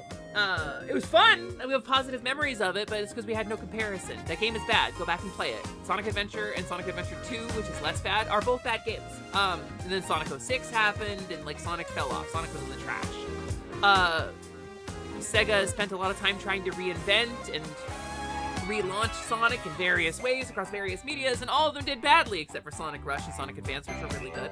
But then Sega hired on a person who had been fired by Sega, by the way, to run their social media. And this dude was like, all right, thanks for giving me access to your social media. I'm gonna make Sonic the most self-deprecating lunatic. I'm gonna invite the public to take extremely loud pot shots at Sonic for all of my bad games. I'm gonna be super self-aware and super pop culture savvy. And I'm gonna tweet funny memes about me, and I'm gonna criticize my own foibles and call out my own failures. And it worked! Effectively, they set up a Sonic the Hedgehog dunking booth and invited you to come take a pot shot at a fallen mascot character. And everybody loved it, and Sonic got back on top because it was really successful. And then they used that social media to launch stuff that actually did pretty well. So that mentality of like, yeah, you know, we were good for a while, and then we did really bad, and we've been gone for a while. Let's all laugh at it together. Kind of survived into this game. I feel that DNA, I feel that energy a great deal in this game. Of like, we fell off, but this is it. We're back. And it really does feel like a we're back moment. Like I don't know, it feels authentic. It doesn't feel like this is just like a cash in to save the IP. Like it genuinely feels like somebody loved enough of this game to like make it a game and put some care into it. And it's obviously, okay, one of the things that pisses me off so much when they relaunch a property is they keep rebooting it. They keep changing the canon. They keep recycling and altering everything. Castlevania, I'm a Castlevania fan. It's one of the worst offenders for this. Castlevania relaunches and reboots and changes its canon constantly, but Sonic does it too. Sonic Boom, Sonic Forces is like a different canon, Sonic Frontier is a different canon, and it's all different canon, right? And they don't continue the story of the characters that they made previously because they want to start again and imagine they're going to do it perfectly this time and launch a better new canon, but it's not better, gamer. It's never better. It's just different, and we've lost our emotional investment in the things that we already had. Speaking of the emotional investment in the things we already had, hi Scottzilla, hi Marshall, Fusion Raid. So should I call you Marshzilla or Scottzilla? Now that you've merged. Scottzilla and Marshall are doing an Infinite Fusion Soul Lock, a Pokemon Infinite Fusion Soul Lock over on Scott's channel. This is a really fun time. They're having a lot of fun, and they're doing really good, and everything's great, and everything goes perfectly well. Hi Scott, hi Marshall, welcome in. How'd the rest of the stream go? Sally, you're alive, but the name writer said your name was 4 out of 10. I'll kill him. I'm gonna kill the name raider. Scotzel sounds like a German dumpling. That does sound so good, actually. Especially sounds so good right now. We made some dreadful breasts. Beasts! Oh, Jesus Christ, I misread that.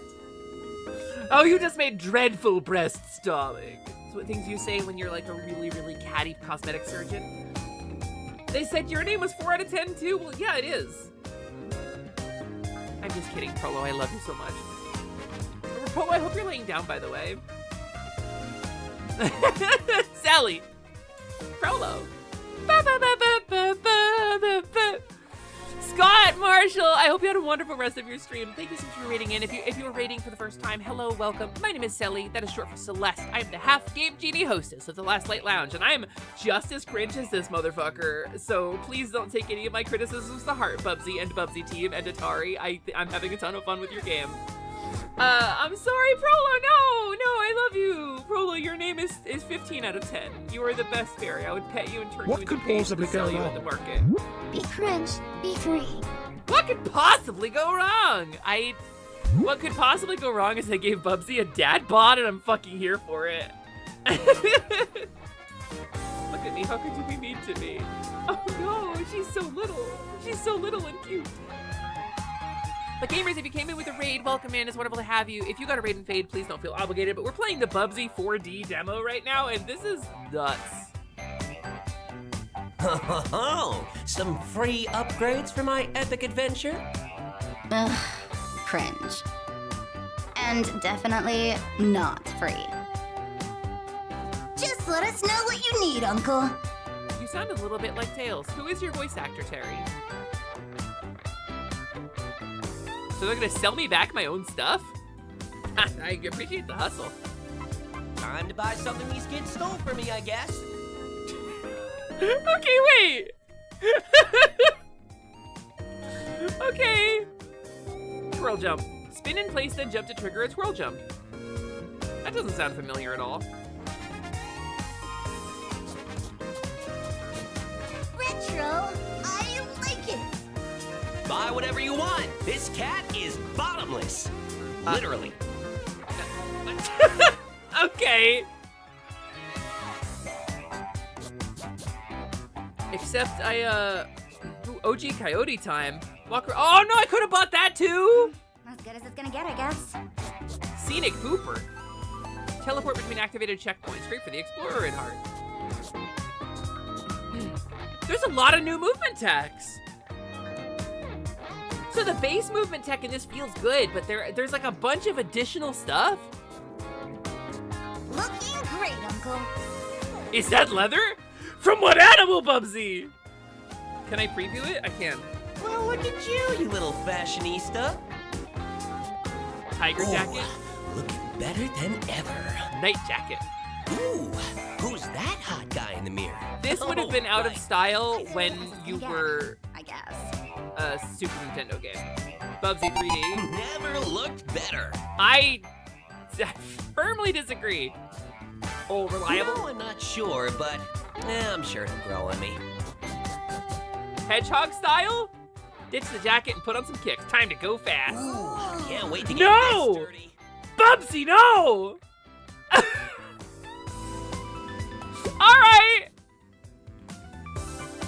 Alright! You can't. Look at Terry!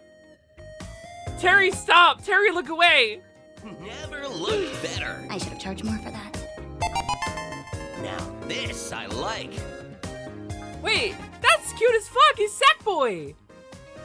There's a little Sackboy! Oh, looking better than ever. Okay, can I get...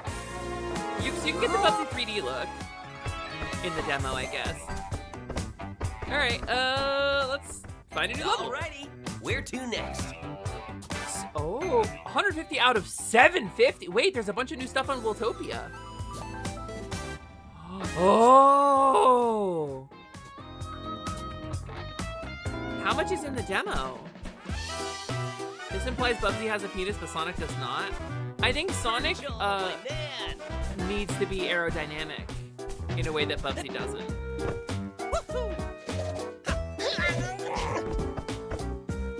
But you know, the movement tech in this feels good. The level design feels good. It's interesting, it's fun, I'm having a good time.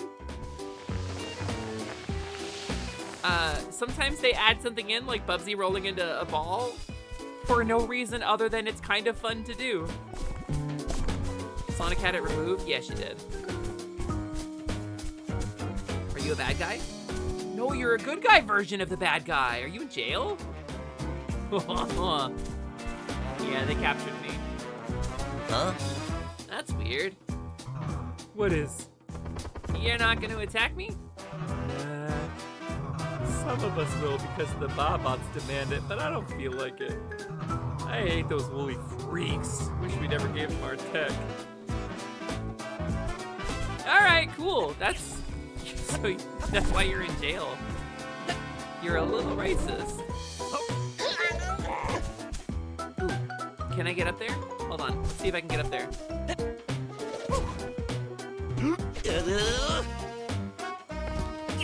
No, okay. That's not how we do it. That's not how we do it. How do I get up there? Do I come from one of these? Maybe that'll do it? Okay. So if I double jump, glide, pounce. No, okay. Inaccurate. How do I get you? Do I gotta come from that yarn? No, it doesn't look like a thing I can reach. Maybe I can... Hey, twerps. Like Wattenum. Did you say my Duodenum? Hey, Bubsy! Drowning in responsibilities. And water. Virgil, my man. Okay, hold on.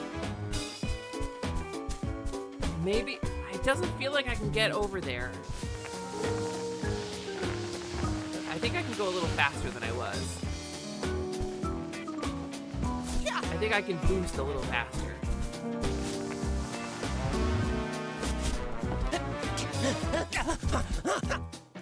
Damn it! Ah, we're so close though! We are so close. Okay, now. Dead. I feel like we could do this.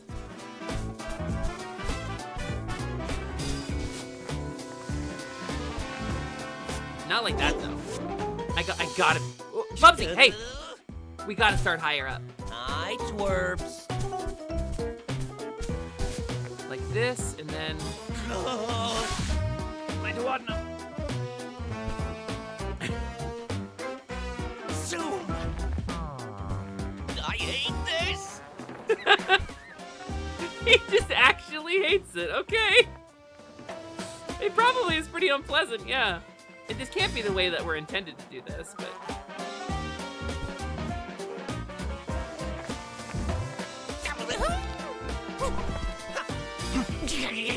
There it is! He's kind of looking a little sad, though.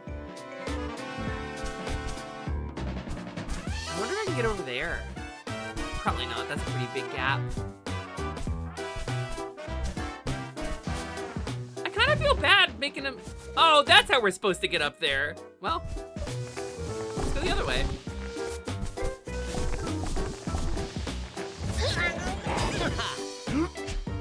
See, honestly, like, the movement tech lets you do all kinds of stuff in this game.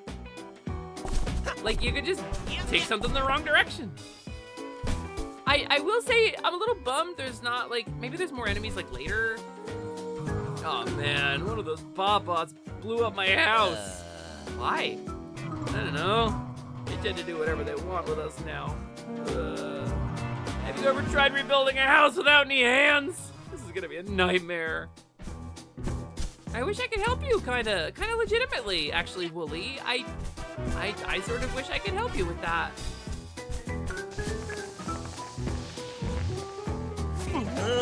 Yeah, I've been enjoying the quips, honestly. I haven't felt bad about any of them. Like it gives you a little bit of cringe to push against, like, especially as like a content creator, you know? It gives you a little bit of, oh, come on, Bubsy.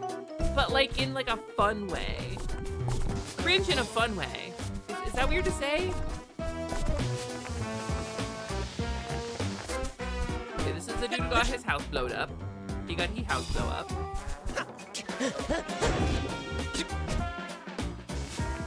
Alright, we're gonna go this way. Hey, there's a thing. Is that it? There's another one. Alright, now we can do the thing.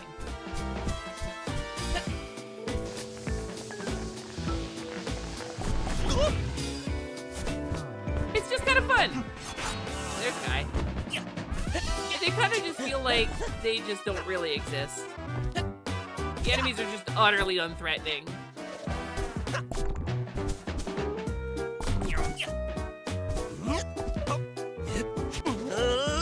Okay.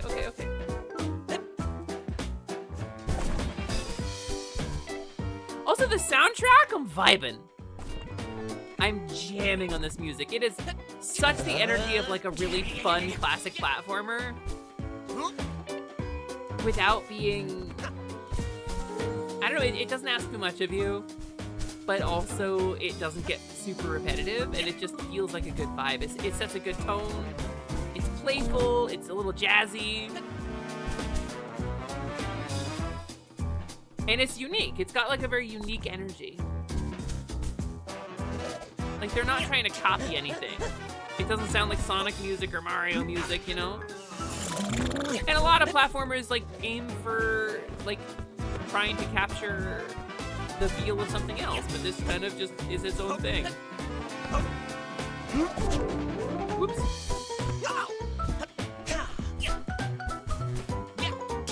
And I feel like the tutorial did a pretty good job preparing me for this. They don't always. Did I missed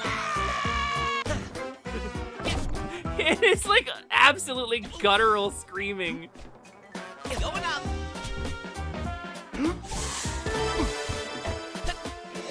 Like I don't don't feel bored collecting all the yarn.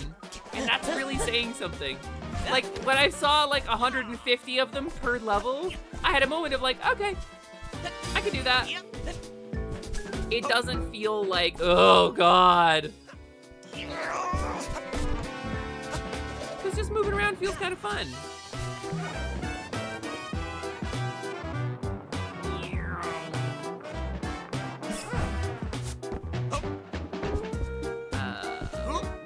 What's the situation? What's the vibe of this place that I have arrived at? I figured. Is it like rolling?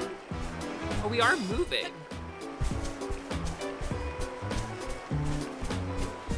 That's interesting.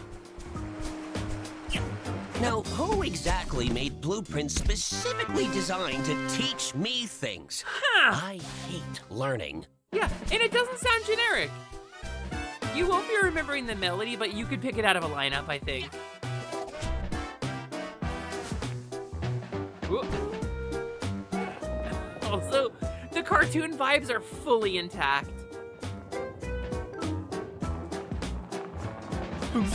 Let's go! Ow! Like, ow, ow! Get out of here, Wooly! Who do you think you are? I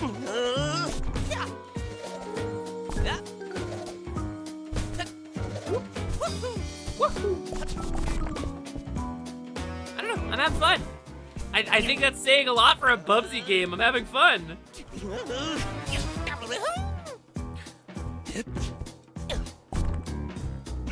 And there's like enough variety in his little grunts and vocalizations that I don't feel sick of them.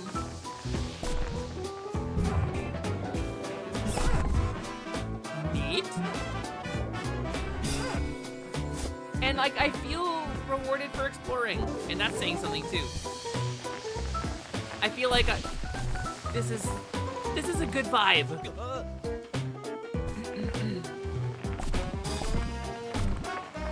I'm not like making review content or anything, but Smells like old leather. Bet it's Woolies. Also, he occasionally comments on like people who are around him. I encountered more Woolies in this like weird half pipe than I have in the entire rest of the game. Oof. The litter box means the next segment must be tough. Yeah, but what could possibly go wrong? Ah! Cut it! End the game, it's over, he said it! Oh, spaceship parking. These devs released Demon Tides earlier this year. Is this the same devs? No way! That explains it. Hold the jump input while in airball mode. What? Alright! It truly was a Little Big Planet all along.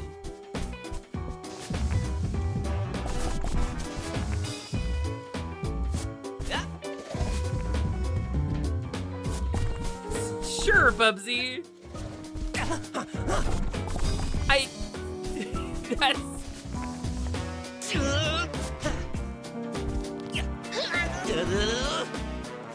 I bet I can get up here. I bet I can get up this. He died. Bubsy died.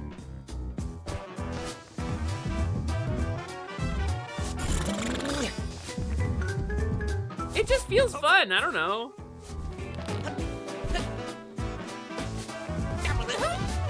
Okay. Sometimes the camera do a thing. I should turn my camera. Wait, this is climbable on the outside. I can just do this. I really want to try to get up there to the top. So that's what we're gonna do. Okay, so I need to jump. Okay, I can do a triple jump, right? Jump, glide. Got it. There's just so much. What is this? What is this? Is that a cat toy? does that like reset the? Maybe. I don't know, but I'm going down here. It's like really guttural scream kills me. It fully kills me every time. Oh, it's Bubsy, time for Goofy. Oh, Goofy time.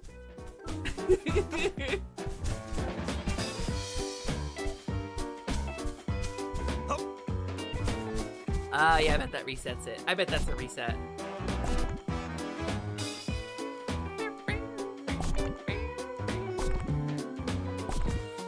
A golden fleece.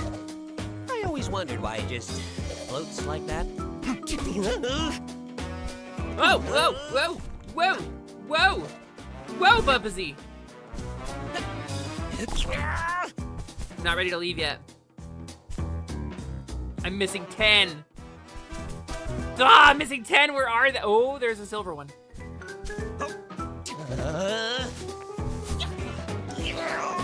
I gonna be able to get back across there?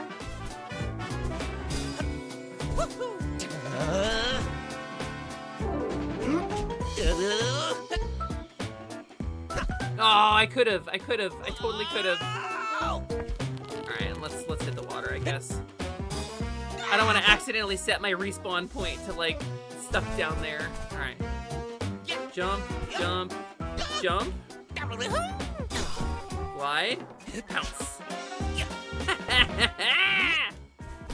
Who needs platforms, right? Who needs platforms?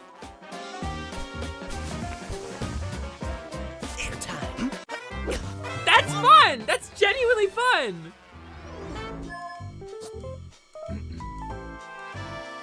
Oh, there's a medal you can get too? That's gotta be like a speedrunner medal, right? Alright, tell me a thing. Time to buy something these kids stole from me, I guess. OG Coyote time? Is that what we want? Yes. Now this I like. Yeah, me too, buddy. Ooh, can't wait to get this dirty. Yeah. Oh, that's cursed. Oh, that's not fun. That's not good. I don't like that.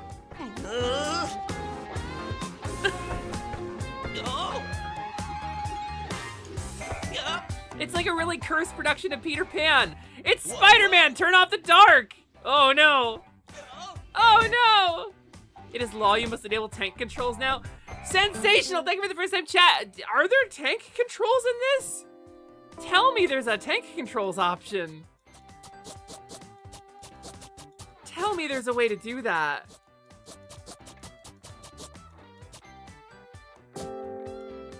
There is? No way.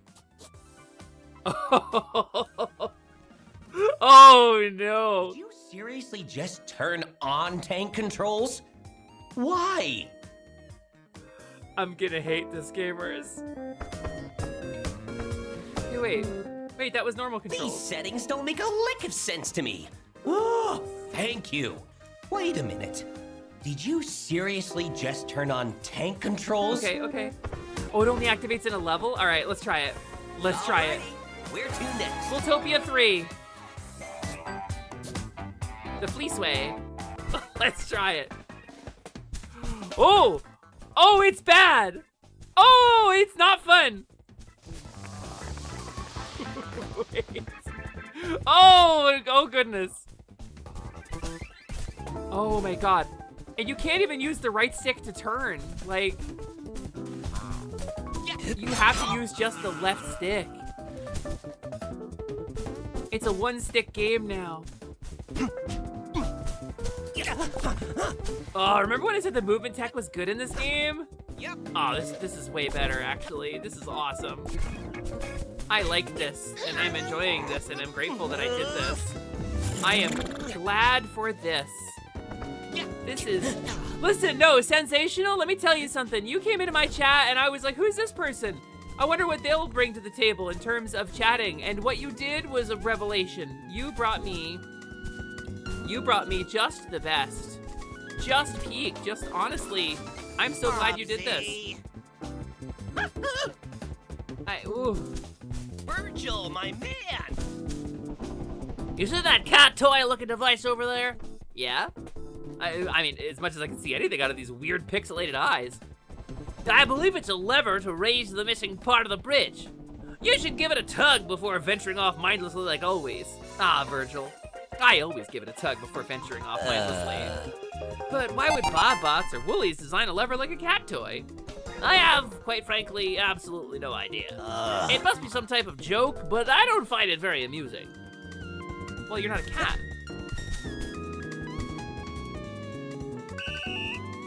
Okay, yeah, that makes sense. That tracks, actually.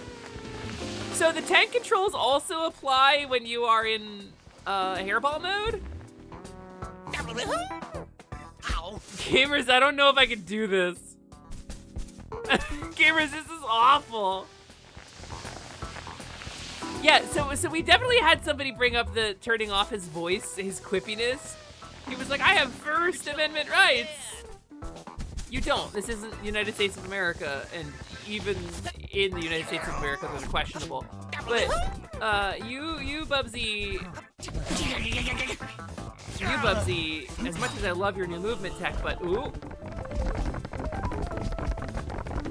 This is how this game was designed to be played, I think. Truly. Watashi ga kita. Good morning. Good morning! Good morning! Hello, Gym Rat. I hope you're doing well. We're playing Bubsy 4D, and we're playing it like Bubsy 3D because we're masochists. I'm changing Why'd this. you pause the game? You're not snacking, are you? Don't you dare touch me with those dirty fingers.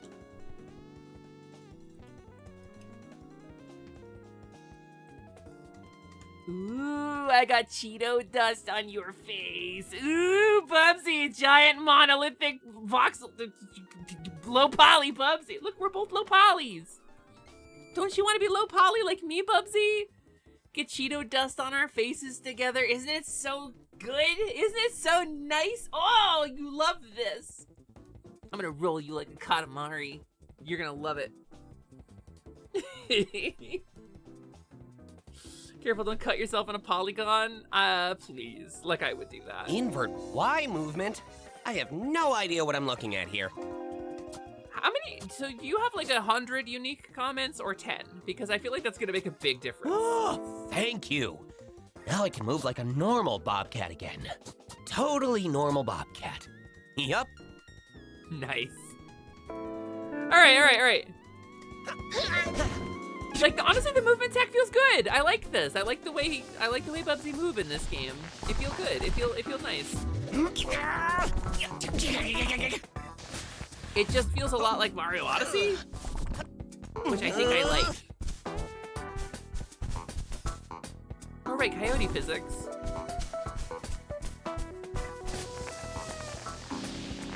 Hi, Oblivion. What was that? Was there just like a... I felt like there was like a plume of smoke that came running over this way. All right, let's try that again. Let's try the race again. This time without tank controls. Whoa, Cowie, nice shot. All right, let's do it.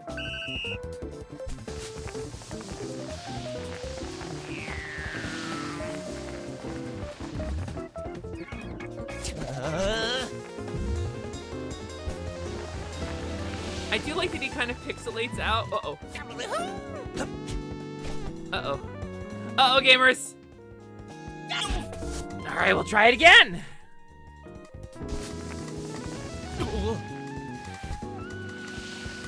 I don't think I'm gonna have enough time to reach. Oh, come on, Goofy. All right. I admit, I was feeling a little worried the quips would get repetitive. I gotta get rid of that. All right. Oh. All right, I can just retry. That's cool. I like that.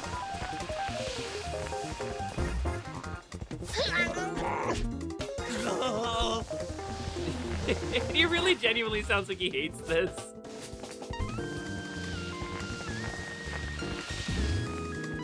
Oh, come on, I hate this too. Bubsy, please.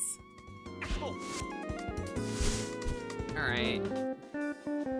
Can I? What if I hit retry? Where am I? Plug me back in. Plug me back in. What? What? Did you just? Did he just have like a sentient wake up because I was in the menu? Excuse me? All right, Bubsy, I need your timer to run out, buddy. Plug me back in. Ooh, angry car. Retry. All right, now we got it. We got it this time. We got it this time for sure.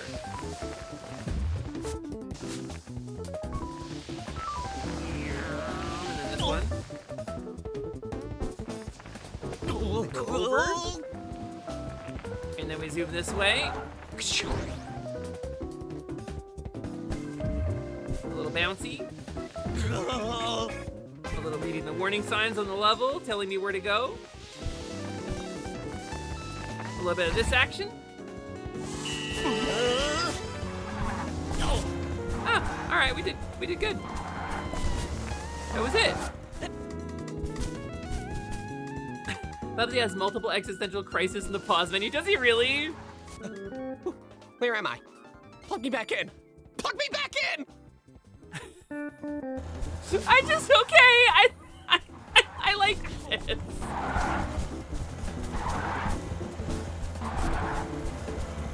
Bubsy, you surprised me. Playing a little Frogger. Bubsy, you surprised me. You surprised me with your wit and your snappy controls.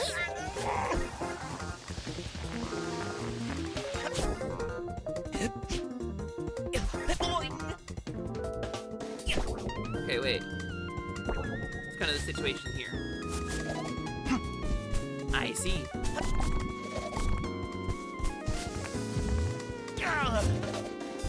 Like, I'm still getting used to the buttons.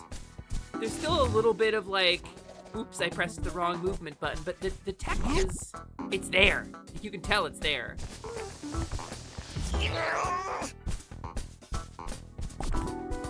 The sleep is hitting you so hard, but this is the perfect place to relax after work. Thank you, Selly, and enjoy more of Bubsy. I, honestly, my fellow little poly guy, I'm having a good time with him. Thank you so much for being here.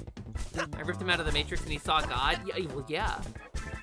I mean, hasn't everybody been ripped out of the Matrix and seen God? I kind of thought that was like standard. Ooh. It's Hollow Knight. I'm gonna have a drink. I'm gonna have a little sippy sip. Also, listen to this fucking freeform jazz going on in the background.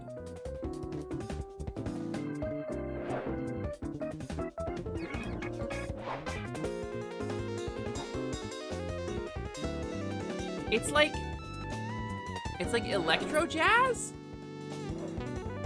Silly, did you play the game Haste before? I haven't, but I'm familiar with it. Is this level about global warming? What a weird cut. Tex, I don't think so. What makes you think that? I'm curious. What makes you think it's about global warming? Because that is a surprising pull.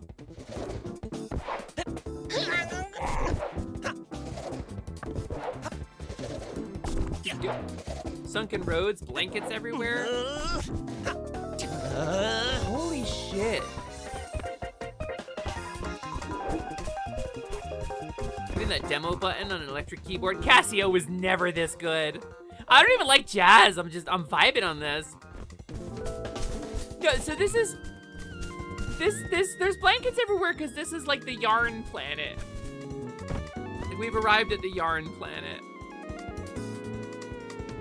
All three, baby. Do a barrel roll. Oh, wait. I think I can get up there. Oh, airtime. Easy peasy. Lemon difficult.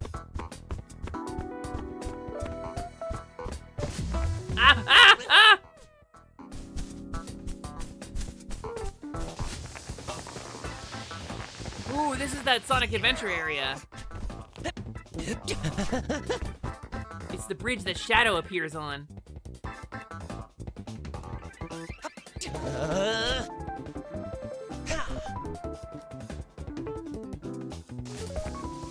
Oh, you can save yourself by going into a ball.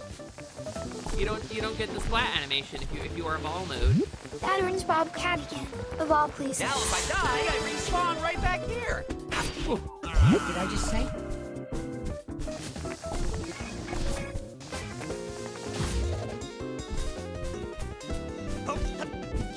Sounds like a thrilling adventure you got there. Nice. Nice! It took me a minute. I like read it and I wasn't sure. The Bob-Bot's stealing and abusing tech, which is yarn-based. Right. Oddly convenient how there's a golden fleece at the end of the path every single time. I mean, yeah, but I got so much shit left to get, Bubsy. We're not done. We're not done by a long shot, my guy. Yep.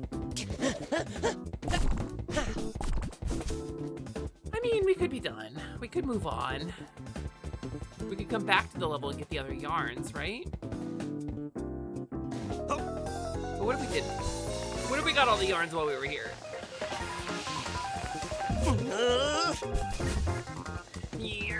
You know what they say, big things fit in small packages and immediately have breathing problems.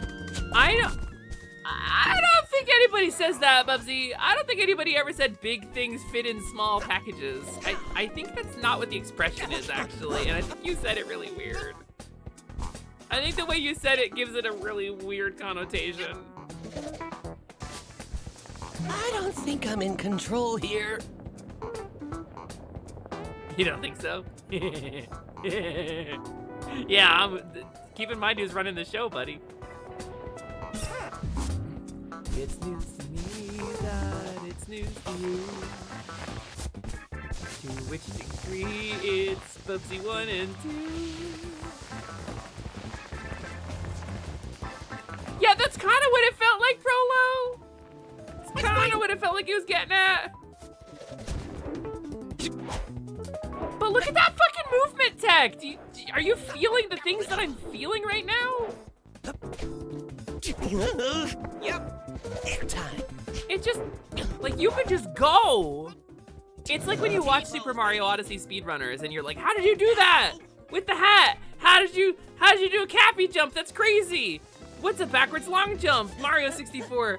And then, like, this game just kind of makes it accessible to you. You can just sort of mash whatever button you want and you go forward. But, like, there's a right way to do it. Where, like, when you hit it right, it's like, wow. It actually feels really good. Alley-oop pose, baby. I'm gonna assume there's, like, stuff up there, probably. Yeah.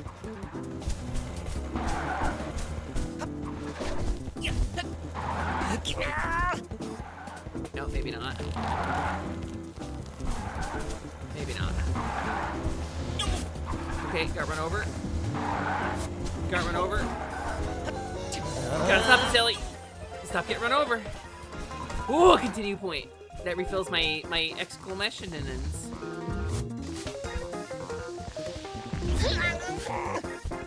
All right, Bubsy. I need you to tell me, buddy, where the other things are. He makes a lot of very weird noises too. Hi, Bahama. Thank you for the hydrate. Thank you. Soon, Woo! There they are. There's some. Radical highway down here.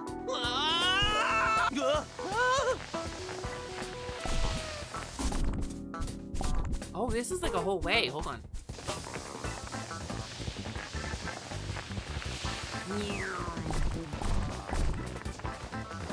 Did I get all three of those? Okay, I did. Thank you for the hydrate, though. I'm gonna do that right now.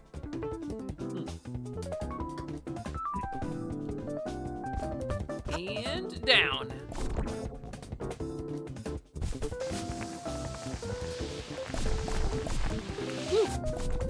Okay, so there's a little bit of breathing room on like collecting the things. It was over here, right? Okay, here we go. I hate this. Why does that make me laugh? He's like clearly unhappy. T-pose, baby. Oh. Because he's a bastard is why.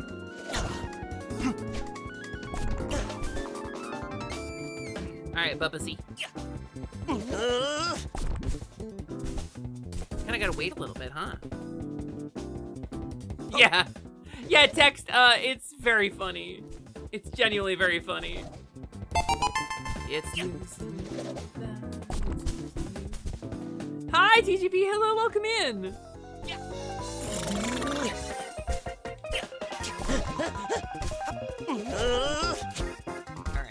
All right, this way. Now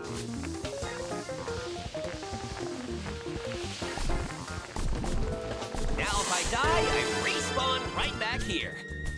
That's kind of horrifying when you think about it. Don't think about it. Okay, wait. I'm sure I can get over there. I don't think there's anything over there. Do these have anything in them? Yep. Nope, they just flatten. Alright, cool. This is basically the disappearing blocks from Mega Man.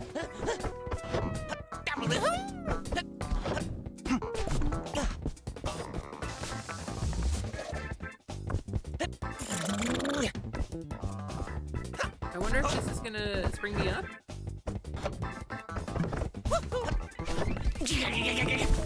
No, I guess not. A blueprint! This surely will fix all my problems in life. Things I feel. Him talking about dying and respawning as big Kane shredded me. I just found out I'm claustrophobic. I have thoughts about that. I have thoughts about that storyline and what's going on there, and we'll find out in a month or two. Ooh, that's a little flickery. I don't like that. That's an unpleasantly flickery, flashy light.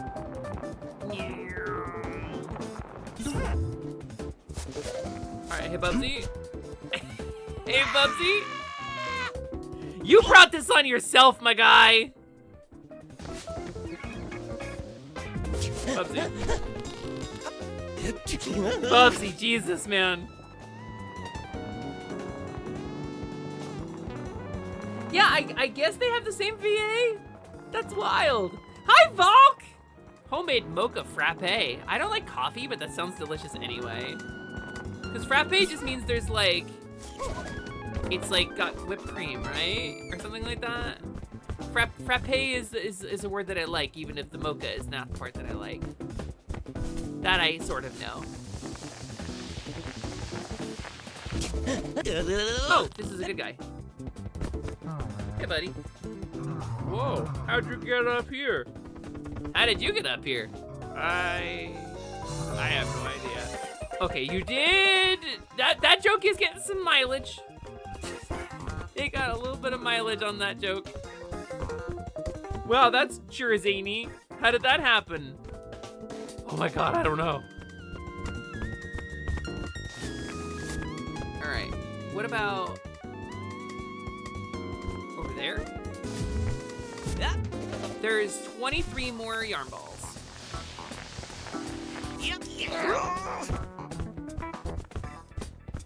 All right, so let's do 1, 2, 3.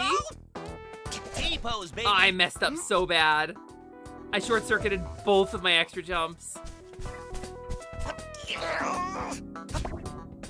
All right, let's see. Hi, Batatonics. Hello, it's been a while. How you doing? Welcome, welcome. It's nice to see you. I'm playing Bubsy, which is truly against all odds genuinely really fun. I didn't think it was possible. I think there's like a little bit of an underdog story in this because poor Bubsy is like, you know, hasn't had a good time of things with video games, but like, it's easy to view him as like the underdog, a little bit of a victim of like what happened, you know? But, like, I guess the end of the day is like, they made the games, you know? But all right, I'm trying to figure out. There's 23 more yarn balls, and I think they got to be towards the beginning of the level where I probably can't get back to. But I gotta try. Hi, Joustachin. I'm so sorry you had a crappy day. Well, join me for the dulcet tones of the guy who voice acts Bubsy in Bubsy 4D. Join me for some nice, soothing, energetic, 30-minute long, non-repeating jazz odysseys, and the occasional grunting and panicked screaming of a middle-aged bobcat.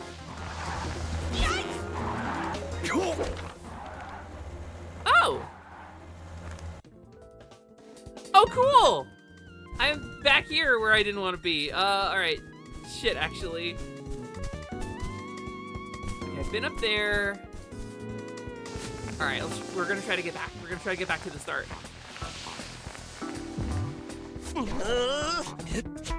Nope. Can't do that.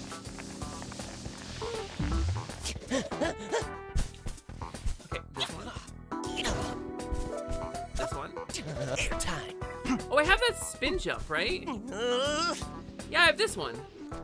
Yeah, that's great, actually. The movement tech is so interesting in this. I am playing Bubsy, she said with the joys. Does frappe mean blended with ice? Is that what that means? I didn't know that.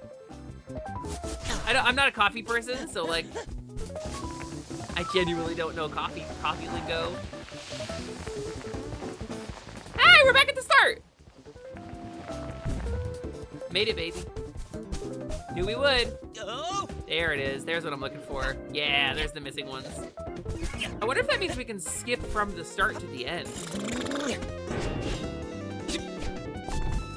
I wonder if that means we can skip from the start to the end. If there's like a really short path through this level. All right, 17 more. 17 more globules.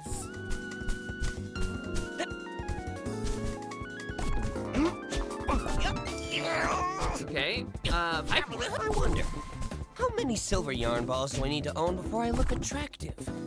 To other people, I mean. You look beautiful. You look beautiful, Bubsy. Don't ever let anybody tell you you don't. You're beautiful, slay.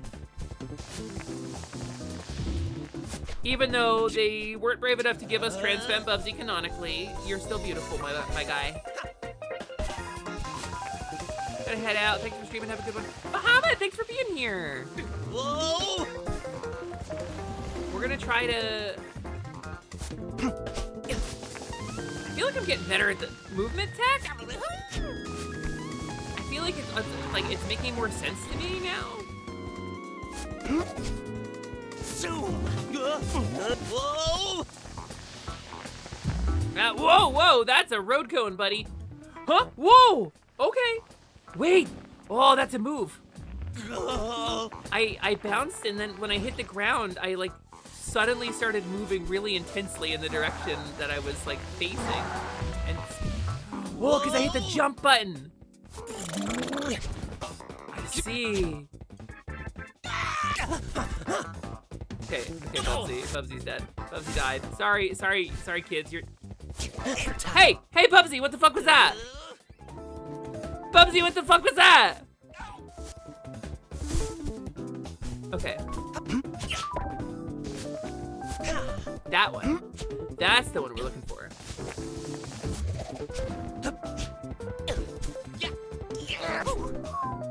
You're still holding out hope for the Gen X Bubsy crossover? Like you mean like the OG Bubsy showing up in this? Or what does that mean? The matches. Thank you for the first time chat. I got it. I'm curious what you mean.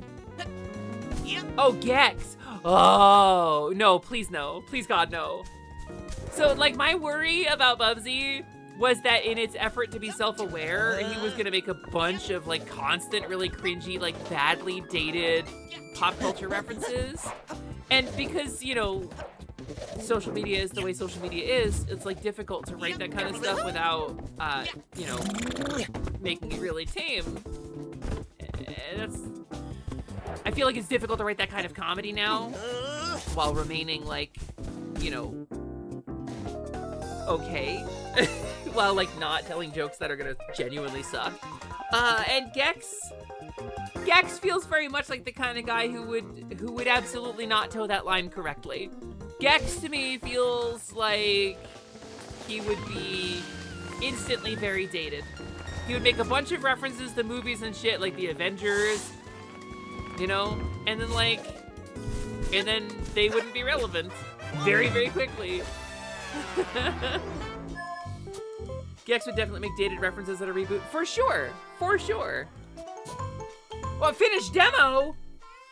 No! Really? Okay, well...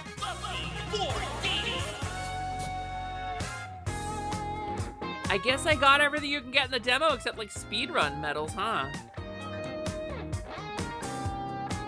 Well, that's worth wishlisting. I'll wishlist this game.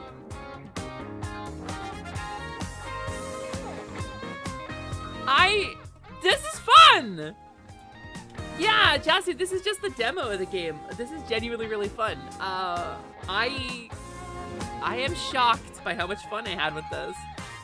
Well done dev team. What was the company that did this? This is the same company that did that other fancy game recently, right? That other big platformer, which I haven't played. Demon Turf. Yeah, Demon Turf, that's the one. Yeah, hell yeah. Bacha, have you played this yet? Have you taken a crack at this? I think you should. I feel like you should. I feel like you might have a lot of fun with this, actually. You will at release, probably. Please do. I don't know, like, Bubsy did good. I think truly and honestly, Bubsy did good here, and I'm genuinely looking forward to the real game releasing. Cause okay, so one of the things I do on my stream is I have like I play games for the first time, right? Because I missed out on a lot of games because my MMO addiction, and then I was homeless, and so I play a lot of stuff that I missed. And so like on stream, I've played like Spyro the Dragon, I played like Sly Cooper, and so that era of like platformers that kind of came right after Bubsy sort of fell off. This game has a lot of the energy from that stuff, but it's polished and tailored in a way that feels really good. The movement tech is good, the level design is interesting.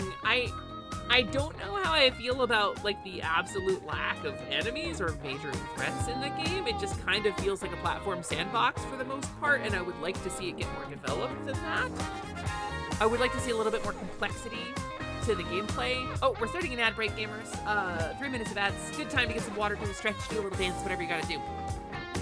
I'll keep yapping in the meantime. Have you played Ratchet and Clank? I played Rift Apart, and that's the only one I've played. And I really liked Rift Apart. I would assume later levels will have more enemies. I would assume that, but I feel like that's a dangerous assumption because it might not be true. You think you'll just let Gex keep living on in trans and queer fandom with alt Bubsy? Listen, I need trans femme Bubsy as a skin in this game. If there's one bit of feedback I have for the developers, it's that trans femme Bubsy is a fucking icon. And if you don't acknowledge her in this game in some way, you are ignoring the pop culture phenomenon that brought this game back into the cultural zeitgeist to begin with. The only reason this was able to launch, the only reason anybody thought about Bubsy after like the SNES game, other than how bad Bubsy 3D was, well, it was Trans Femme Bubsy, and then it was that one weird like I don't know, Sonic.exe style copy pasta, but Bubsy goes to the art retrospective. There's like a fan game a while ago, and I don't remember what it was specifically. I played it, and I don't remember it clearly. But other than that, like, the fans invented a whole canon for Bubsy, and that canon very much kept the character alive in a lot of our hearts. That's where I know most of my Bubsy from. I thank you for the follow, new friend. Welcome to the Last Light Lounge. You think I'd like Demon Tides? I'm confident I would, Vansha. I am confident I would, but I have a bunch of stuff that I need to, like, get into now. I have a couple platformers I gotta play on stream. I gotta bring Magna along for at least 2 of them, which is very exciting, and I have to DM them about that. We have a couple Pokemon Soul Locks to do. We have Paper Mario that I just started to play through on Wednesdays with Quinn. So, like, when to find time, right? Kind of don't need to play the other ones. They're fun but pretty dated by now. I played... Wait, Ratchet & Clank had like a reboot, right? I feel like I streamed that. It would have been 4 or 5 years ago now, but I feel like I streamed the reboot of that. Does that make sense? Let me see. Let me see.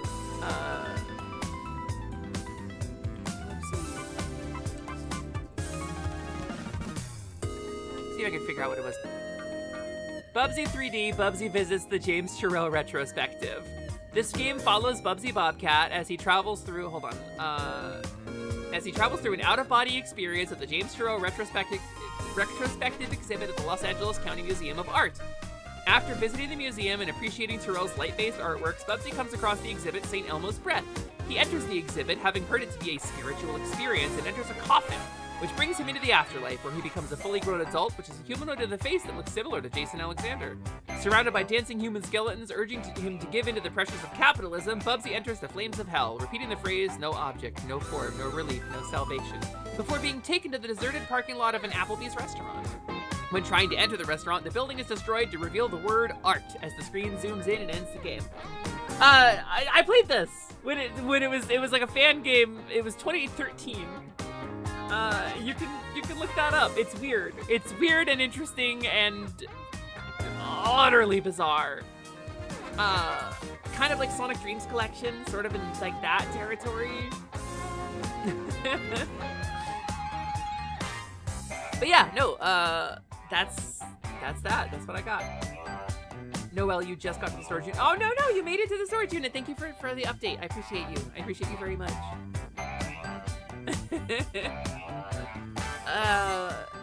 Yeah, gamers, welcome back for the ads.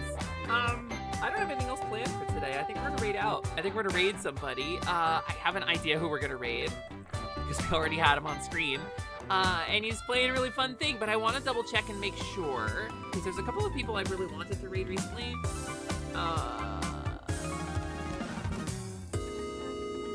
There's Yarny, there's Hulky. I think I want to keep it in positivity today, gamers. Let's keep it chill. Let's keep it vibes. We're talking about retro stuff and playing games, and let's keep it in positivity. Let's raid Ryusei, huh? I am sorry I harassed you during your stream raid.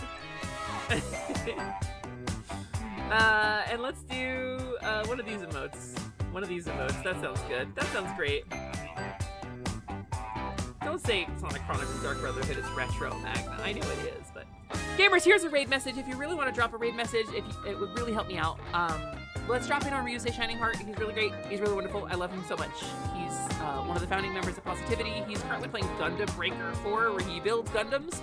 And he's a really good conversationalist, and he just loves talking to you, and he's a good vibe. And Magna, I'm going to put you into the intake on a shop vac, and then shoot you out of the other side of it. I'll see you later, gamers. I will be back here, not tomorrow. Tomorrow is actually a day off.